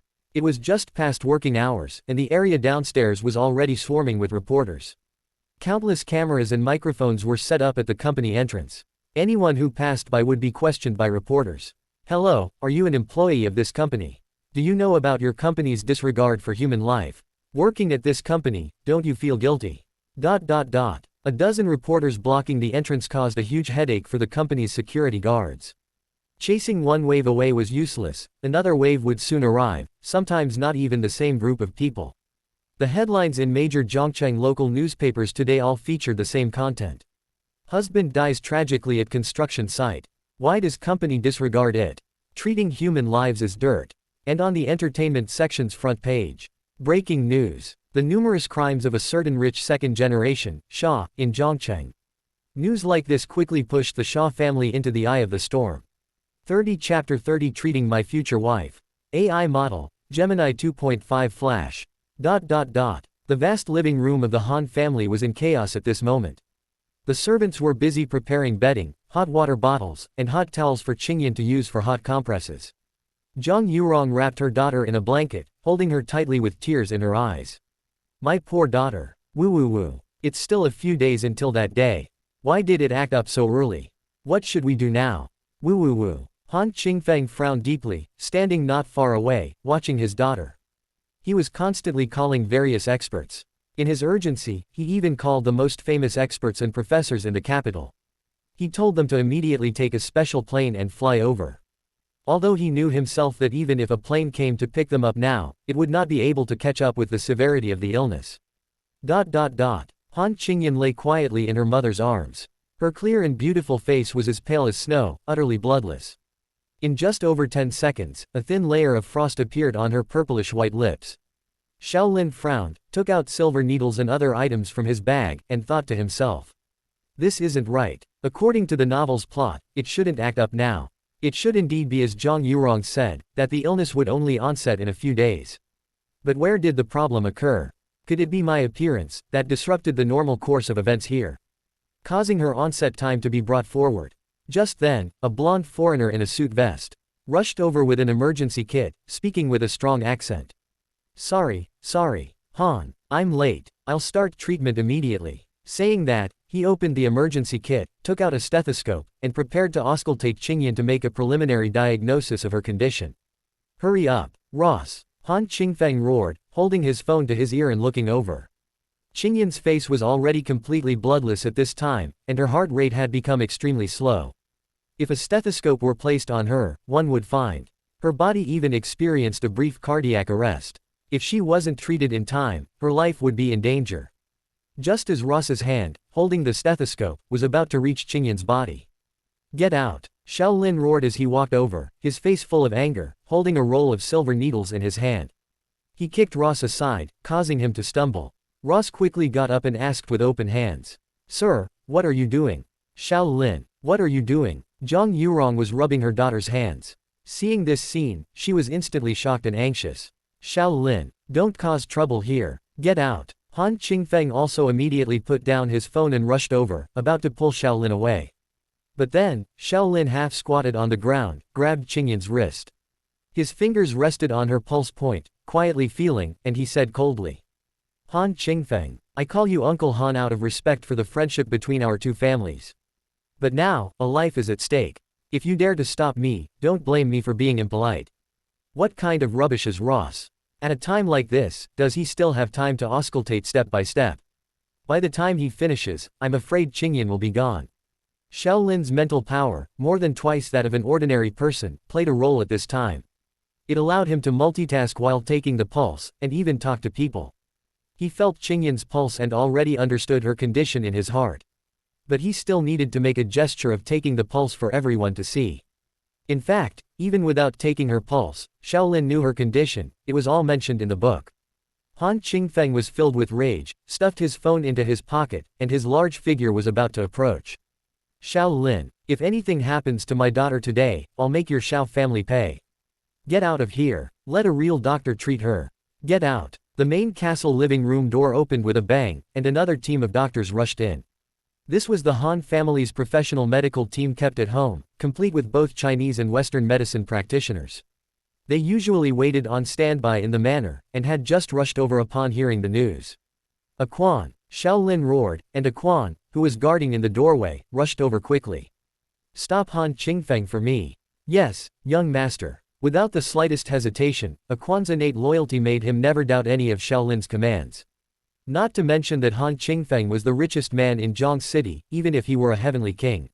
With Xiao Lin's command, Quan would act. What are you doing, Xiao Lin?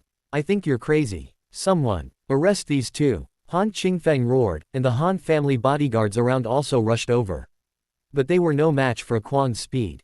At this moment, Quan had already reached Han Qingfeng, and in his astonished eyes, he firmly locked his neck, constantly retreating towards the wall. In the chaotic living room. Looking down, the dense crowds were mainly divided into two halves. One area was where Xiao Lin and Qingyan were, surrounded by doctors. The other area was where Quan and Han Qingfeng were, filled with a menacing aura. Xiao Lin's heart was incredibly calm. After finishing the pulse diagnosis, he took out several silver needles under Zhang Yurong's surprised gaze. He closed his eyes, took a deep breath with a solemn expression. This is Chinese medicine. Xiao Lin, please don't mess around. Aunt Zhang is begging you. Don't cause any more trouble. Zhang Yurong held her daughter, looking helpless, already in tears. The medical team not far away also looked anxious upon seeing this scene. Young man, please come down. Mrs. Life is important. You can't just mess around. A Chinese medicine doctor also quickly advised, don't be impulsive, young man. These Chinese medicine needles can't be used casually. It could be fatal. However, Xiao Lin opened his eyes at this moment and pushed away the blanket wrapped around Qingyan. In one breath, 3 silver needles were instantly inserted through her clothes. Don't worry, Aunt Zhang, I know about Qingyan's illness. The situation is urgent, so I'll needle her while talking to you. Listen, is it right or not? Tears streamed down Zhang Yurong's beautiful face, and she was about to say something more. Then she heard Xiao Lin say quietly. Qingyan's illness probably started in her childhood. If I'm not mistaken, it should have started showing initial signs when she was 8 or 9 years old. Every full moon, her body would become ice cold and she would suffer immensely. So there would be 12 times a year, and with a leap month, there would be one more time. Aunt Zhang, am I right, or am I wrong? 4 more silver needles flew out quickly. The tears in Zhang Yurong's eyes had stopped. Her beautiful face already showed an excited expression, full of anticipation as she looked at him. Yes, that's right. That's exactly how it is. Xiao, you actually know. Shaolin smiled slightly. Due to excessive mental energy consumption, beads of sweat were already trickling down his forehead. Of course, I said I know medicine. Not only can I diagnose, but I can also cure Qingyan's illness. I have the confidence to do it. Han Qingfeng was firmly locked by a quan, with a cold gun barrel pressed against the small of his back. Seeing his wife's expression from afar, he was also stunned at this moment, exclaiming, "What did you say? You can really cure my daughter." Shaolin. 2 more needles landed steadily, and Qingyan's body already showed initial results. Her tender lips, which had been covered in a thin layer of frost, slowly receded, leaving behind faint beads of water. Her body temperature was also slowly and gradually rising. Zhang Yurong tentatively placed the back of her hand on her daughter's forehead. She found that her body, which had been extremely cold before, had become even somewhat hot, and she replied to Han Qingfeng with surprise, "It's true. Darling, Qingyan's body temperature is much better." 31 Chapter 31 I used to believe in science. The surrounding medical team members were all dumbfounded. This is great. This is great. Qingyan will definitely get better. Han Qingyan's condition was visibly improving. Zhang Yurong shed tears of excitement, weeping with joy. "Let go of me. Shaolin, tell your people to let go. I won't interrupt you again." Han Qingfeng struggled twice, eager to go see his daughter. But his body was firmly held by a Quan's iron vice-like hands, unable to move at all. However, Shaolin had already stopped his actions and shouted over. "All right, Quan, you can let go now. How dare he let someone lay hands on me? This Shaolin." Han Qingfeng didn't even bother with his belly full of complaints and rushed over directly. He grabbed his daughter's hands, examining her carefully. "How is this possible? How is this possible? Shaolin, do you really know medicine? You weren't just talking nonsense." Feeling his daughter's gradually warming body temperature, a long-held doubt escaped him. Shaolin sneered, "Hey, I told you long ago, but you didn't believe me. If you had let me treat her earlier, without that Ross blocking the way, your daughter would probably be awake by now." Han Qingfeng, who was always so strong, showed a hint of shame on his face upon hearing this, and unusually, did not retort. And among the medical team, Ross also looked embarrassed, hiding behind others, almost burying his head in the ground. A group of doctors beside him were pointing and discussing. Can traditional Chinese medicine acupuncture really cure serious illnesses? Did I study the wrong field? What's going on? This, my master, a famous doctor from the capital, couldn't even diagnose what was wrong with Miss Han. Who is this young man? He's too amazing, you know if he's got it as soon as he makes a move. I just want to say one thing, and that is, I used to believe in science. The Western medicine team was filled with exclamations of surprise. In the traditional Chinese medicine team, everyone was frowning and deep in thought. Which acupoints did this master just prick? I remember one was Yangqi, and which other one? I didn't see clearly. The master's movements were too fast, and he was applying needles through clothes, so we can't guess these acupoints randomly. That's right, don't think about it. This kind of acupuncture is probably a family heirloom, and even if you try to remember it, you won't be able to use it. Without knowing the depth, strength, and other techniques, random use can kill people. As the humming of the silver needles paused and gradually ceased, Shaolin coldly spoke to Han Qingfeng, who was eagerly watching his daughter. "Hey, Han, move aside, you're in the way. What if it delays Qingyan's treatment?" Quote. Han Qingfeng was almost fuming, hearing these words. His nose was not his nose and his eyes were not his eyes. He really wanted to lose his temper. But he could only rely on Shaolin's medical skills, so he quietly retreated to the side. His fists behind his back were clenched hard, wishing he could punch Shaolin in the head. Shaolin saw him move aside and walked forward with satisfaction. He carefully pulled out each silver needle from Han Qingyan's body and put them back into the needle bag. Zhang Yurong asked nervously, "Xiao, how is Qingyan? Will she get better? The condition has been temporarily suppressed, but it will probably take some time for a complete cure." Shaolin replied unhurriedly, that's good, we owe you a lot today, Xiao." Hearing this, she patted her chest, and her suspended heart finally settled. Her gaze towards Shaolin was full of approval, as if she was looking at her own son-in-law. Han Qingfeng, who was beside her, also felt relieved. He was a grown man, the dignified richest man in Zhongcheng City. He even secretly made a fist gesture at Shaolin behind his back, like a child. But he said, "Yes, we really owe you, Shaolin. I was wrong to doubt you just now." Seeing him deflate, Shaolin felt much better inside, and waved his hand repeatedly. "Never mind, Han, I know, in your eyes, I, Shaolin, am just a good-for-nothing. It's always been, not being trusted, that's normal, it should be." Instantly, the actor's secret technique was activated. Shaolin slowly put away the needle bag, a hint of loneliness appearing on his face. He looked as if he had truly been hurt by the couple's misunderstanding. "It's okay, I'm used to it." Han Qingfeng looked over at him, watching that forlorn expression and slow movements. For a moment, a trace of guilt, true guilt, rose in his heart. He thought to himself, "Ah, Han Qingfeng, look how old you are. Why are you competing with a child? You have no magnanimity. You even casually believed outside rumors and arbitrarily judged someone else's child, how foolish." He thought this, but to apologize again, he was such an old man, he couldn't bring himself to say it. So he instructed his subordinates, "All right, everyone, go down. Quickly tell the kitchen, tonight, I want to host a grand banquet to entertain Shaolin." Zhang Yurong also cast a grateful look, and said gently, "Yes, Shao, why don't you stay at Aunt Yang's house for dinner tonight? For a while, I don't know how to thank you, and I also want to ask you about Qingyan's condition." Shaolin then disengaged from his acting state and responded gently, "All right, Aunt Zhang, then I will respectfully obey." Just then, Han Qingyan, lying in Zhang Yurong's arms, frowned slightly and slowly woke up. Zhongcheng City, Old City District, a dilapidated residential area. In a tattered room, the woman who had wept at the Shah family headquarters that day sat on a broken wooden stool. Behind her was a damaged white wall, covered with smash marks. The 2 or 3 pieces of furniture in the room were also old and broken. Except for a single wooden bed that barely looked usable, the other furniture was broken.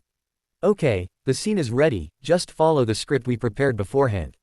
"No problem, right, Lu Mei." The woman whose husband died in a construction accident was Lu Mei. At this moment, the director opposite Lu Mei was asking her with an okay gesture. "No problem, director." Lu Mei smiled upon hearing this, straightened her collar, and her simple face was full of nervousness. "All right, action." Reporters enter. With the director's clapboard, a good-looking female reporter slowly walked from the garbage-strewn corridor into the camera, explaining as she walked. "Focus on Zhongcheng hotspots. All on Zhongcheng First Line. This is Zhongcheng TV station, Zhongcheng First Line Program Group. Today we are at Qingsong Residential Area, located in the Old City District. We are here to interview Ms. Lu Mei, who recently became alone after her husband died in a construction accident." As the reporter walked into the house, the camera cut to a wide shot of the entire room. What a miserable room. It even looked as if it had been trampled by war. Extremely dilapidated. "Okay, Ms. Lu, hello, can you greet everyone first?" Then the camera focused on Lu Mei. "Hello everyone, I am Lu Mei." Facing the camera, Lu Mei's eyebrows were lowered, and her expression was sorrowful. "All right, Ms. Lu, I'd like to ask you, what exactly happened with your husband that has been circulating online recently?" The director kept gesturing from the side, signaling the cameraman to zoom in. As the camera zoomed in, Lu Mei's entire face was captured. Suddenly, she erupted, screaming emotionally, "Shah Group, worse than beasts. Give me back my husband's life." It was probably like the female ghost's rap scene in Gongjiam, Haunted Asylum. 32 Chapter 32 Heaven's Malice. AI model, Gemini 2.5 Flash. Yes, very good, excellent. Cut. The director behind the camera watched Lu Mei's performance. He couldn't help but give her a thumbs up. Her emotions were so full. As the word, cut, rang out, everyone on set began to move.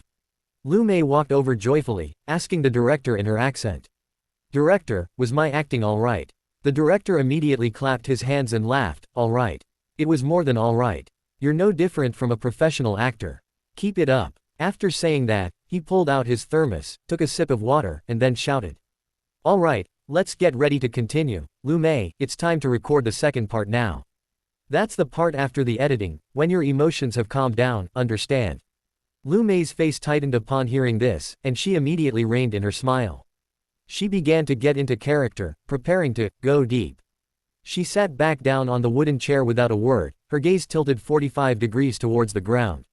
Her expression gradually became vacant, with a hint of despair within the vacancy, and a sense of utter weariness of life within the despair. The director was stunned, and he even wanted to take Lu Mei to some other crew to play a role or something. Not only was her acting superb, but she was also dedicated to her work. Where could you find such a good actor these days? Hey, what are the prop guys doing? Rip those curtains a few times. Tear them up a bit. Soon, filming continued. Set ready, second recording. 5.4.3.2.1. Action. Meanwhile, in the ancient-style living room of the Han family. Han Qingyan slowly woke up, her long eyelashes blinking repeatedly. Her eyes were hazy as she looked at her mother, who was staring intently at her. Mom, what happened to me? Zhang Yurong was overjoyed to see her daughter awaken. Her voice was choked with sobs as she spoke. Oh, my dear daughter, I don't know what happened. Quote, you had an early onset of your illness and collapsed there. Your whole body was ice cold. Your father and I were both terrified, but thankfully Shaolin was here. He saved you. How do you feel now? Is there any discomfort anywhere? Han Qingyan struggled to get up and shook her head. Besides a feeling of weakness in her body, her brain was also somewhat unclear due to prolonged insufficient blood supply. Are you not uncomfortable anymore, Qingyan? What about your stomach? Does it hurt? Han Qingfeng, who was sitting nearby, also asked with concern. It doesn't hurt anymore, Han Qingyan said faintly, looking into the distance with a bewildered expression. She saw Shaolin sitting at the tea table, drinking tea and looking out the window. Her dazed mind recovered a little. She lightly covered her forehead, seemingly pondering something. A few seconds later, Han Qingyan's beautiful eyes suddenly widened, and she exclaimed, huh? Why doesn't my stomach hurt anymore? Dad, Mom, really, my stomach really doesn't hurt. Before, every time I fainted, even after I woke up, my body would feel so uncomfortable, and my stomach would hurt.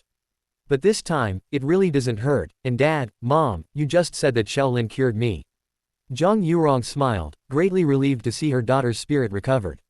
Her favorable impression of Shaolin increased by dozens of points. Yes, haha, I never thought Xiao's medical skills were so exquisite.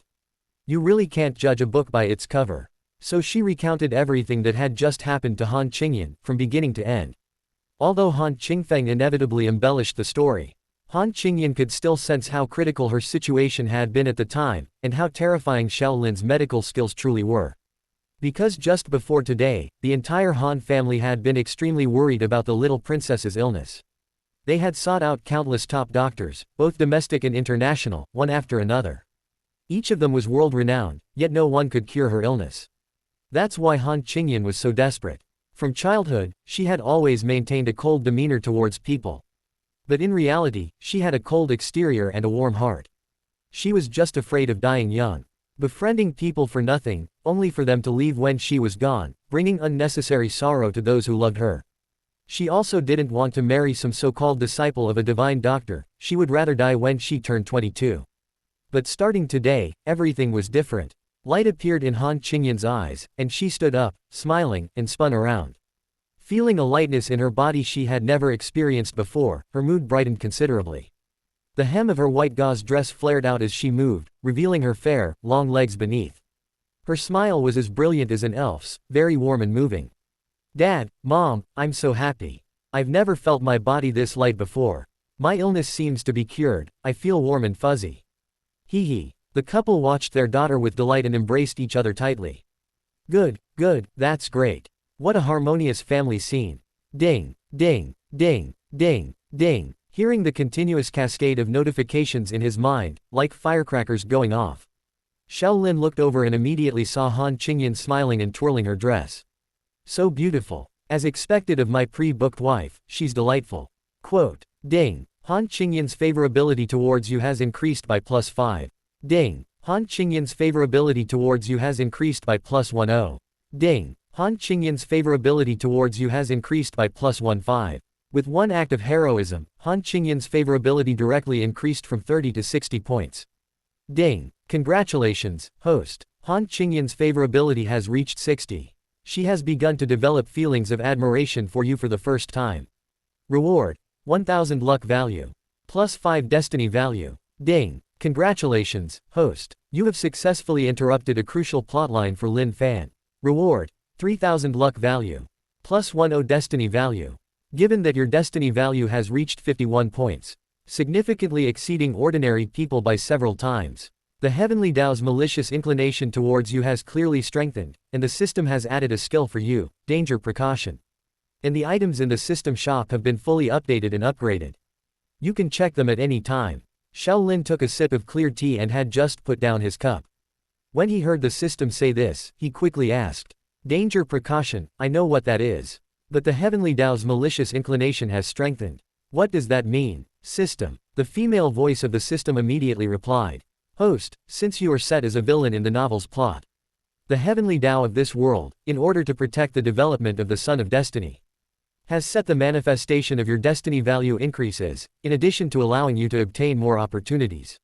Your attractiveness to various plot-related characters will also significantly increase as your destiny value grows. In short, destiny value increase equals villain's aura enhancement. This is to prompt various protagonists to appear as soon as possible. To eliminate you, this unstable factor. But the existence of protagonists is both a challenge for you and an opportunity given to you by the heavenly Tao." Xiao Lin rubbed his chin, a slight curve on his lips. Hearing such a result, not only did he feel no discomfort, but he even felt a thrill. What was the point of a plain rich second-generation life? Only constantly accepting challenges was truly exciting. There's such a thing. Very good. Send more protagonists for me to play with. But I remember Lin Fan's destiny value was only 40-something points, right? I'm already at 51 points, so wouldn't I be able to kill him directly?" The female voice replied instantly. Currently, the protagonist, Divine Dr. Lin Fan, destiny value 83 points. You cannot kill him for now. 83 points. Has his destiny value increased again in just these few days? And this is after I weakened him. Yes, host. Xiao Lin's face darkened, and he called up the novel script in his mind to read it again, finally understanding. Damn, this novel's plot only begins after Lin Fan first arrives in Zhongcheng City. There's no part before he descended the mountain, and the book didn't mention the concept of destiny value, so no one knew how much he had. That means his previous destiny value was just the result of not yet having loaded his opportunities, it hadn't been fixed yet. As he approached descending the mountain, his master must have gradually handed over all opportunities to him. This is Lin Fan's complete form upon arriving in the city. Quote, "Forget it, I originally planned to just kill him once my destiny value was high enough. Now it seems I'll have to contend with him for a while longer. Cheaters are indeed not that simple. Fortunately, I'm also a cheater. My luck value has been off the charts recently, I need to spend some quickly." A faint sense of pressure came over him, and Xiao Lin quickly summoned the newly updated system shop in his mind. Chapter 33 Fighting Master. A golden light flashed. In the brand new mall interface, various items were dazzling. Many previously unavailable items had been added. For example, strange items like smart optical computers, invisibility cloaks, lovesick red pills, and great strength pills. The skill exchange interface had also been fully updated. In addition to the basic skills that were already there, such as cooking, singing, musical instruments, and driving. A window also appeared, allowing for the exchange of various martial arts cultivation methods and physiognomy skills, etc. Xiao Lin's lips curved slightly, seemingly looking at the scenery outside the window. In reality, he was shopping in his mind. Currently, his luck value, including what he just received from Han Qingyan, totaled 5800 points. The luck value from Su Ruihai's side had not been fully harvested yet. Once he was cured and woke up, there would likely be a significant amount of luck value credited to his account. System, first, exchange 30 attribute points for me and add them to vitality. Ding! Your vitality has been successfully increased. Your current vitality attribute has been increased to 52 points. A burning sensation instantly surged from Xiao Lin's meridians. As he sat on the straw mat on the ground, he felt his muscles instantly swell. An uncontrollable surge of power erupted. If he had been wearing a suit instead of casual clothes today, it was likely that at this moment, his bulging muscles would have torn his shirt apart. Xiao Lin's lips curved slightly, feeling the surging power within his body, a golden light flashing in his eyes.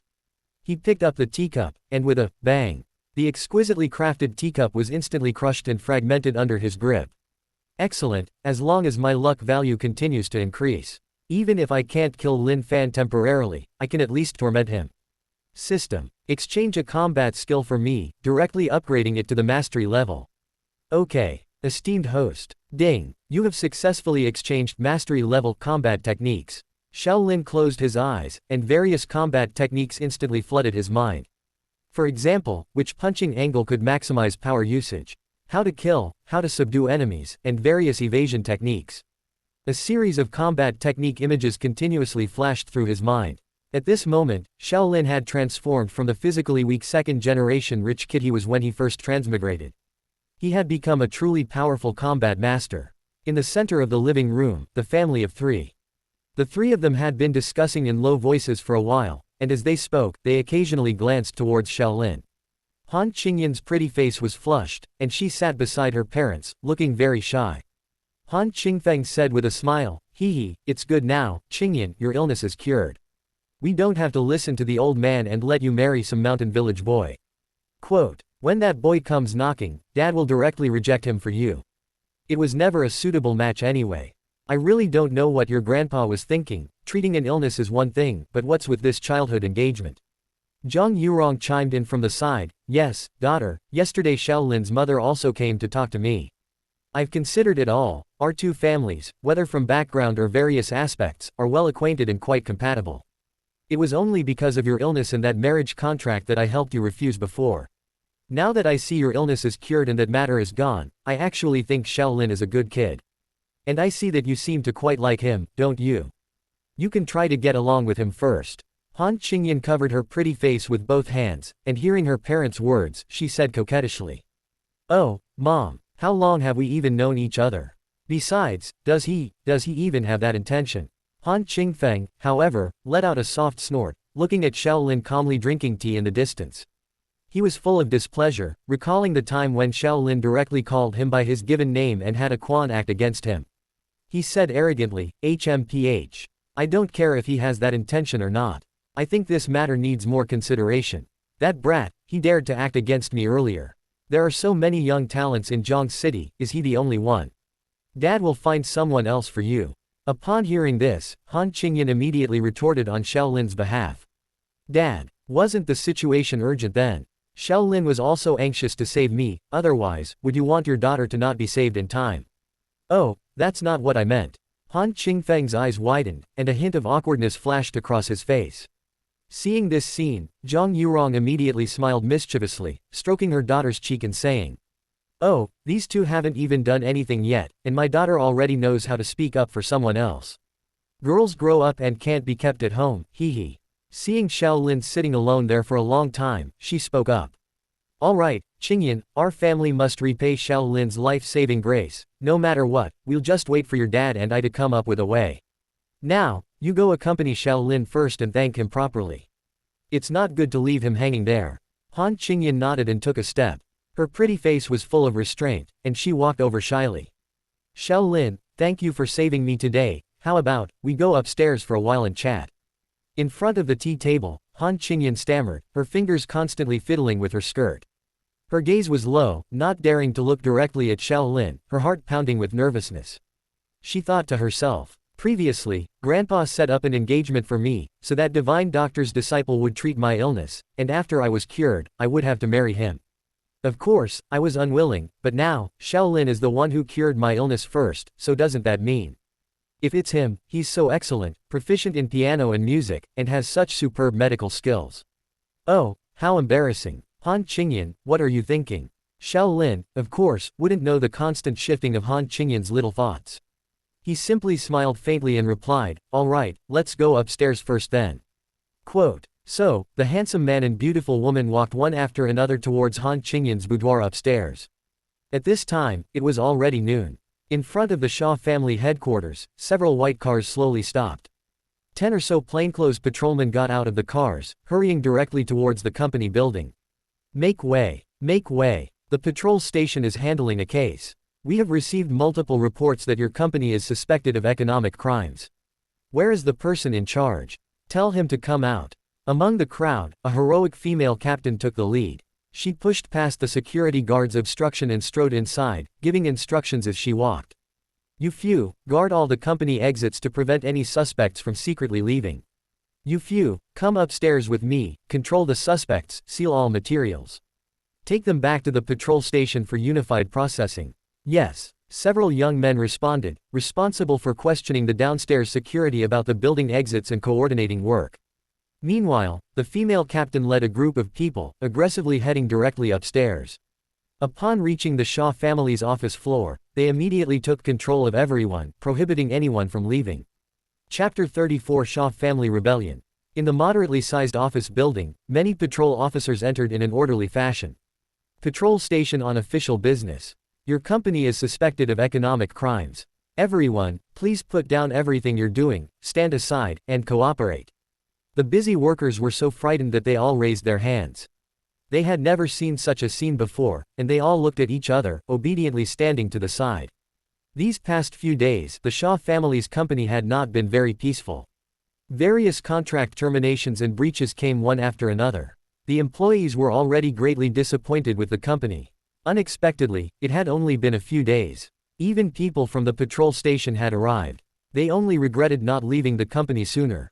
After today, the Shaw family might not even be able to pay them last month's salary.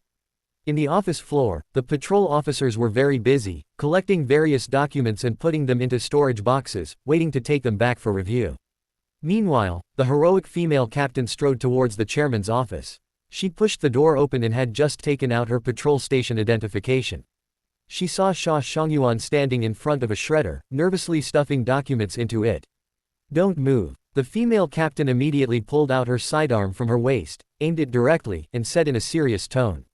Shaw Shongyuan, you are suspected of economic crimes, and some evidence is now conclusive. My superior has ordered me to take you back immediately. If you dare to move again, another charge will be added to your crimes, destruction of evidence. A prison sentence of less than 3 years. Have you thought it through? Shaw Shongyuan gritted his teeth, and drops of sweat slid from his forehead. Looking at the large half of the documents still outside the shredder, he sighed deeply and, after a long moment, raised his hands. Officer, I am willing to cooperate with your work and will go with you immediately, but before that. Quote, can I make a call to my family first and explain? Seeing him raise his hands, the female captain put her sidearm back into her waist and walked back quickly. She picked up the documents he hadn't completely destroyed, looked at them, and said casually. All right, make one call, but. At this point, she swept her eyes over Shaw Shongyuan with a scrutinizing gaze. You must use speakerphone, and you can only make the call here. Upon hearing this, Shaw Shongyuan thought for a moment and quickly agreed, okay. He took out his phone and directly called Sha Yao, pressing the speakerphone button. Beep beep, beep. Hello, Dad, what's wrong? I'm about to call Shaolin's friends. Is there something? Yao, go find Shaolin quickly. Immediately. Right now. If you can't reach him by phone, go directly to the Shao family manor. Dad is being taken to the patrol station. It's urgent. But the female captain frowned when she heard this. She snatched the phone from Shaw Shongyuan's ear and hung up directly. Who are you looking for? The patrol station is arresting you for a case, come with us immediately. Looking for anyone is useless. As she spoke, a cold, silver handcuff was placed on Shaw Shongyuan's wrist. And the video Lu Mei had filmed earlier at home. It had already begun playing on various programs at Zhongcheng TV station. After a day of fermentation, on newspapers, television, online forums, and Weibo. The discussions about the Shaw family were raging, known to everyone. At the same time, outside the suburbs of Zhongcheng, at a sports car club, Sha Yuge was also arrested by people from the patrol station. The charges were molesting minors, sexual harassment, etc. Sha Yao, who received the call, was indeed preparing to call Shaolin's friends. She wanted to ask about his whereabouts, but she was preparing leisurely. Sitting in front of her vanity, she applied makeup while occasionally making a call or two. In between, she would chat and joke with people for a long time, laughing. But now, after learning that her father was about to enter the patrol station, she really couldn't sit still. She walked around her room, holding her phone, pacing back and forth. What's going on? How could it be so serious? Dad's going to the patrol station. What on earth is happening? Could it really be Shaolin's doing? What should I do? For a moment, Sha Yao was so anxious that tears were about to fall. She unlocked her phone and quickly and earnestly called the people Shaolin used to hang out with, one by one. It was at this moment that the main gate outside the villa opened. A series of high heels clacking on the floor echoed inside the house. It was Lu Mingxiang, who had been at the beauty salon for skin care, rushing back in a panic after seeing the news. Yao, where are you? Quickly, look at the news. Something big has happened. The entire internet is now filled with news about our family. There's news about your dad's company and your brothers, go take a look. Lu Mingxiang rushed into Xia Yao's bedroom, drenched in sweat, and handed her the phone. What? Xia Yao took it and instantly her face changed. She hadn't expected that the incident with Lu Mei's husband, such a small matter in their eyes, would actually reach a very high position on the trending search list. And the comments were uniformly cursing their Xia family company. Many people even verbally attacked their family members. Netizen Sakura. I know this Xia group, I used to work there. They're incredibly black-hearted, not to mention cutting corners on projects. Things like tax evasion, illegal construction, and all sorts of other situations are commonplace. Netizen Hisaki. Has everyone read the newspaper? Not only are there huge problems with their company, but there's more explosive news. I heard the Xia family boss's son, a rich second-generation good-for-nothing, commits all sorts of evil and even molests young girls. What kind of people are this family? ... Such comments were numerous. In short, it was all curses. Xia Yao looked at her phone, her face changing repeatedly. Now knowing the seriousness of the situation, she could no longer wait. Auntie, my dad has already been arrested. What? Lu Mingxiang was instantly struck as if by lightning. Can you drive? Can you help me drive later? I need to go to the Xiao family manor to find Xiaolin myself. Now only he can save my dad. Xia Yao hurriedly went to the walk-in closet to get dressed. Yes, I can drive. Lu Mingxiang followed closely behind her, as anxious as an ant on a hot pan. Xia Yao, who usually wouldn't leave the house in less than 2 hours, finished getting ready in 3 minutes this time. The two drove their sports car at full speed towards the Xiao family manor. Chapter 35 How to Repay. Meanwhile, in Qingyan's boudoir, Qingyan sat opposite Xiaolin, looking reserved, her fingers gripping the edge of her skirt. Her eyes, brimming with emotion, looked at him as she softly said, "Thank you for today, Xiaolin. If you hadn't been there, I might not have made it through this time. My condition has been getting worse recently. I felt like I wouldn't even make it to 22 before I passed away. It's all thanks to your appearance. Thank you so much for curing me. I feel much better now." Seeing her smile, Xiaolin waved his hand and chuckled, speaking casually. "It's nothing, don't worry about it, Qingyan. Actually, I mainly came for your family's engagement. I heard that if I cure you, I can marry you." "Is that true?" Ah. Qingyan didn't expect Xiaolin to be so direct, and her pretty face instantly turned crimson. That was arranged by my grandfather when I was little. I never intended to fulfill it. I want to decide my own marriage." Xiaolin's lips curved slightly. He moved his chair closer and leaned in, teasing. "Oh, so, that means I saved you today for no reward. Didn't you know? Treating your illness requires a lot of energy. Have you heard of true qi?" Qingyan shook her head, looking puzzled. "It's something I gained from cultivating for over a decade. I used it all up treating you today, and now I feel very weak." Xiaolin rambled on, feigning a look of regret, even covering his chest with his hand. "I should have exchanged for an acting skill earlier. It's so useful." Upon hearing this, Qingyan's eyes flashed with a hint of guilt. She hadn't expected Xiaolin to sacrifice so much to treat her illness. She thought to herself, "That's right, such a severe illness that so many international famous doctors couldn't cure. It must be very difficult to treat. He sacrificed a lot for me." Quote. She then whispered, "Ah. How can I make it up to you then? I want to repay you. As for recovering this true qi, it's both difficult and simple, come closer and I'll tell you." As Xiaolin spoke, he moved his chair forward again. The distance between them was now less than half an arm's length. This caused Qingyan's heart to race as she looked at his handsome face. But she still spoke in a very serious, low voice. "Okay, tell me, Xiaolin. As long as I can do it, no matter what, I'm willing to do it for you, because I should." Xiaolin's lips curved slightly. He leaned sideways and pressed close to her ear, whispering, "That is, this true qi needs a beauty's kiss to recover quickly, especially a great beauty like you. Kiss me once, and the recovery speed doubles. How about it? Am I not being excessive? You don't need your family to repay me, and you don't need to promise to marry me like your grandfather promised others." Feeling the low voice so close, and the content of his words, Qingyan's face flushed, and her breathing became rapid. She knew Xiaolin was joking and didn't really want her to repay him for anything. Then she heard Xiaolin continue. "And your illness hasn't been completely cured. So, from now on, every time I come here to treat you, at the end, you have to kiss me once.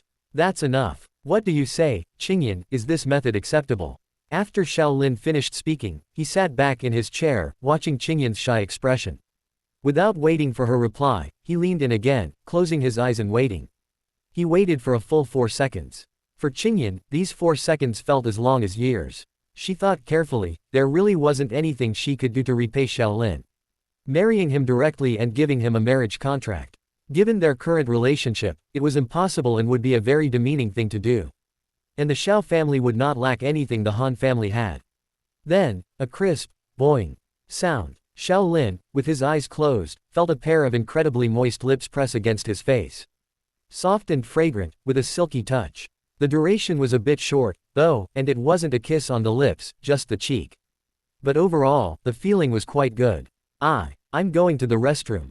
Before Shaolin could open his eyes, he heard a hurried, soft cry.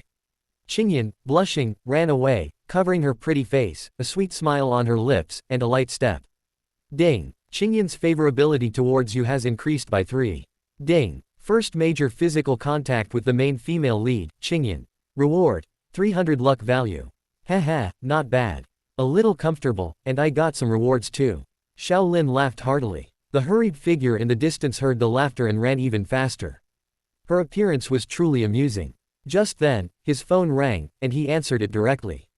It turned out that the government procedures for the hospital had been approved. Under the Xiao family's influence, the procedures for purchasing the hospital had been significantly streamlined this time. However, he still needed to be present in person to sign his name and have a photo taken for record keeping before it could take effect. All other complex matters could be handled by others on his behalf. So, Shaolin set off, apologizing to the Han family couple. He promised to return in the evening before leaving the main gate and heading to the city. Meanwhile, Sha Yao and Lu Mingxiang. They sped all the way, even running several red lights in their urgency. They had just arrived at the Xiao family, their car parked at the Xiao family manor gate.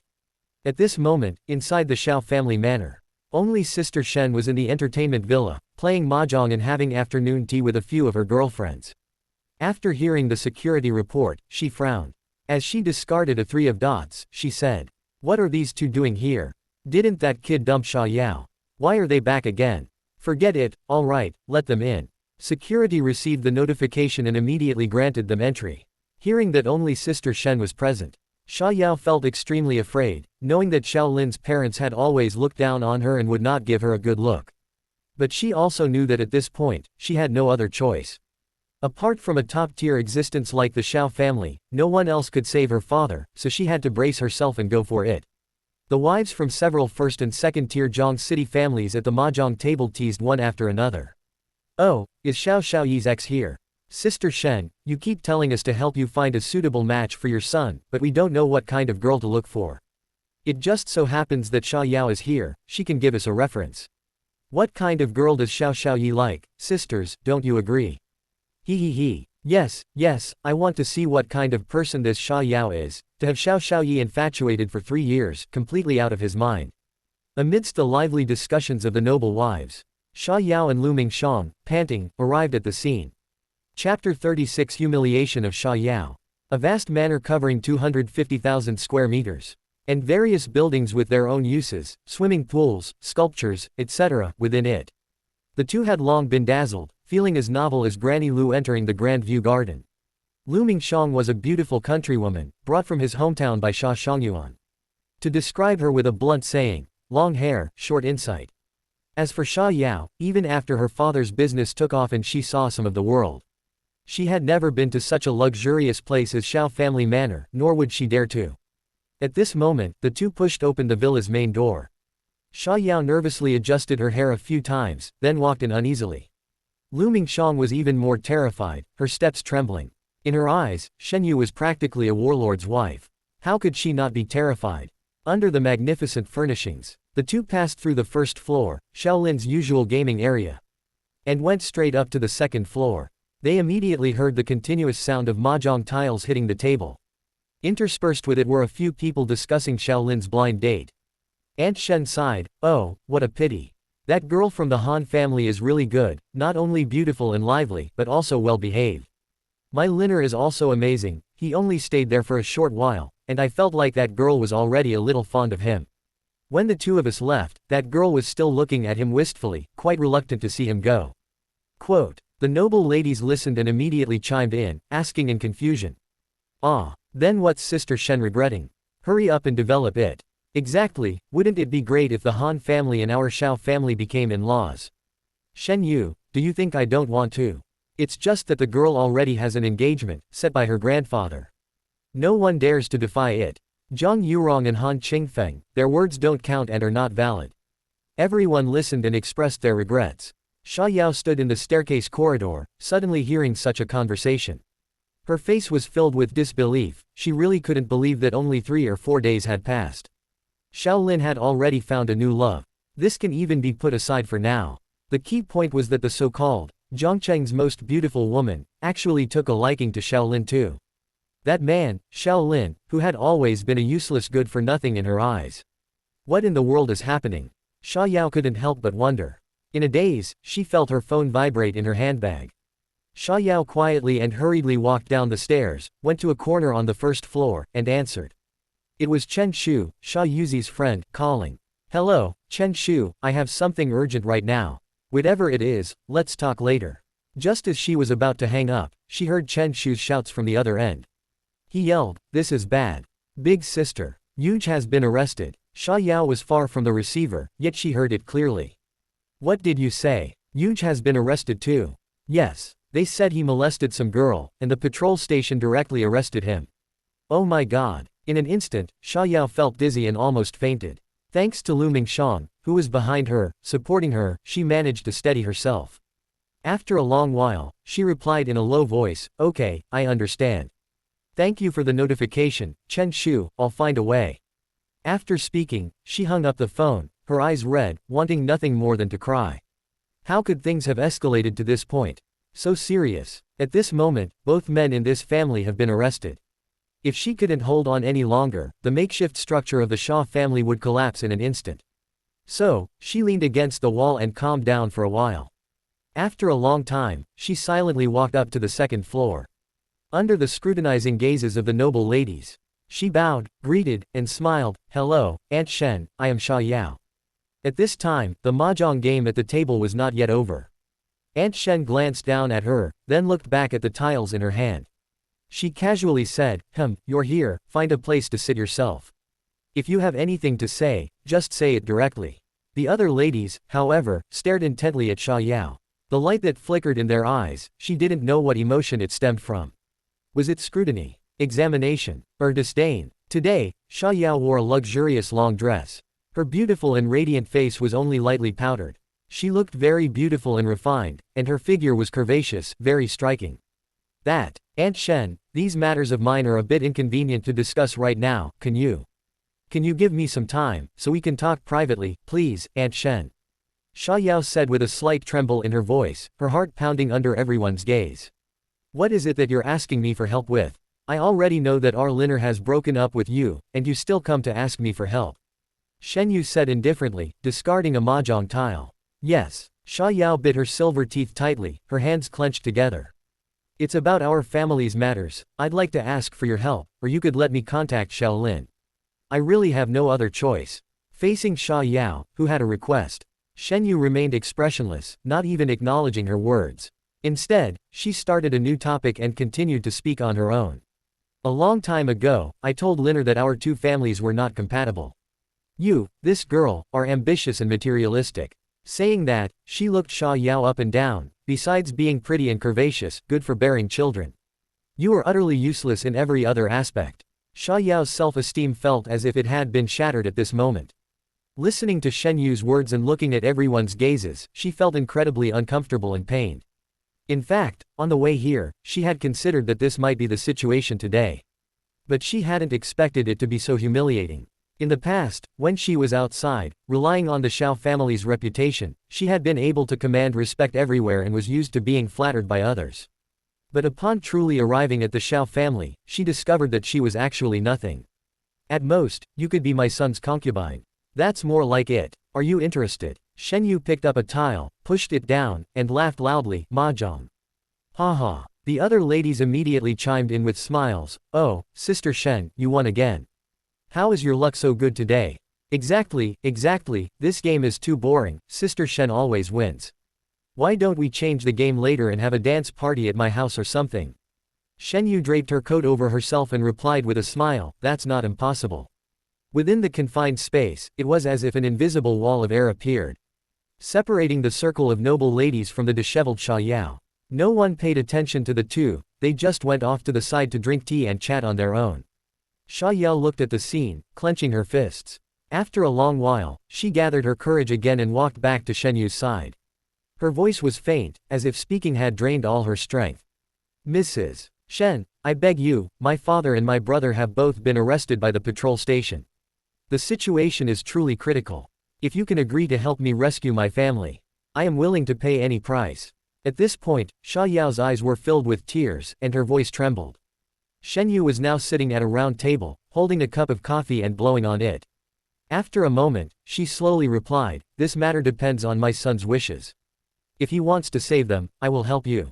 But if you want to apply some pressure from my side first, that's not impossible. Now, immediately, go and please my son, use everything you have. Consider it as making up for all the good my son did for you in the past, alright.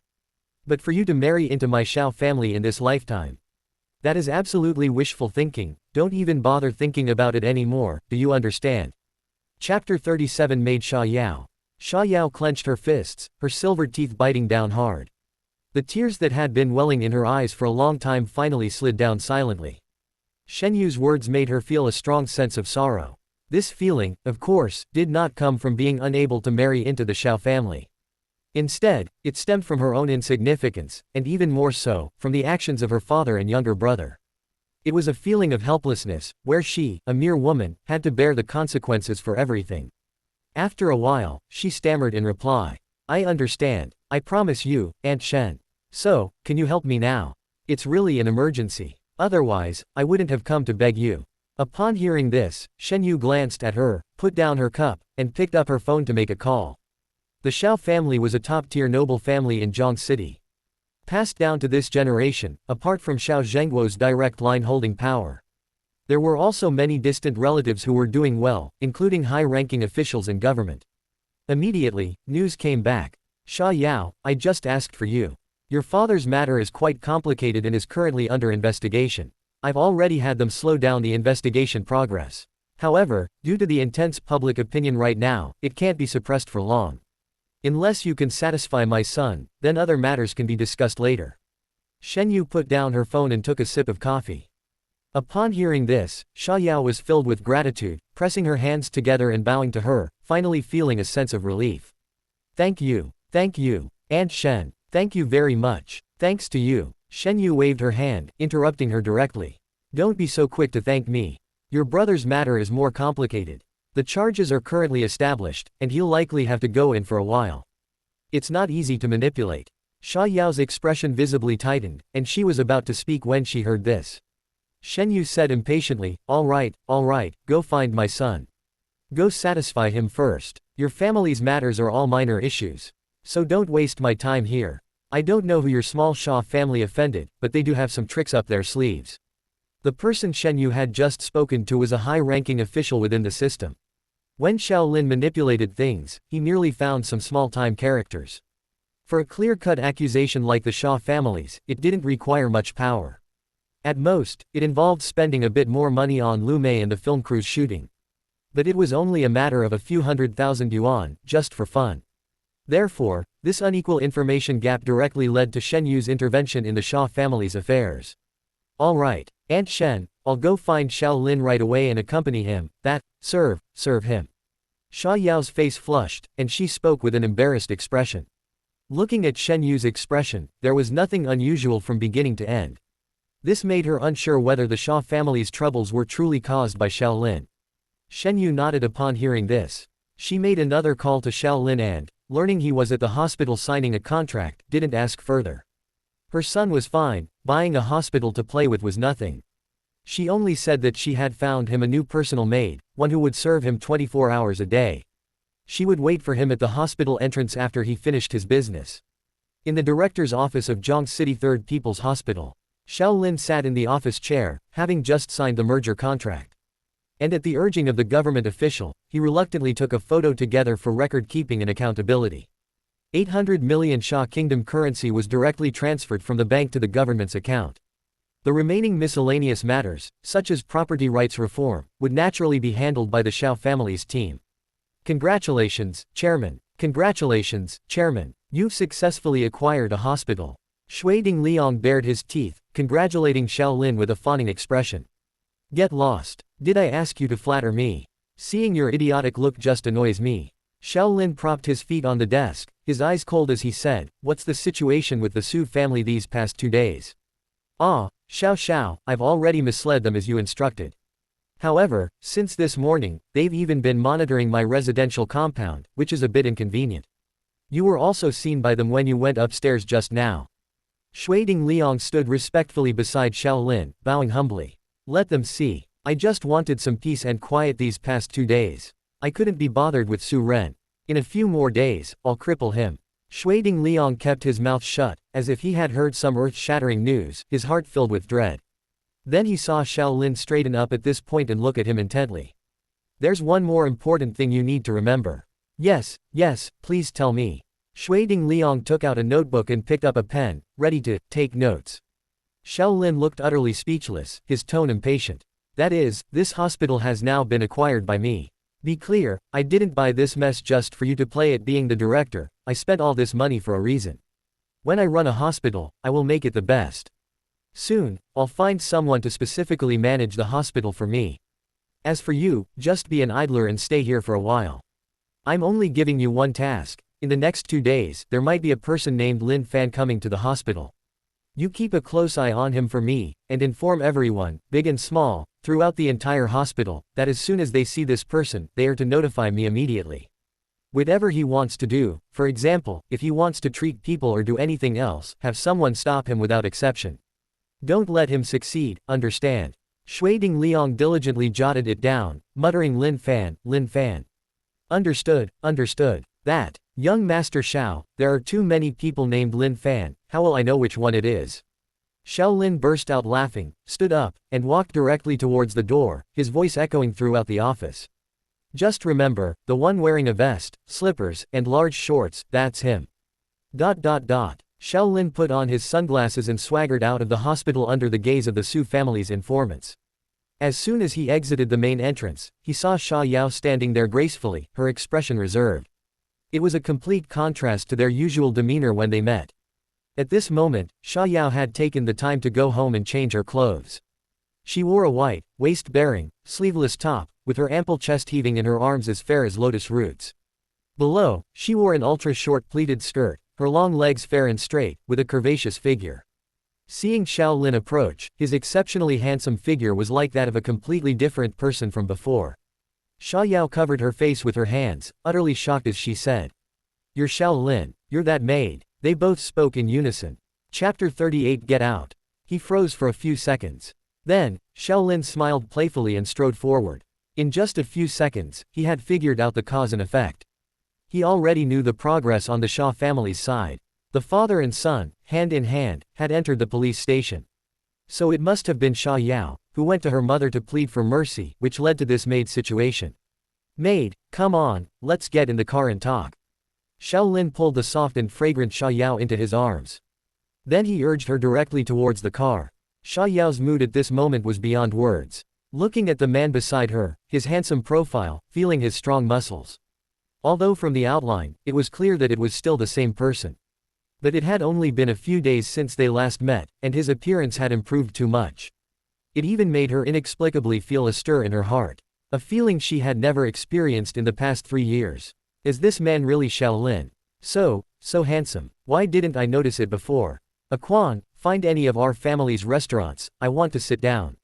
Also, spread the word for me. Tell all the leisure and entertainment venues under Xiao's group to keep an eye out for a person named Lin Fan. Notify me immediately if there's any news. Yes, young master. The vastness of the Xiao family radiated into every area of Zhang City. Han Qingyan's early onset of illness gave Xiaolin a warning. If one place changed, it was inevitable that two would, so he had to be on guard.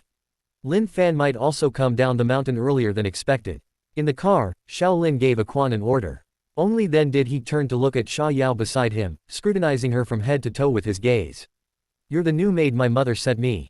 Interesting. Xiao Lin cupped Xia Yao's face with his hand, then pinched it a few times. Her tender little face puffed up, and her mouth pouted. That, Xiao Lin. What did you just call me? Xia Yao was already hesitant to speak, and looking at the familiar man beside her, she couldn't help but feel a sense of unfamiliarity. As soon as she spoke, she was directly interrupted by Xiao Lin's cold words. Master, can I call you that? Xia Yao was a little nervous, blinking her eyes, her hands tightly clasped together. Barely acceptable. Get on my lap first, we'll talk then. Xiao Lin's lips curled slightly, and he casually shook his legs. He was clearly signaling her to sit on his lap. Sit where? Xia Yao's face flushed slightly, she tucked her long hair behind her ear, feigning ignorance. Xiao Lin's face instantly turned cold, and he said in a low voice. Don't play dumb with me here. Didn't you come here for your father and brother's sake? You should know what to do.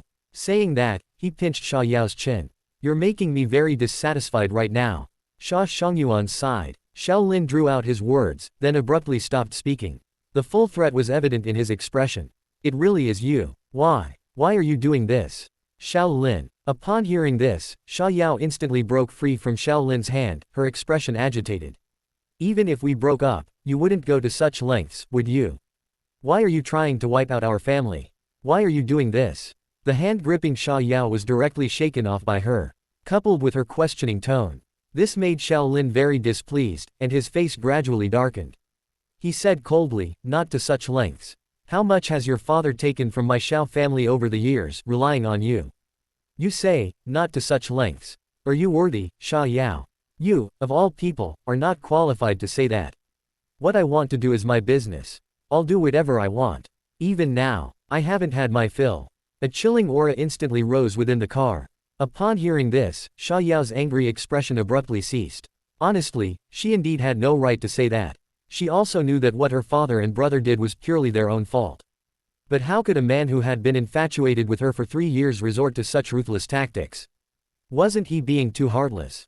And, your performance today makes me very dissatisfied. Originally, following my mother's words, I did give you a chance to atone. But you didn't cherish it. The car was speeding on the city highway. Vehicles constantly whizzed past outside the window. Xiao Lin sneered, thought for a moment, then patted the back of the driver's seat. Hey, Aquan, stop the car. Let this woman get out. The car immediately screeched to a halt in the middle of the road, letting vehicles on both sides pass by. Xiao Lin bypassed the stunned Xia Yao, directly pulled open the car door, pointed outside, and said with a cold expression. Get out, now. The whistling sound of cars rushing past filled the air. Xia Yao's eyes turned red from the sudden situation, and tears streamed down. She said aggrievedly, no, I won't get out. I told you to get out. Xiao Lin roared, thinking of how good the original owner had been to her in the past. He felt it was all worthless and grew even more annoyed. This roar startled Xia Yao, making her beautiful eyes widen, and she burst into tears instantly. I don't want to get out. While crying loudly, she slowly reached out and pulled the car door shut. Looking at Xiao Lin's face, she was incredibly aggrieved. I'm sorry. Woohoo, please. Xiao, master, please don't make me get out of the car, save them. I'm willing to listen to you. In the rearview mirror, traffic police had noticed them and were walking over. Xiao Lin clicked his tongue, and to avoid trouble, directly closed the car door. Never mind, let's go, Aquan. The vehicle continued on its way, with Xia Yao still crying beside him. Xiao Lin adjusted his sitting posture, closed his eyes to rest, and slightly moved his leg. He was just thinking when he should throw her out. Xia Yao pursed her lips, her face covered in tears, and sat facing him. She even put her hands around Xiao Lin's neck. I'm sorry. Woohoo, I will be obedient. With the soft fragrance in his arms. Xiao Lin's lips then curled slightly, and he slowly opened his eyes, saying. Consider yourself sensible enough. I'll keep you for now. Quote. Xia Yao felt both wronged and shy at this moment, Omega. And inevitably, a little resentful, but she truly had no other choice at this moment. She could only endure the humiliation and submit to Xiao Lin. Her eyes were as red as a little rabbit's, her cheeks were flushed, and her tears gradually stopped. Master, Aunt Shen said that as long as I serve you well, you'll help me save my father and brother, is that true? It can be true, as long as your service is sufficient, I can consider it. Xiao Lin looked at the beauty in front of him, incredibly soft and fragrant. He placed his hands on her slender waist, gripping it tightly, then slowly began to examine her. Xia Yao's figure, compared to Su Ruiyu and Han Qingyan, was the most directly and alluringly sexy. It must be said, it was excellent. Xia Yao's expression was tense, lightly biting her lower lip. Feeling the seductive atmosphere of the moment, she dared not move even an inch, trembling slightly from nervousness. Ding! Xia Yao's favorability towards you +10. Xiao Lin's lips curled slightly, listening to the prompt in his mind. Feeling her trembling, he found it even more amusing and wanted to tease her further. At this moment, Quan was driving in front, not looking sideways, not listening to anything. But in the back seat of the car, the two became increasingly engrossed. Chapter 39 Taming. As expected of my mom, she understands me so well. I was planning to do that anyway. At this moment, Xiao Lin's lips curved slightly, and he was in a good mood.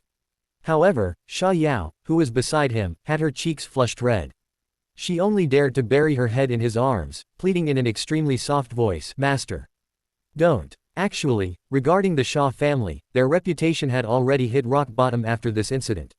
His objective had already been achieved. To be honest, it didn't matter whether the father and son came out or not.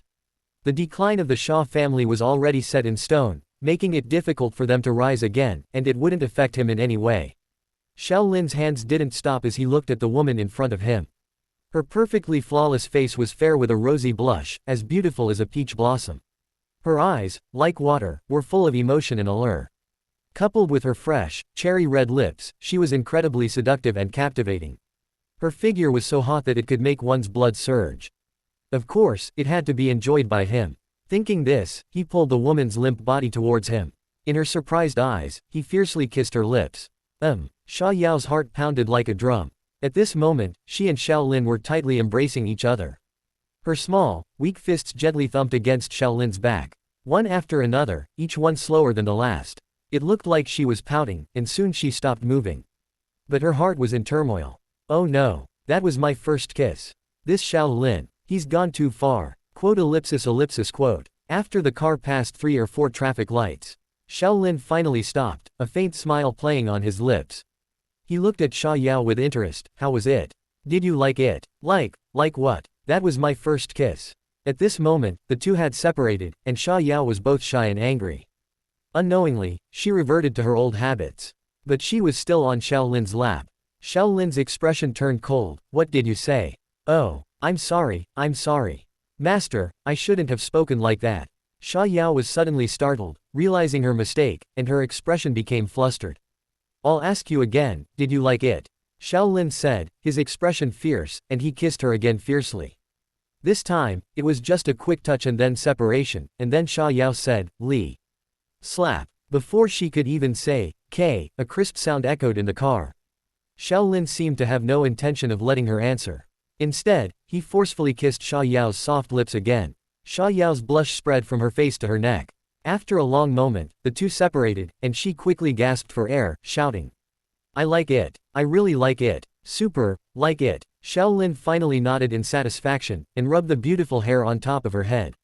That's right, be good. Serve this young master well, and I won't treat you unfairly. Xia Yao didn't speak again. Her mischievous eyes darted around, and she moved back to her seat beside him. Ding! Congratulations! You've received Xia Yao's first kiss. Reward. Destiny value +3. Luck value 600. Ding! Xia Yao's favorability towards you has increased by +40. Current favorability towards you is 0 points. Xiao Lin closed his eyes to rest, listening to the system prompts in his mind. It was as if he understood Xia Yao's heart. A -50 favorability value could be turned positive with just one session of training.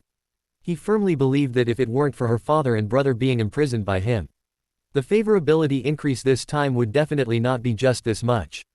Indeed, a bootlicker gets nothing. Being domineering was Xia Yao's type. As for Xia Yao, watching Xiao Lin, who was sitting there with his eyes closed and arms crossed, her thoughts raced. Such a handsome man. This profile is even more handsome than all the male stars I've ever seen. And his domineering manner just now, when he did that to me, I actually kind of liked it. If it weren't for my dad and them still being inside, I might really not be able to resist. Was I too much in the past? Did I suppress his personality? Thinking this, she shook her head, resting her chin on her hand. She couldn't help but continue to admire the stunning beauty beside her. Ding. Sha Yao's favorability towards you +1. +1. +1. Ellipsis quote. In just a moment, her favorability had increased by another 10 points. For no other reason than his looks. Xiaolin was quite speechless about this. He took her directly to a mall under his ownership, specifically choosing a restaurant's main dining area to sit. Then, to everyone's astonishment, Xiaolin sat idly in his chair. He fully enjoyed Sha Yao's blushing, precise feeding throughout the meal. After dinner, he took Sha Yao to buy over 10 sets of playful lingerie for nighttime use. And then he sent her to another villa. It was separated from Su Ruiyu's villa by only a riverbank, facing it from afar. He announced that when he returned at night, he wanted to see her wearing one of the sets, bathed and waiting obediently for him. Only then did he leave the place and return to the Han family. Chapter 40. Everywhere. At this moment, in the Han family's main castle kitchen, a fragrant aroma permeated the air, and the scenery was captivating. Zhang Yurong and Han Qingyan, mother and daughter, in order to properly thank Xiaolin for saving their lives, besides instructing the chefs in the back to prepare dozens of high-end dishes. The two also personally entered the kitchen, tied on aprons, and began cooking for him. The tall and the short, like sisters, were full of vitality. Amidst the clamor of the kitchen, they formed a beautiful sight. "Xiao, are you hungry? Wait a moment more, Auntie will fry a dish for you to eat first." Zhang Yurong stood in front of the stove, smiling gently, her hands busily working. "Not hungry, Auntie. I just had a quick bite outside. You go ahead and be busy." Xiaolin smiled, walked into the kitchen, and looked around. "That's good, hee." Zhang Yurong was making her most skilled home-style stir-fries from her youth. Having been away from the kitchen for many years, she was no longer very familiar with cooking. Since she was cooking, she could only make her most skilled dishes to sufficiently express her sincerity. And 5 meters away from her, Han Qingyan was on her side. She was making, what is this? Braised, live fish. Xiaolin's eyes narrowed, and when he got closer and saw clearly, the corners of his mouth couldn't help but slightly curl up. He saw Han Qingyan, wearing a cute bare apron, drenched in sweat. Her hands trembled as she turned the large, scaleless but still wildly jumping fish in the pot. Every time she pushed the fish, she would dart back, startled. At this time, the temperature inside the kitchen was not high. But her sweat had already permeated her white tank top. One could vaguely see her slender and delicate figure. "Let me do it, Qingyan." Xiaolin shook his head and smiled, walking directly behind her and taking the spatula from her hand. "System. Give me a proficient level cooking skill." Ding. 300 luck value spent. Proficient level cooking skill successfully exchanged. Instantly, a golden light flashed in Xiaolin's eyes. Countless pieces of knowledge and images about cooking flashed through his mind. Now, his cooking skills could even rival those national treasure level chefs in the back. Naturally, cooking a braised fish, wouldn't that be easy? And it only cost 300 luck value. You know, wool comes from the sheep. This is an investment and financial management strategy. Xiaolin picked up the spatula and stood behind Han Qingyan. In the few seconds it took him to digest the knowledge, Han Qingyan turned and looked up at the tall Xiaolin in front of her, saying anxiously, "Xiaolin, let me do it, I'll do it, I still need to thank you. I want to personally cook a dish for you to eat." Xiaolin came back to his senses, having already integrated all the knowledge. He patted her head and smiled. "All right, Qingyan, no need. You can't make this braised fish, it's quite troublesome, and you also have to kill the fish and so on. I'll do it. If you really want to cook for me, just make a simple dish. Also, didn't we agree about thanking me? Did you forget?" Saying that, he supported Han Qingyan and gently pushed her aside. "Oh, all right." Han Qingyan's pretty face flushed slightly when she heard this. She put her hands in her bare apron and remained silent. Xiaolin turned around. He grabbed the handle of the pot with his left hand, forcefully flipped the pot, and then put it down. The large fish was incredibly lively, even blowing bubbles in the air and doing several flips. It was truly a carp doing a backflip. But before it even landed, instantly, Xiaolin's right hand drew a sharp knife from the knife rack. In the air, he used his superb combat skills to gut the fish. He even carved a few patterns. Then he lightly placed the fish onto a plate. The fluid operation made Han Qingyan not even see when he killed the fish, or when he took out the plate and firmly caught the fish. Because it only took less than 3 seconds in total. To be honest, this set of operations is useless for cooking fish, it doesn't improve anything at all. But it's just cool. Unreasonably cool. Coolness can break all things in the world. Ding. Han Qingyan's admiration for you has increased. Reward. 500 luck value. Han Qingyan covered her mouth with both hands, exclaiming with sparkling eyes. Wow, Xiao Lin, you can cook too. What amazing knife skills. Is there anything in this world that you can't do? The ice goddess in others' eyes. In front of Xiao Lin, she was like a child, her eyes full of stars. In response, Xiao Lin casually replied while handling the large fish. It's all right, I don't do it often, just a tiny bit. At the same time, far away in a desolate deep mountain in Zhongbei, a young man with a bare torso was diligently practicing martial arts on the mountainside. With each punch and kick, drops of sweat splashed out with his movements. Hey, ha, huya. The young man practiced his movements seriously, clearly embodying the image of a martial arts master. Not far behind him, in a small pavilion, there was an old man with white hair and a youthful face, lying diagonally on the ground with his eyes closed. He looked somewhat like an immortal. He gently fanned himself with a palm fan and said lazily, "Punching, kicking, requires the unity of body and mind. Xiao Fan, how many times have I taught you? Look at that kick you just did, I don't even need to see it, I can tell from the sound that your strength is insufficient, and your movements are incredibly weak. What's wrong? Do you feel like you're going to that bustling world down the mountain? Can't calm your heart?" The young man stopped his punch and stood still, wiping the sweat from his forehead, and said respectfully, "Master, I was indeed a bit distracted just now. But it wasn't because of that bustling world down the mountain. It's just a city, there's nothing there to make me flustered. It's just, I don't know why recently, I often feel an inexplicable palpitation in my body. But I've already taken my own pulse, and there's no abnormality at all. It's just this matter that makes me a bit concerned and unable to calm down." The young man was precisely the protagonist of the book, Lin Fan. The old man was his master, Feng Xiaosheng. Oh, the old man's fanning motion stopped abruptly when he heard this. With a carp backflip, he leapt more than 2 meters high. Then he gently landed on the ground without stirring up a single speck of dust.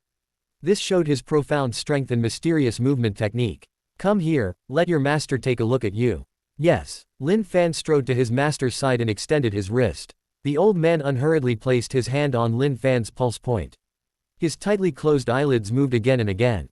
After a long period of quiet sensing, he opened his eyes and looked at him, saying kindly, "It's nothing, Xiao Fan, I've checked, and there's really nothing wrong with your body. Perhaps it's still about going down the mountain that makes you feel too uneasy. But it's also possible that there's another possibility." When Lin Fan heard this, he cupped his hands and frowned. His recently settled heart rose again. "Please enlighten me, master." Recently, his body had been uncomfortably strange. The first 2 times, it occurred at night. In the dead of night, when everyone should be sleeping, his heart felt like it was being twisted, with bouts of palpitation. Just now, while practicing boxing, a strong sense of palpitation came over him when he only reached halfway up the mountain.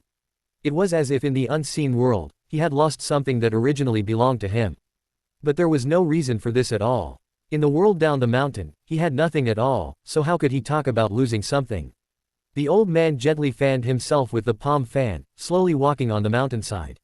Looking at the distant mountains, he said in a low voice, "Fanur, when you were very young, at that time, my sect had not completely split, and I took you to participate in the sect meeting.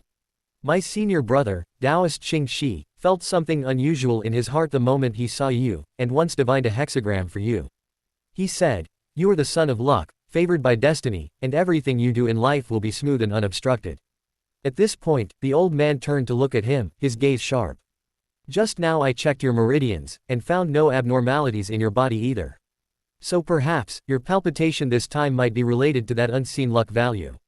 But whether it's ominous, or auspicious, your master isn't very clear. However, my disciple has cultivated for so many years under my guidance. I don't believe that in this city, anyone can do anything to you. You should go and gain experience directly, there's no need to cultivate on this mountain anymore, your heart isn't calm." After the old man finished speaking, he turned around, his eyes slightly red. The disciple he had raised for more than 20 years was as dear to him as his own son. Separation would certainly be painful. A fledgling also needs the sky. Hearing the old man's slightly trembling voice, with a thump, Lin Fan knelt firmly on the ground. His expression was agitated, and he kowtowed several times heavily to him, then said in a trembling voice, "All right, master, I'll listen to you, I'll go down the mountain to gain experience now. You old man, please take good care of yourself on the mountain." Chapter 41 Lin Fan goes down the mountain. Not long after, the master and disciple, filled with sorrow, returned to their mountain dwelling. As their parting drew near, Master Feng Xiaosheng picked up his wine gourd and took a large gulp. He said to Lin Fan, "Fanner, I don't know when you'll return after this trip. But you must remember, do not lose your original medical heart in this mortal world." Saying that, he handed Lin Fan a thin stack of Sha Kingdom cash. "Once you go out, everything will depend on yourself. Your master has given you everything he can." Feng Xiaosheng's expression was reluctant, and he opened a treasure box. From it, he took out an exquisite jade pendant, entirely emerald green, and personally placed it around Lin Fan's neck. "This item is the inherited jade pendant of my sect. You must not lose it. Back then, my sect split into 3. What your master inherited was only the medical path and part of the martial arts inheritance. And more martial arts techniques and sect secret manuals are all with your martial uncle, Taoist Qingxi. The martial arts foundation your master laid for you since childhood is already enough for you to use in the city. If you want to be a carefree physician, then you don't need to bother him, just be free and easy. But if you want to enter the martial arts world and make a name for yourself, then your master won't stop you. Just remember the contact method your master told you and go find your martial uncle to connect. When the time comes, present the jade pendant, and he will naturally impart everything to you. And with the foundation your master has given you, your cultivation speed will certainly surpass ordinary people by several times. Alas, the path ahead, choose for yourself." Before long, Lin Fan's eyes were red as he walked down the mountain with his satchel. Upon reaching the village, he hitched a ride on a fellow villager's tricycle. He made several transfers along the way, heading to Zhang City. Meanwhile, in the Han family restaurant, the huge round table turntable was already filled with dozens of rare dishes. The rich, fragrant aroma of delicious food filled the entire restaurant. Xiaolin and the Han family's family of 3 sat at the 4 directions of the dining table. Han Qingfeng sat at the head of the table, looking to be in a very good mood. While opening a bottle of baijiu, he asked with a smile, "Xiaolin, what would you like to drink? Red wine, foreign liquor, or baijiu? Beer is fine, Han. I'm not used to drinking anything else." Xiaolin smiled, placed the napkin on his lap, and then sat down steadily. "Oh, that's interesting. Do people of your generation still drink beer now?" Han Qingfeng gave a wry smile and shook his head. He looked at him differently, thinking he was a down-to-earth person with no pretentious habits. He then gave a look to the servants, telling them to bring 2 cases of beer. "All right, let's eat." Once everything was ready, Han Qingfeng laughed loudly. His daughter's condition had improved today, which made him feel greatly pleased. To him, nothing, not even a company's market value doubling or becoming the world's richest person, could make him happier than his daughter's health improving. Xiao, eat more. Look at that braised eggplant, and the kung pao chicken." Zhang Yurong rotated the turntable, her eyes filled with maternal affection as she looked at Xiaolin. "These are all dishes Auntie used to be best at. Hurry and try them." Xiaolin nodded with a smile upon hearing this, said nothing, and directly picked up his chopsticks, taking 2 bites. Auntie, this dish is really delicious. It tastes even better than what our family's chef makes." "Delicious." Upon hearing this, Zhang Yurong's face lit up with a smile, and she was extremely satisfied with Xiaolin. Looking at Han Qingfeng, she said, Look, how well Xiao speaks. What a good child." Han Qingfeng just smiled and said nothing, focusing on eating. Meanwhile, Han Qingyan, sitting to Xiaolin's right, looked around with her beautiful eyes. Taking advantage of the moment when everyone had finished serving themselves, she quickly rotated the turntable. She aimed the braised fish Xiaolin had prepared at herself and took a bite. In an instant, as the fish entered her mouth, she was seen frozen there, her adorable face filled with shock. Zhang Yurong had just taken a bite of her dish and turned around to see this scene. She quickly stood up and asked, "What's wrong? Qingyan, did a fish bone get stuck in your throat?" Her expression changed, and she immediately walked over to pat her daughter's back. Han Qingyan turned her head, raised both hands high, and exclaimed in surprise. "Mom, this braised fish Xiaolin made. It's too delicious. It's like a delicacy from heaven. Mom, you must try it." Upon hearing this, Zhang Yurong patted her chest, glanced at her, and smiled. "Oh, I thought something was wrong with you. Come, let Mom try." Han Qingyan picked up a piece of fish and brought it to her mother's mouth. Zhang Yurong, dressed in a qipao, stood there. As soon as the fish entered her mouth, just like her daughter's reaction, she stood completely stunned. After a long while, she finally reacted, chewed a few times, and exclaimed in surprise. This fish. It's even more delicious than what our family's chef makes. It's fragrant in the mouth, and the meat is tender. This is the first time I've eaten such delicious braised fish. I never thought Xiaolin's cooking skills were so amazing. Hee, Auntie really regrets not letting you two connect earlier. Zhang Yurong smiled and patted her daughter's shoulder, picked up her chopsticks, and took 2 more bites. Only then did she return to her seat, satisfied, her eyes alternating between the braised fish and Han Qingyan and Xiaolin. This made Han Qingyan blush. Omega. Hee, Auntie, you're joking. I rarely cook, it just happens that this is my specialty, a coincidence. Then quickly tell Auntie how you made this dish. How can it be so delicious? Teach me. Upon hearing this, Zhang Yurong took the opportunity to discuss the dish with him. She chatted with Liner for a while longer, deepening their bond. Their address for him also unconsciously changed from Xiao to Liner during their conversation. The atmosphere in the restaurant was warm and harmonious. Meanwhile, Han Qingfeng appeared to be eating with his head down. In reality, he was listening intently to all their conversations. From time to time, he would nod silently and subtly. He gradually gained a certain understanding and recognition of Xiaolin's character. He realized that Xiaolin was not someone who loved to boast. He wouldn't casually brag, instead, he was very low-key, practical, and of upright character. So, after several tens of minutes, when everyone was full and more familiar with each other, Han Qingfeng made an excuse to talk to Xiaolin about something. He wanted to send the mother and daughter away to talk to him alone. But Zhang Yurong and Han Qingyan absolutely refused. And so, in the living room, the mother and daughter sat quietly, sipping tea. Han Qingfeng and Xiaolin drank beer and talked about the commercial situation in Zhang City. Xiao, this morning, uncle misunderstood you were boasting. Quote. Xiaolin was about to wave his hand when he heard Han Qingfeng continue. But now that the misunderstanding is cleared, let's just chat casually, you and I. Let's talk about your views on the future commercial planning of Zhang City. Consider it mutual learning, uncle will definitely not be stingy with you. If you have any questions for me, you can ask. I treat you differently than I treat your father, Xiao Zhengguo. Han Qingfeng drank baijiu, then beer. He was slightly intoxicated now, and spoke with a proud expression. Subtly displaying his self-satisfaction as the richest man in Zhang City. Seeing this, Xiaolin didn't argue with him. Okay, Han, let me think. Instead, he took a deep breath, took a sip of beer, and assumed a thinking posture. In reality, he had already opened the entire novel in his mind. He was rapidly flipping through it, searching for key chapters and plot points about Zhang City's business.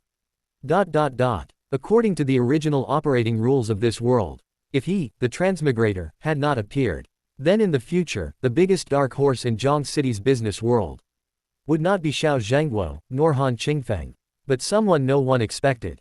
Su Ruiyu. It was the blackened version of the cold-faced queen, Su Ruiyu, who had been deeply hurt by him. Of course, the situation has changed now, so there's no need to elaborate. But there's no doubt that Su Ruiyu possesses immense business talent, yet to be developed. Xiaolin thought for a while, then put down his beer. He leaned forward and began to speak eloquently. Han, then I'll start with the smaller, more immediate things. First, regarding land development, all the plots in Hunan District will soon begin to collectively appreciate in value. Chapter 42, Alliance with the Han family. 5 minutes later, as for company development, the direction I'm currently most optimistic about is primarily concentrated in the medical industry and software development fields. Because in Zhongcheng City, most of the basic industries have already been thoroughly developed by our 4 great families. Even if there are some gaps left, they're not worth investing much effort into. However, developing a good software can lead the family to the entire nation, and even the whole world. Xiaolin spoke eloquently, discussing his business insights without a moment's rest. He had just finished a part of his speech and taken a sip of beer to moisten his throat. Then he saw Han Qingfeng, with an eager expression, immediately ask. Hey, Xiao, let's not talk about medical stuff for now. What exactly is this software development? What kind of software would you develop? Tell Han about it. His thirst for knowledge was palpable. Like a model student, approaching an exam, knowing that the test points had suddenly increased. He desperately wanted to immediately learn the answer key. Just 5 minutes ago, he had been acting like, I'm number 1 in Zhongcheng City. But now, in Xiaolin's short speech, his expression changed from nodding in appreciation, to slowly showing shock, then to furrowing his brow in deep thought, and finally to an eager thirst for knowledge. Everything Xiao Lin spoke about was, in fact, the future development direction of Zhongchang City as described in the book. It included many government policy decisions, which he revealed in advance. Han Qingfeng was already a top expert, and he could quickly discern the truth from falsehood. Because many things had already shown signs in daily details, just waiting for observant people to discover them. If Xiao Lin had said this to another random person, others would probably just think he was an idiot. But Han Qingfeng was no idiot, he was both a genius and a madman. As soon as Xiao Lin opened his mouth to speak, images immediately appeared in Han Qingfeng's mind. And he began to think, could what Xiao said actually be true? The result was always, true, true, absolutely true. By this point, the way he looked at Xiao Lin was already as if he regarded him as an equal. Perhaps, a hint of mutual understanding, or even respect. Xiao Lin smiled when he saw his expression. He put down his beer and continued, for software development, I lean towards 3 directions. First, creating a professional, free short video platform. Han Qingfeng frowned, somewhat confused, but did not interrupt him. Because at that time, in the era described in the novel, similar to our world a few years ago, the short video industry had not yet fully risen.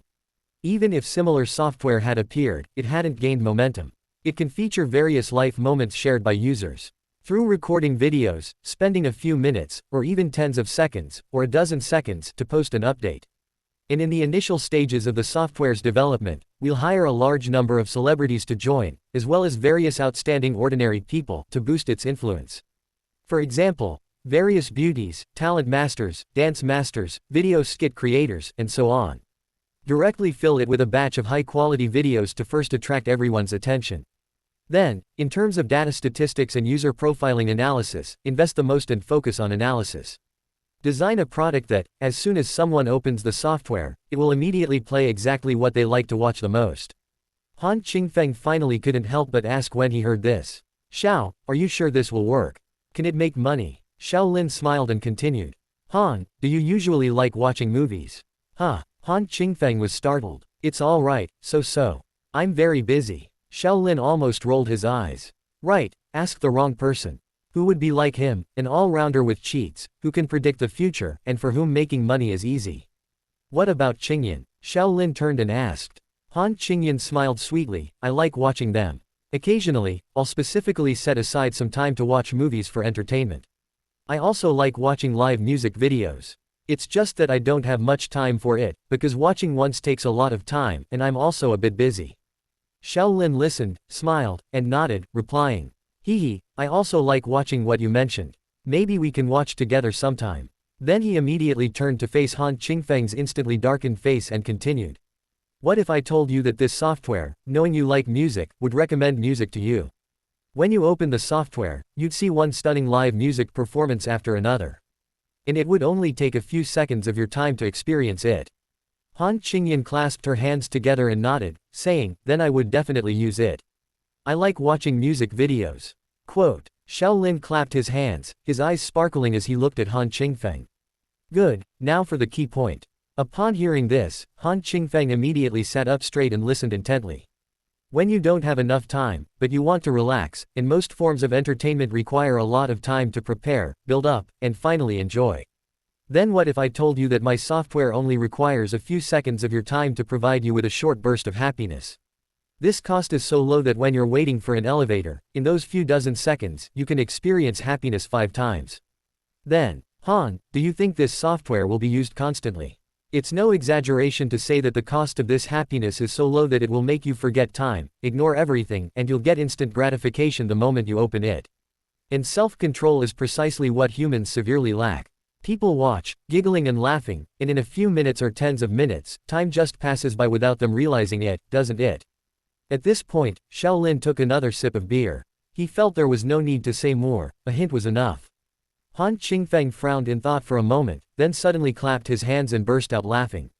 Brilliant, brilliant, amazing, Xiao. Once this software becomes thoroughly popular, the next step is to push advertisements. Right, hee, monetizing traffic. Xiao Lin glanced at him, nodded, and smiled, exactly. After this discussion, even though Han Qingfeng was the richest man in Zhongchang City, he was now completely convinced by him. He secretly thought to himself, this child will surely achieve great things in the future. The beautiful mother and daughter beside them also admired Shaolin greatly. System prompts echoed in his mind, counting the rewards from cooking, and the time spent back at the Han family this afternoon. He had already harvested about 1500 luck value. After a while, Han Qingfeng stood up with his beer. He spoke to Shaolin with a serious expression. Good, I've decided. Shaolin, huh? Seeing this, Shaolin also confusedly picked up his cup and stood up. What is it, Uncle Han? I've decided. If the future of Shao's group is under your control, then our Han family will join forces with you, to develop and prosper together. What do you think? Just tell me if you can make this decision for your father. Han Qingfeng was emotional, raising his beer to him in a gesture. Shaolin pretended to ponder for a moment, then laughed heartily. All right, Han. I can certainly make decisions for the Shao family. Our two families will form an alliance. Clink. The two men's beer bottles clinked together, creating faint foam. Ha ha ha ha ha. Then the two looked at each other and laughed heartily, an air of a friendship despite their age difference brewing between them. Han Qingfeng was overjoyed, putting his arm around Shaolin's shoulder, almost calling him his brother. I say, you rascal. You've been hiding your true abilities too deeply all this time, you're countless times stronger than your father, Shao Zhengguo. Hee, a scoundrel, what a joke. You're the biggest faker in all of Zhongcheng City, the best at keeping your true abilities hidden. If the Shao family had let you manage it earlier, it would probably have surpassed mine long ago. Tilde ha ha ha ha ha. Hey, Han, you're being a bit too modest now. Aren't you embarrassing me? Ha ha ha ha ha. The mother and daughter beside them couldn't help but exchange smiles at this scene. Han Qingyan leaned into her mother's embrace, her heart peaceful and joyful. She felt very relieved and happy that Shaolin had gained her father's approval. An hour later, after Shaolin had finished boiling Han Qingyan's medicine and fed it to her, he then left the Han family. During his subsequent conversation with Han Qingfeng, the two even initially finalized a shocking plan that would make the entire Zhongcheng city tremble. That was, to unite the Han family, the Shao family, and the Su family, gathering the strength of the three families. To completely annex and eliminate the last of the four great families, the Lu family. And then divide their assets among themselves. Of course, it was just an initial discussion of intent. How exactly to unite the Su family, and how to operate it. Shaolin hadn't told him yet, nor had he fully thought it through. He couldn't tell Han Qingfeng during this joyous time. Hey, Han, not only am I pursuing your daughter, but I've also pursued Su Ruiyu from the Su family. In the future, the Su family and the Han family will both be my in-laws. Let's do something grand together, what's wrong with that?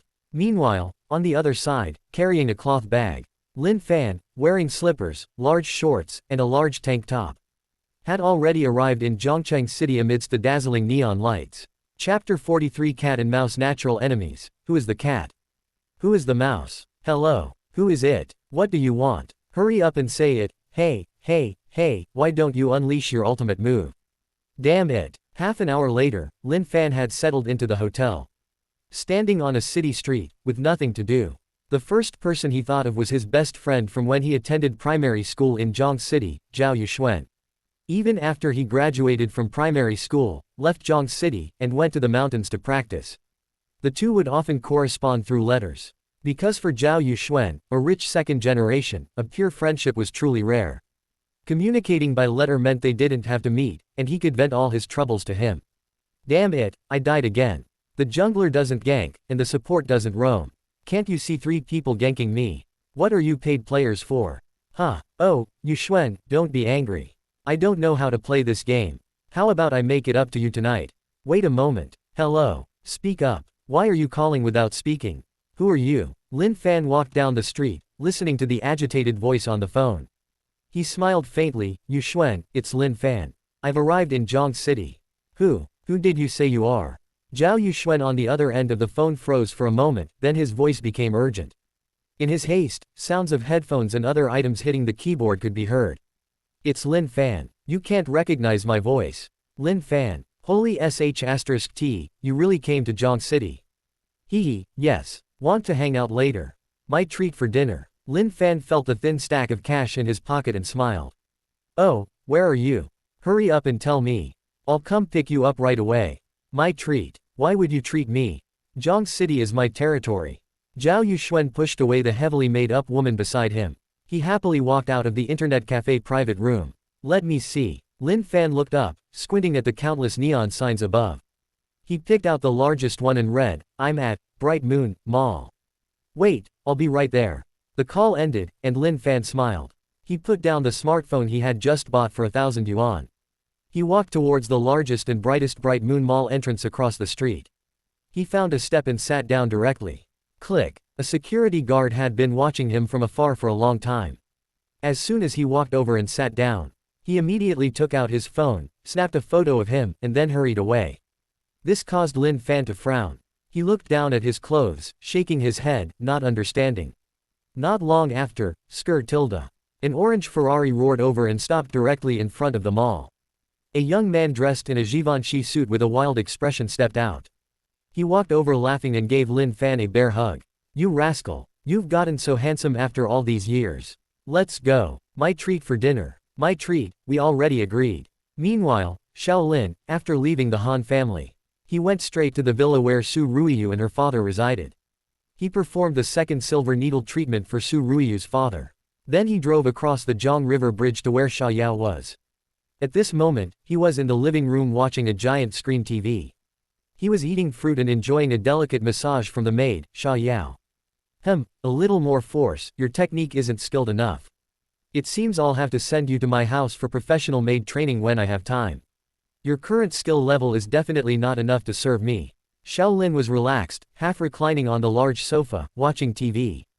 "Understood, young master." Xia Yao was half kneeling beside him, massaging him diligently, with a wronged expression. Tonight, Xia Yao was wearing the bunny girl outfit Shaolin had bought her that afternoon. She had black stockings and beautiful legs, a very cute bunny tail, a fair upper body, and a pair of bunny ears on her head. Even in the dim living room, she was dazzlingly bright and eye-catching. Buzz, his phone vibrated. Shaolin casually picked it up and saw about 10 pictures sent by a Quan. They were all photos taken by Xiao family subordinates from various parts of the city, according to his description. One of them showed Lin Fan wearing that standard outfit, sitting at the mall entrance. Shaolin's lips curved slightly. Although he had never met Lin Fan, the description in the book was very general, but he was able to precisely pick out Lin Fan's photo from the 10 or so pictures of similarly dressed people. Perhaps this was a subtle sensing between natural enemies. Open black lens bracket as expected, he arrived early, close black lens bracket. Open black lens bracket. Welcome to my home ground, Lin Fan, close black lens bracket. Open black lens bracket. The cat and mouse game is about to begin. Close black lens bracket. Open black lens bracket. Soon I will let you know that in this Zhang city, I am the king, close black lens bracket. Open black lens bracket. And you will one day regret rashly stepping into this Zhang city, close black lens bracket. Quan, send your 2 best scouts to follow this person for me. Report all his movements to me at all times. Remember not to be discovered by him, and don't follow too closely. Shaolin sent out a text message. Soon, 2 elites from the Xiao family army disguised themselves and went out. Following the trajectory of that dazzling orange sports car, they quietly found Lin Fan next to an ordinary roadside barbecue stall. Then they quietly sat down to drink and chat, secretly listening to their conversation. Chapter 44. Lin Fan's sense of justice. I really can't win against you. I already said I'd treat. You haven't made any money on the mountain. The one thing I'm not short on is money, buddy. You just arrived in Zhang City, why are we eating here? Zhao Yuxuan sat at the outdoor dining table. He used a napkin, with a slight look of disdain, to wipe the table several times. In the end, he still didn't dare to put his hands on the table, looking at Lin Fan with a helpless expression. Alright, just make do, young master. I mooched off you a lot when we were kids. Since you just arrived in Zhang City, let me treat you first. Lin Fan looked at Zhao Yuxuan's face, first amused. Then his brow furrowed, and he carefully scrutinized his face. Coming, your 2 skewers, and beer. The waiter brought over a plate and a few bottles of iced beer. He set them down on the table with a clatter. Zhao Yuxuan looked at the plate, at the sizzling, fragrant large meat skewers. Although he had expressed disdain earlier, at this moment, his mouth said one thing but his body did another, and he immediately picked up a skewer and started eating it. Oh my, so delicious. Lin Fan then grabbed his other wrist directly. He closed his eyes, quietly sensing. Hey, Lin Fan. Cough. Don't mess around. You've been away from the city for so long, do you have this kind of hobbies now? I'm not into that. Let go of me quickly. So many people are watching. Zhao Yuxuan looked disgusted, seeing Lin Fan close his eyes. He even thought Lin Fan had developed a preference for men and was enjoying his tender arm. He felt a sudden chill, and quickly tried to pull his hand away. But Lin Fan's hand held him firmly, and he whispered to him. Don't move. What nonsense are you talking about, Yuxuan? I'm taking your pulse. Taking my pulse. Zhao Yuxuan put down his meat skewer, and hearing this, his suspended heart finally relaxed. He chuckled awkwardly, oh tilde. So it's taking my pulse, hee. See. A misunderstanding, wasn't it? So, did you find anything wrong with me? As he spoke, Zhao Yuxuan looked nervous. He knew Lin Fan had studied medicine on the mountain, and his master was extremely skilled. He could cure any illness, and he just happened to have a somewhat embarrassing problem. Lin Fan put down his wrist, picked up a meat skewer himself, and said nonchalantly. I'm done. You don't have any major problems, just a bit of severe kidney deficiency, a minor issue. Just now, I looked at your face. Your eye bags are dark, the whites of your eyes are yellowish, and your philtrum is flat and full. This is a typical sign of kidney deficiency. Is your life usually too? Zhao Yuxuan's face turned black, seeing the gazes of the people around them converge on him. Looking at him with somewhat meaningful eyes, he quickly pulled Lin Fan. All right. Brother, you're my true brother. Let's not shout about this kind of thing, okay? Lin Fan glanced at him with a smile and said, what's the big deal? It's nothing serious. I'll give you a prescription later. You take it for 7 days, and I guarantee you'll be full of vigor and your combat power will double. Really? Zhao Yuxuan grinned, moving his stool closer to him. Lin Fan, of course, it's a small problem. Don't you trust me? That's great. If you can cure this problem of mine, I'll call you Fan Jie. How about it? No problem, brother Zan. Immediately after, the two chatted and reminisced. They talked about various interesting anecdotes from their elementary school days. All their conversations were monitored by Xiao family scouts. And were recorded. People came and went at the roadside barbecue stall. From time to time, someone would leave a table, and someone else would sit down. Soon, 2 young men in suits, looking a bit disheveled, sat down at the table next to Lin Fan's. Passerby A, boss, 2 cases of beer first. To get rid of this bad luck. Every day. What terrible luck to have joined this broken company. Boss, coming right up. Passerby B, yeah, this Sha Shongyuan, he really screwed me over. Not only did I lose my salary. Today alone, I was investigated by the police for a whole day. It wasn't even me who did those things. I was just following orders from my superiors. My wife even called me just now and had a huge fight with me. So much bad luck. Damn it. The two opened their beers and had just clinked glasses. Lin Fan's attention had already focused here, and he listened intently. Because in his memory, the prettiest girl in his class when he was little was named Sha Yao. And he also remembered the name of Sha Yao's father, who was Sha Shongyuan. However, Zhao Yuxuan had already known about this matter for a long time. He continued to drink beer and eat skewers, having a great time, not bothering with this matter. Passerby A, sigh, Sha Shongyuan is indeed an idiot, always causing trouble. It serves him right to be in prison. But this matter isn't that simple. I've heard, it's a rumor. I heard, it's young Master Xiao Lin's doing, a trick to completely destroy the Sha family. Isn't that Sha Yao his girlfriend? It seems they recently broke up. Young Master Xiao was dissatisfied with the Sha family's actions, so he directly started to crush their family, and were just collateral damage. Passerby B, this, sigh. When immortals fight, mortals suffer. Passerby A, bullshit, is Sha Shongyuan even on the same level as Xiao Xiao? He's just an ant, easily crushed, ha ha ha ha. Lin Fan's brows furrowed tighter and tighter as he listened. He thought to himself, who exactly is this young Master Xiao? How can he be so overbearing? It's just a breakup, why go to such lengths to annihilate the girl's family? So he silently made a note of this matter and the name Xiao Lin. He thought that tomorrow happened to be their first elementary school reunion after many years. He needed to find Sha Yao and ask her, to understand the situation clearly, and see if he could help in any way. The time for contemplation passed in an instant. Lin Fan had just taken a sip of beer, and it had just gone down. He saw his face instantly turn pale. That strong sense of palpitations appeared again. Chapter 45 The Origin of Palpitations.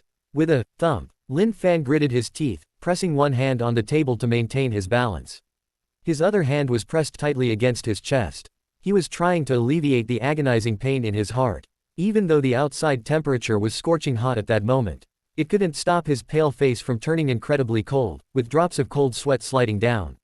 Lin Fan, what's wrong with you? Lin Fan. Zhao Yuxuan was extremely nervous and immediately came over to help him when he saw his complexion. It's nothing. I'm fine. It's an old problem, don't worry about it, it'll be fine in a moment. Two Xiao family scouts not far away secretly photographed Lin Fan's condition. They also noticed that under his dining table, on the red brick ground, there were 4 shallow indentations that had just been made. Those were made by Lin Fan, who unintentionally pressed down with force, making the table legs dig into the bricks, creating holes 3 to 4 centimeters deep. This astonishing strength. The two Xiao family army members exchanged glances. A hint of solemnity flashed in their eyes. And at the same time, in the Riverview Villa, Xiao Lin, who had been busy all day, felt exhausted and was tired of watching TV programs. So he called Xia Yao to join him in the bathroom, asking her to help him bathe.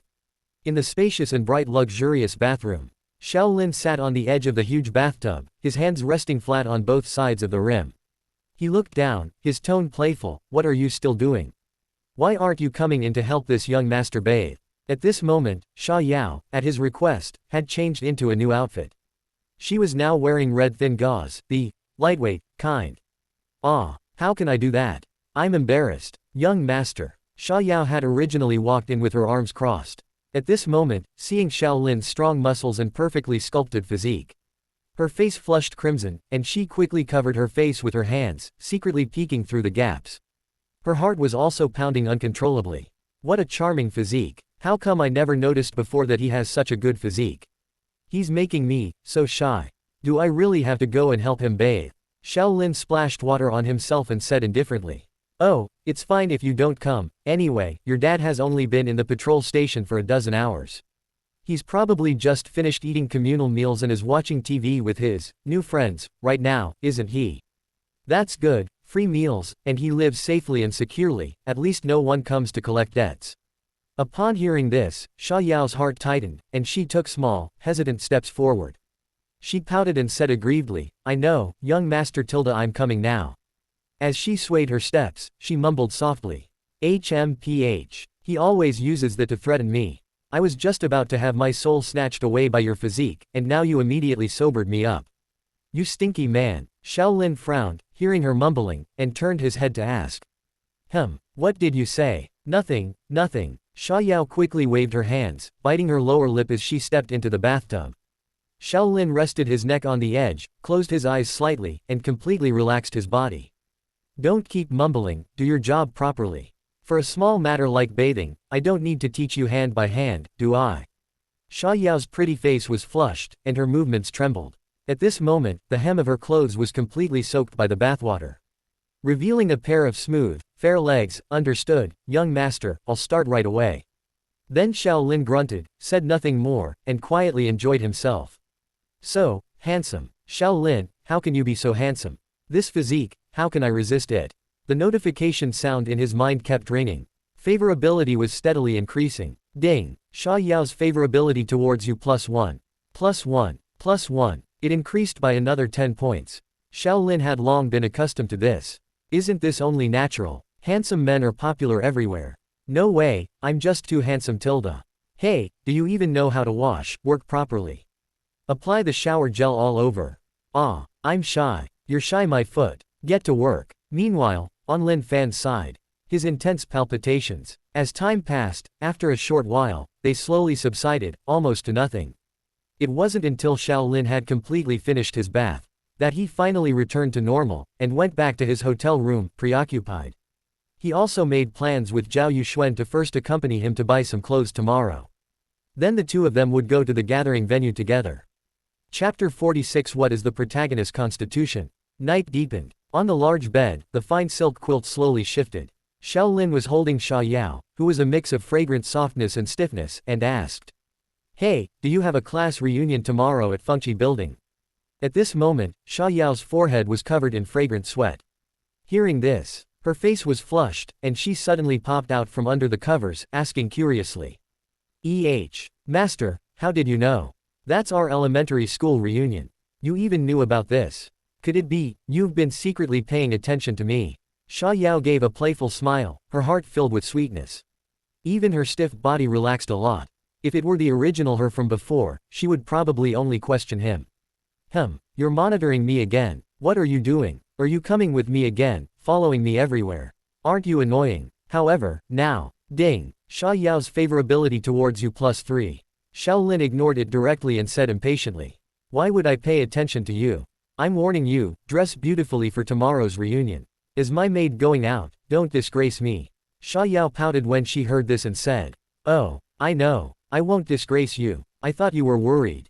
Xiao Lin thought for a moment, then added, and also, don't have any physical contact with any man. Even just a handshake or brushing shoulders is not allowed, understand? According to the original plot of the novel, tomorrow's class reunion was when Lin Fan and Sha Yao would reunite for the first time since elementary school graduation. Based on Sha Yao's exquisite beauty, Lin Fan fell in love with her at first sight. Of course, that was just Lin Fan's wishful thinking. A poor young man from a mountain village. After just one reunion, Sha Yao certainly wouldn't immediately fall for him. It was Lin Fan who, through step-by-step showing off and face-slapping, repeatedly jumping back and forth, slowly attracted Sha Yao's attention, and only then did things develop later. But now, none of that was possible. Sha Yao's delicate body was currently in Xiao Lin's arms. Hearing him say, don't have any physical contact with any man. At this moment, Sha Yao's face was flushed, and she covered it with her hand. Through the gap, she looked up at the dark ceiling. It seemed like a bunch of pink bubbles were rapidly floating past above. Dot. Heart. Heart. She said coquettishly. Oh. Lin Jie, I knew you loved me the most, and you still like me, right? Hee hee. You can't fool me. Don't worry, I won't shake hands or brush shoulders with other men. As she spoke, she excitedly hugged one of Xiao Lin's arms, holding on tightly. Completely forgetting the situation under the covers at this moment. Xiao Lin originally wanted to retort a few words, but seeing her so sensible, he let it go. He directly turned around, his hands moving slightly, and said indifferently. What did you call me? Say it again. Sha Yao. Hee hee. I know, master. Oh my god. After a while, a loud shout suddenly echoed throughout the entire bedroom. Sha Yao suddenly realized, her recent hug was clearly a rabbit entering a tiger's mouth. You. The next morning, while Xiao Lin and Sha Yao were still sprawled out on the large bed, sleeping in, Lin Fan was already wearing an old tracksuit. He had been jogging around the streets near the hotel for over 2 hours. Only when the appointed time was approaching did he take a cold shower, change back into a standard suit, and get into Zhao Yuxuan's Ferrari, which roared off to the luxury shopping street. And even though it was a sports car with plenty of horsepower, the Xiao family's secretly modified car, which was following closely behind, was no less powerful. Moreover, it was rush hour in the city, so the Ferrari was just a synonym for a snail. In the car, Zhao Yuxuan saw Lin Fan wearing the same old clothes again. He said, with a face full of black lines, Lin Fan, can we buy some clothes later?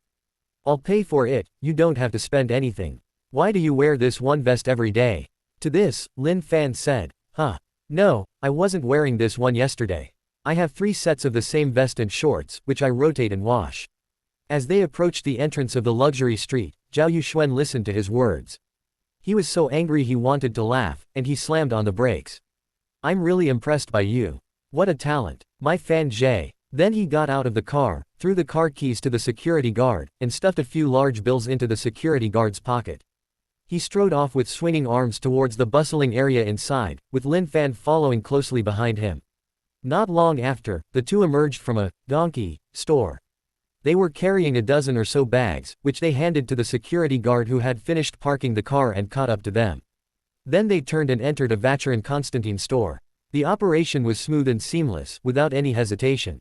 Zhao Yuxuan's mother died when he was young, so his third-rate family head father doted on him immensely. As soon as he entered the store, he excitedly rushed directly into the ocean of luxury watches.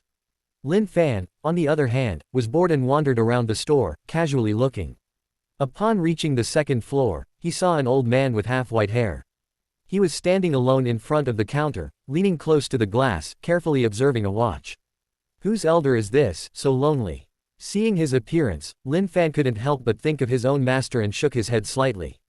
He walked around the second floor, looking around, and occasionally turned back to glance at the old man. He wanted to see if the old man needed any help. The old man observed the counter for a long time, as if he felt a benevolent gaze. He straightened his hunched back, turned, and smiled kindly at Lin Fan. Lin Fan also waved a hand and shouted from afar. Elder, do you need any help? Hearing this, the old man, with a smile on his face, walked a few steps forward. Just as he was about to speak, his vision suddenly went black. With a thud, he fell to the ground, his body twitching continuously. Lin Fan was slightly stunned for a moment, elder. Then he immediately rushed over. He placed his hand on the man's pulse point, silently feeling for it. Chapter 47. This is the protagonist's physique. Meanwhile, directly opposite the Vacheron Constantine store on the second floor. At a high-end women's lingerie shop, by the second-floor window. 2 scout soldiers from the Shao family army stood rigidly here. After putting down their binoculars, they exchanged a smile. Hey, the young master was right, an old man really is about to have an attack. Awesome. That's the young master. He can predict the future. I'm convinced. If we hadn't asked Brother Quan beforehand, we might have thought the young master had arranged actors himself. Incredible, a great prophet. The female store clerk not far away, who had been watching the two with folded arms for a long time, was about to step forward and ask them something.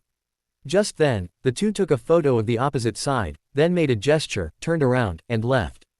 All right, mission accomplished. The young master said we don't need to watch anymore after seeing this, let him treat him. Move to Fengqi building in advance. Seeing the two walk away chicly, a beautiful bra fell to the ground as they left. The female store clerk was so angry, full of unvented frustration, and stomped her foot hard. She grumbled in a low voice, what kind of people are they, perverts? Lin Fan removed his fingers from the old man's wrist. In just a few seconds, he had already identified the cause of the old man's illness. It was likely an epileptic seizure caused by a brain tumor. To elaborate professionally, the old man's current state was also known as generalized tonic-clonic status epilepticus. Lin Fan had lived in the mountains since childhood, practicing medicine for over 10 years. Not to mention traditional Chinese medicine, he was also widely knowledgeable in Western medical pathology. Lin Fan brought 2 fingers together and quickly tapped several acupuncture points on the old man's body. The old man's intense rigidity briefly subsided, and even the frequency of his convulsions lessened significantly. Yu Xuan, hurry up. Lin Fan gently flattened the old man, without moving his body. He turned the old man's head to one side, then shouted towards the staircase. Zhao Yuxuan, who was checking his watch downstairs, heard this and his expression changed, immediately rushing up. What's wrong? What's wrong? Lin Fan. Following closely behind were several clerks from the store. Seeing the old man convulsing on the ground, foaming at the mouth, they all covered their mouths and exclaimed. Oh my! Call 120! Call 120! Someone's having a seizure. Right, make the call. We don't want this old man to have something happen and then blame us. Ah, how disgusting, he's puking all over the floor. How are we supposed to do business now? I'll have to clean it up later. Lin Fan heard the sharp, critical whispers. His face turned cold, and his fists clenched tightly. He thought to himself, how can city people be so cold-hearted? They treat human lives as nothing. It's truly disheartening. He stood up, walked aggressively into the crowd, bumping several people. He pulled Zhao Yuxuan out of the crowd and then stripped off his jacket.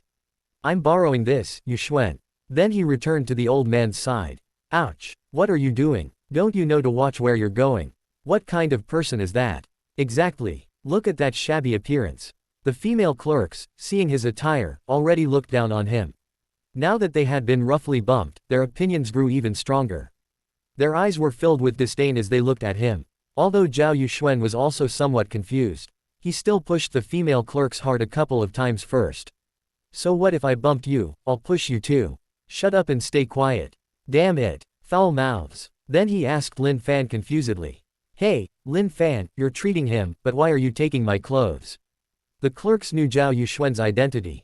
A flicker of resentment crossed their faces, but they dared not speak, their lips silently touching. However, Lin Fan at this moment had no distracting thoughts. He didn't pay attention to anyone at all. He gently wrapped the old man's lower body with Zhao Yuxuan's branded jacket. Then he pulled out a roll of brand new silver needles from his pants pocket. And prepared to begin the formal rescue. Normally, traditional Chinese medicine acupuncture cannot truly cure epilepsy, it can only relieve it. But Lin Fan, relying on his profound and solid ancient medical skills, and the mysterious silver needle technique from a hidden sect. After a deep breath, he quickly inserted the needles. He literally turned the old man's body into a porcupine. However, after about 10 seconds, the old man slowly woke up, cough cough.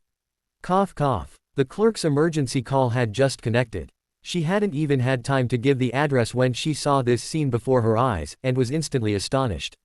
Her phone quietly slipped from her ear, and she didn't even notice. A clatter sound. The phone hit the ground. Only then did everyone awaken from their stunned state.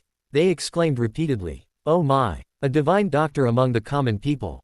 My call hadn't even connected, and he'd already cured him. What? I saw him come in wearing those clothes. I knew then, things weren't that simple." Zhao Yuxuan, with a proud expression, pushed aside the surrounding crowd and swaggered over. "Move, move, that's my brother Lin Fan. Understand, if I don't open your eyes, you'll keep making a fuss, haha." Lin Fan then took out a handkerchief and carefully wiped the filth from the old man's mouth. Then he collected the silver needles one by one and helped him up. He asked with a smile, "How do you feel, old sir, do you feel better?" Only then did the old man fully regain consciousness, his expression agitated.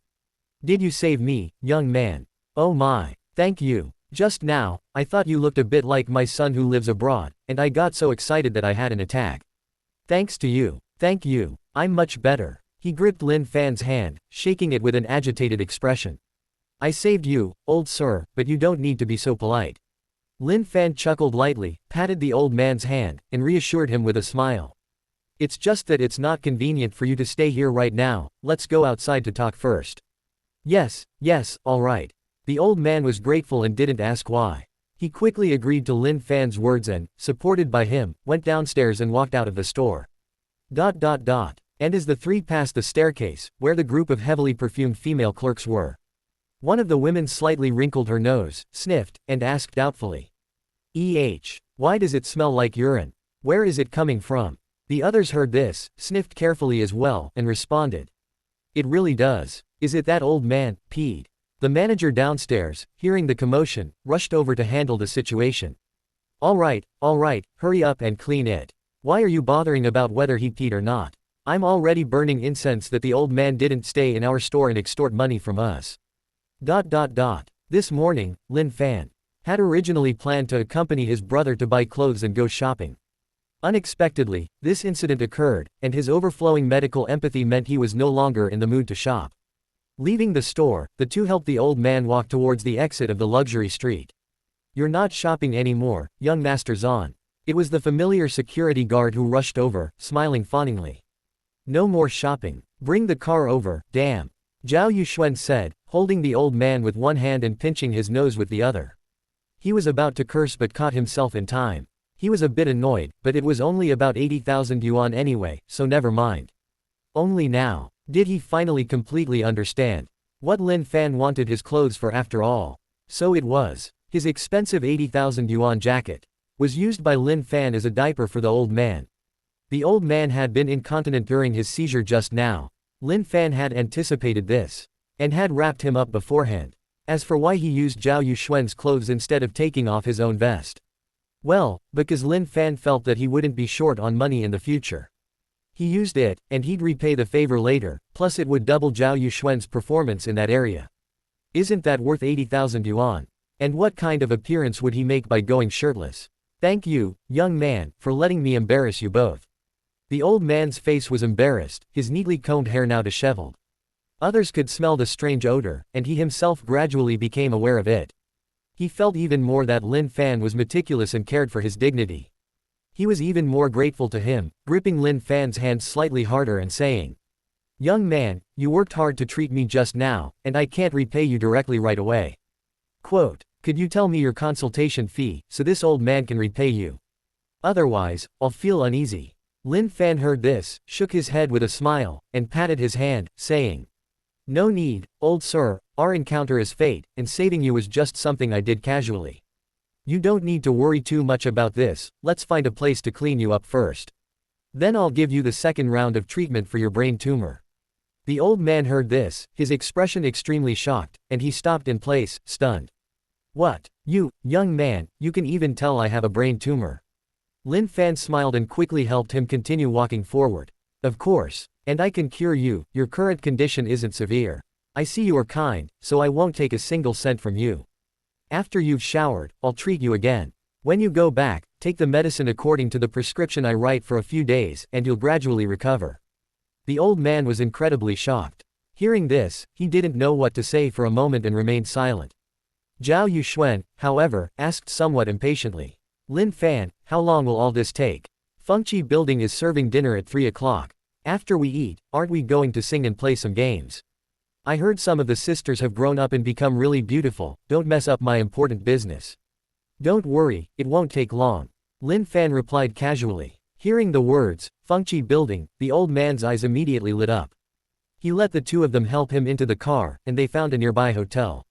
To let the old man shower and deal with other issues. Meanwhile, in the Riverview Villa, Shaolin had just woken up. Lazily saying, open the curtains. The smart home curtains in the distance automatically drew open. The beautiful midday sun also shone directly in. But Shaolin was not looking out the window at the sparkling, magnificent river view. Instead, he looked at the boundless spring scenery beside him. Last night, Sha Yao, with him sleeping beside her, was so nervous that she didn't sleep well all night. In the middle of the night, due to the stuffiness, she inadvertently kicked off the blanket. At this moment, Shaolin's lips curved slightly, and he leaned into the soft fragrance beside him. Chapter 48 Unworthy. More than 10 minutes later, Sha Yao wrapped herself in the blanket and walked towards the bathroom, her face flushed. As soon as she reached the bathroom door, she let go of the blanket slightly. Then, as if fleeing, she quickly pushed the door open and went inside. She was still shouting, open it quickly, open it quickly. Shaolin was seen with a faint, almost imperceptible smile on his lips. He followed her inside. A scream came out. Until half an hour later, Shaolin smoothed his refreshing, slightly damp short hair and walked out of the bathroom. Sha Yao, however, was slumped on the edge of the bathtub. Her delicate body was devoid of strength. A long time later, she slowly tiptoed out. She found a dress to put on and walked to the dressing table. She blew her hair dry and applied makeup, beginning to meticulously doll herself up. Looking at the dozens, perhaps even hundreds, of various cosmetics readily available before her, the smile on Sha Yao's lips was one of uncontrollable sweetness. Ding! Sha Yao's favorability towards you has increased by 5. When Shaolin brought Sha Yao to the villa earlier, he had already sent someone to deliver items she might need. Everything was top-notch, lacking nothing. This was why the automatic favorability increase occurred at this moment. This wave is fully automatic favorability strategy. It can be handled with just a little money. As for last night, in fact, nothing happened between the two of them. But it was as if everything had happened. Just one step away. Because at this time, Lin Fan had not yet fallen in love with Sha Yao. Shaolin was waiting for today to pass. Waiting for Lin Fan to start liking, even adoring Sha Yao. When he was thinking about her day and night, constantly, through winter and summer. Then he would ruthlessly reap. Finally, making his fragile heart break. Perfect. No rush. In the living room, Shaolin sat on the sofa with his legs crossed. He checked all the messages on his phone. In WeChat, Su Ruiyu sent him, plus I miss you, Lin Jie. Shaolin moved his wrist and neck. He started typing, Ruiyu, hubby misses you too. Wait for me, I'll come over tonight. To help our dad with his treatment, and also to tell you a few more things. Then he opened the next chat window. Han Qingyan also spoke to him. Shaolin, my mom asked me to ask you. Can you make boiled fish? She said she wants to learn from you, can you teach her? Also, what time are you coming for today's treatment? Shaolin's lips curled slightly as he typed back. The above omitted about 100 characters, which were the steps for making boiled fish. It might be in the afternoon or evening, not sure, I'm busy today. Okay. Done. Shaolin let out a deep breath. Then he directly closed the WeChat interface and went to make a call. Letting the WeChat instant reply notification sound ding, ding. He wouldn't even look at it again, a master of famed disinterest. As for the method of making boiled fish, he could have clearly searched and copied it. Why did he type it out for her? There are 3 reasons. 1. Showing off his skill. The cooking methods written online were too poor, it would make him lose face. 2. Famed disinterest. Eagerly going to teach her mother how to cook would make him lose face. 3. Pretending to be a straight man, knowing full well that Han Qingyan was looking for an opportunity to talk to him. Hey, I just won't say it. Aloof. Doing the opposite, have you learned it yet? All of the above are purely the author's strenuous explanations. But for Shaolin, these are things he wouldn't even think about. Because he closed WeChat and immediately made a call. To a former subordinate of the original owner. Chen Qiming, a scion of a top-tier family. Hello, Lin Jie, good morning. As soon as the call connected, he heard the smiling greeting from the other end. Shaolin directly said, How did the matter I asked you to handle turn out? No problem, Lin Jae. It's a small matter, just a hotel. I just don't know what you're buying this hotel for. Aren't your family's top-tier hotels spread throughout Zhongbei? A questioning voice came from the phone, and Xiao Lin was amused to hear it. It's not really for anything, just for fun. After today, you can keep it and operate it yourself, it's yours. I mainly want you to do something for me around this hotel. Quote, Chen Qiming, what is it, Lin Jae? Remember this, today at 3 p.m., at that hotel. A person named Lin Fan will be there for a class reunion. You go there personally, first like this, then, like that, understand? Chen Qiming's eyes lit up after hearing Xiao Lin's words. Understood. Perfectly understood, Lin Jae. This job sounds fun, I'll take it. Do. Xiao Lin directly hung up the phone. He walked to the dressing room and changed into a handsome suit. His handsome and tall figure, paired with a perfectly fitted suit. Plus his almost demonic, handsome face, he was a perfect male god. When Xia Yao saw him walk by, stars appeared in her eyes. Open black lens bracket so handsome. Hee, I hit the jackpot, close black lens bracket. Xiao Lin walked halfway, ignoring the favorability prompt, and was about to go out. But then he turned back, grabbed Xia Yao's pretty face. He kissed her pink lips several times forcefully, then moved to her neck.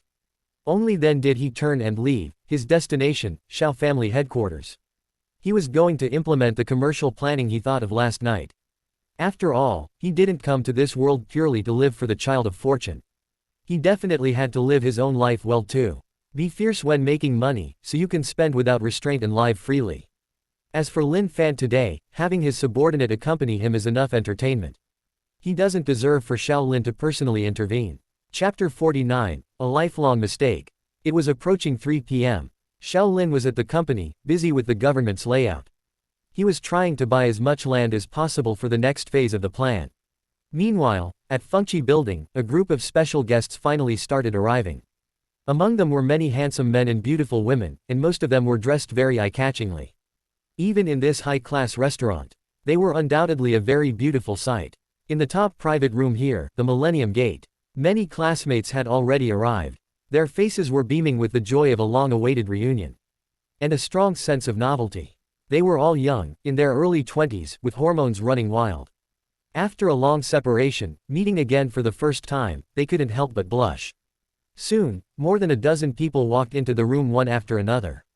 Everyone chatted and reminisced, and the atmosphere was lively. Has everyone arrived? Let me check the count. Among the crowd, a man named Su Hao, with a slicked-back hairstyle and dressed impeccably, spoke. He was the organizer of this gathering, a scion of a third-rate family. That's not right, it seems a few are still missing. Zhao Yuxuan, that kid, doesn't seem to be here yet. He stood, smiling as he finished checking, and scanned all the girls present. But only when he saw Xia Yao, directly opposite him, wearing a Chanel white camellia long dress today. Did his eyes momentarily lose focus, staring intently. Seeing Xia Yao look up and glance at him, Su Hao's expression instantly changed.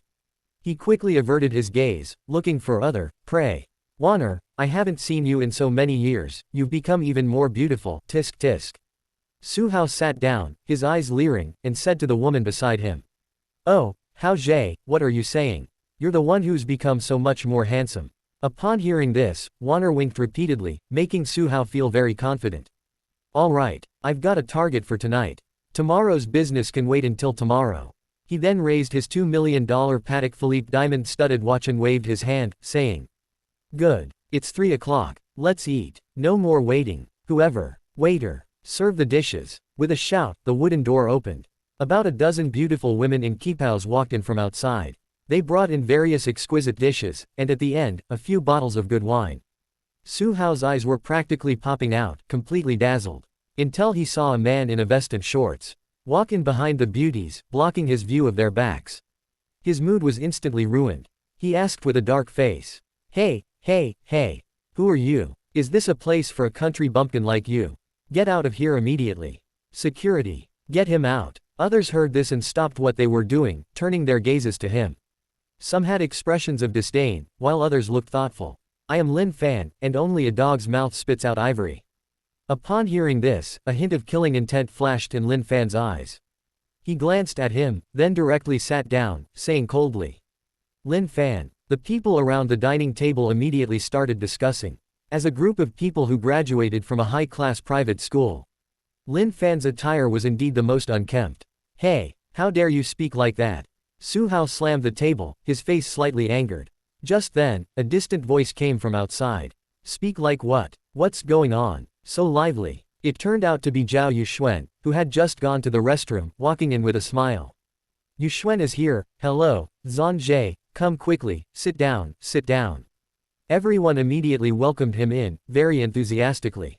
This was a stark contrast to Lin Fan's entrance. Seeing this, Su Hao didn't say anything more, knowing that Lin Fan and Zhao Yuxuan had been close since childhood. Now seeing them sit together, he was too lazy to argue anymore, so he just said, all right, since everyone is here, let's all raise our glasses. I'll propose a toast. To celebrate our reunion with old friends, and to our respective developments in the future. Upon hearing this, everyone ignored the small interlude and raised their glasses together. Come on. Lin Fan stood up with a cold expression. As soon as he looked up, he saw the most dazzling woman in the crowd. Today, Xia Yao, following Xiao Lin's words, had dressed up even more carefully. The white camellia long dress she wore was a halter style, revealing her fair, snow-white shoulders and neck, and her slender, delicate arms. The camellias complemented her skin tone. Her ponytail was casually tied up. Her meticulously applied light makeup was so refined it seemed invisible. It flawlessly accentuated her pure and alluring pretty face. Everyone clinked their glasses with a dwang, and drank the wine in their cups. Lin Fan, however, stood there, holding his cup, staring blankly, utterly infatuated. His heart couldn't help but race, and his blood began to stir. Until everyone sat down, seeing his infatuated look, they couldn't help but burst into laughter. Xia Yao also couldn't help but smile, but she was used to it. Once seated, she started chatting with the girls around her. Lin Fan, rarely blushing, flushed for a moment. He slowly sat down a few beats later. Another round of suppressed laughter broke out. Mostly from the women, and among the male compatriots here in Zhongcheng. There was no one who didn't know that Xia Yao belonged to Shaolin. Even if they had broken up, they wouldn't dare to even glance at her. At this moment, the boys all looked at each other, a smile of unknown meaning hanging on their lips. Su Hao also smiled disdainfully, then looked at Lin Fan's shabby attire. He said in a teasing tone, all right, a long-awaited class reunion. Many of us haven't seen each other for years, so let's all introduce ourselves first. Tell us what everyone is doing now, since we've all entered society. Tell us about your profession and current situation. That way, if anything comes up later, we can find our own people, it's easier to get things done. Upon hearing this, most people's gazes converged on Xia Yao, Zhao Yuxuan, and Su Hao. Because these three were all children of third-rate families. Compared to the others, they were countless times stronger. Su Hao stood up and said with a condescending gaze, I'll set an example, I'll go first. I, Su Hao, the eldest young master of the Su family in Zhongcheng, I won't say anything else, everyone understands. Currently, I'm working as a general manager in my father's branch company. Tisk. Zhao Yuxuan scoffed, a hint of disdain at the corner of his mouth. He sat directly and said, I, Zhao Yuxuan, an unemployed vagrant, proficient in eating, drinking, and playing. Everyone is welcome to come find me if you have anything fun to do. Especially all you beautiful ladies. As he said this, he scanned the room. Seeing a few girls secretly sending him glances, he nodded with satisfaction. As soon as he finished speaking, everyone glanced at Xia Yao, who was looking down at her phone. Then a girl stood up, her expression seductive, dwang. I'm Xiaokui, a dance teacher. Anyone who wants to learn how to dance can come find me. After speaking, she sat down, feigning shyness, and added. Of course, boys can come too if they want to learn. Everyone's introductions quickly concluded. Only Lin Fan and Xia Yao remained in the room. Almost everyone's eyes were focused on the two of them. Lin Fan was inevitably a bit nervous, just about to stand up. He saw Xia Yao and him stand up almost at the same time. Lin Fan immediately gave an awkward smile. Ladies first, you go ahead. Xia Yao looked at him with amusement, then said indifferently. I'm Xia Yao. I hope everyone enjoys their meal. After speaking, she sat down calmly, looking at Lin Fan. A round of warm applause immediately erupted in the room.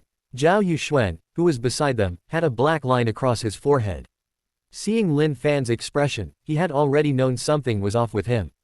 But at this moment, there was really no opportunity to tell him. He then saw Lin Fan straighten up and say loudly, "I'm Lin Fan, I study medicine." Chapter 50, The Role of Money. When Lin Fan's clear voice confidently rang out in the room.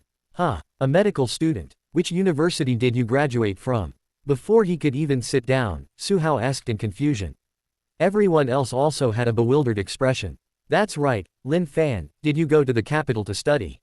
"Studying medicine is good. Studying medicine is actually quite good." Lin Fan sat down and said indifferently. "No, I studied medicine in the mountains, with my master." After speaking, he even glanced at Xia Yao. Seeing Xia Yao oblivious, still playing with her phone, head down. He somehow felt much more at ease. But when the crowd heard what he said, there was a pff sound. Su Hao was the first to spray out a mouthful of wine, then burst into mad laughter. "Studying medicine in the mountains. Ha ha ha ha ha. Are you an old Chinese doctor? Specializing in, ha ha ha ha ha, specializing in bragging." For a moment, the room was filled with bursts of hysterical laughter. "Oh, you're killing me. Little Fan, how's your medical study in the mountains going? Can you check me for illnesses or something? You can name your price for the consultation. Those are minor issues." Su Hao adjusted his chair slightly, clutching his stomach, laughing so hard that tears were about to come out. The others also chimed in, a barrage of ridicule. They had thought he was a top medical student, but he turned out to be a barefoot village doctor. "Oh, no, a barefoot mountain doctor, that's right." Zhao Yuxuan's face darkened, and he was about to get up. "Damn it, are you guys done or not?" Lin Fan coldly stopped him with an arm. He scanned the crowd's idiotic, frenzied expressions. He just watched silently, not saying a word. It wasn't until everyone calmed down that his lips slowly curved into a smile. He glanced at Xia Yao, who was still looking down at her phone. Seeing that she hadn't joined in the laughter, he felt greatly relieved and spoke. "All right, Su Hao, right. I remember you were quite pathetic when you were a kid. Why are you still so pathetic now? Is studying medicine funny? What about studying medicine in the mountains?" His cold gaze swept over everyone around him who had mocked him.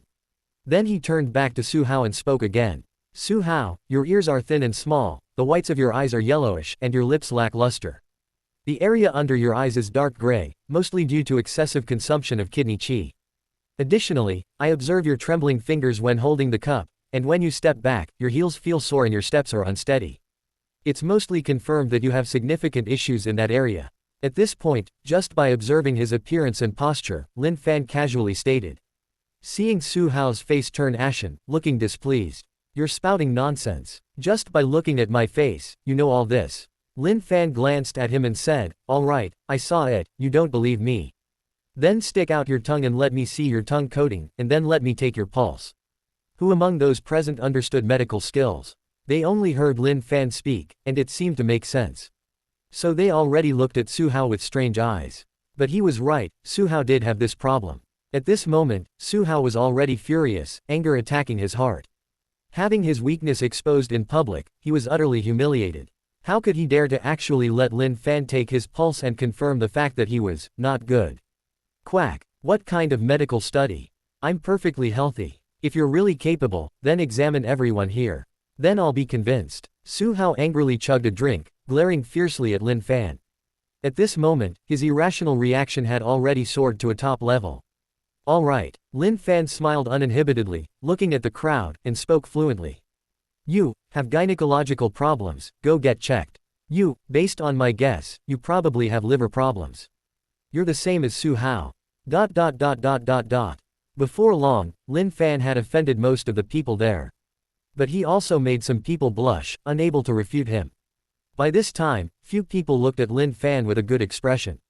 Su Hao looked at Wanner's inadvertent look of disdain towards him. He gritted his teeth in anger, absolutely furious. The atmosphere in the room was silent for a moment, then he clapped his hands and stood up. He said sarcastically, "Good. Very good. I don't care what you learned on your little mountain top. Whether it's good or bad. It seems our Fan Jay has his own set of methods. You must be very successful, right?" Su Hao walked up to Lin Fan, leaned down, and sneered. "Then even if you're out swindling on the streets, you must have swindled quite a bit of money, right?" "I wouldn't dare, not as good as you." Lin Fan glanced at him indifferently, completely unconcerned about what face was. Upon hearing this, Su Hao straightened up, put his hands in his pockets, and sighed with a laugh. Forget it, today is a joyous day, and we're not in a hospital. We should eat and drink well. No more talk, no more talk. Since our great Dr. Lin is so capable, could he treat us to a meal? We're all old classmates. Since you're so capable, why not contribute a bit? You know, the wine you just drank, one glass was several thousand yuan. Hearing this, Lin Fan's calm expression finally changed slightly. He knew that when his master sent him down the mountain, he had only given him 3,000 yuan. This was intentional on his master's part, to let him temper himself in the city and make his own way. It was a long-standing custom in their sect not to charge for medical consultations. The old man this morning, Lin Fan felt a kinship with. That's why he didn't charge a single cent, so at this moment, he was practically penniless. Let alone treating everyone, he probably couldn't even afford his share of this meal. Zhao Yuxuan also didn't know how much money Lin Fan had. He was used to being a young master and didn't care about money. But seeing Lin Fan's expression, he knew he was embarrassed. So he stood up and said, "Why are you messing with him? Huh, it's just a table of food, I'll pay for it, isn't that enough? Unlike you cheapskate, you invited so many people, yet you're still stingy with this little money, how unlucky." Su Hao sat back down, and hearing this, he quickly waved his hand with a smile. "No, please don't. Let's not spoil the mood, okay?" His mind was empty of everything else. It was just filled with bad intentions, so many of them. The kind that sloshed when he moved. How about this, let's be fair. Su Hao smiled slightly, pulled out his phone, and fiddled with it underneath the table. Above the table, his fake smiling face kept twitching as he said, "I won't make things difficult for everyone. I'm indeed a bit strapped for cash lately, but it's a class reunion. No one needs to treat, everyone is the host. Let's just go Dutch. We can go Dutch, right?" Under the table, his phone had opened the elementary school classmate group chat. He had created it, it didn't include Xia Yao, nor Zhao Yuxuan, as the two had always been at odds, and certainly not Lin Fan. He typed blindly and quickly, "Everyone, quickly agree. Later, pretend to transfer money to me, I'll still be treating. Don't worry, everyone." Although he was in a hurry in the middle and might have typed 2 words incorrectly. But it didn't affect everyone's understanding, they didn't want to pay for this meal, it was ridiculously expensive. All right, Su Hao's idea is the fairest. I agree. Instantly, 100 responded to his call. I agree too, it's fair enough, no problem. With 1 word here and 1 word there, they settled the matter. Seeing this, Zhao Yuxuan didn't stop them, going Dutch was indeed fair. At most, when it was time to pay, he would figure something out. But Lin Fan clenched his fists, filled with intense hatred. Why are they all targeting me? Money, fame and fortune, the city is full of these rotten things. From now on, I must earn enough money. Let them open their dog eyes. Stop being snobbish. Because this matter was settled, Su Hao was exceptionally pleased. Everyone else also started chatting, and the atmosphere became lively again. Soon, everyone had eaten their fill, and the drinks were running low.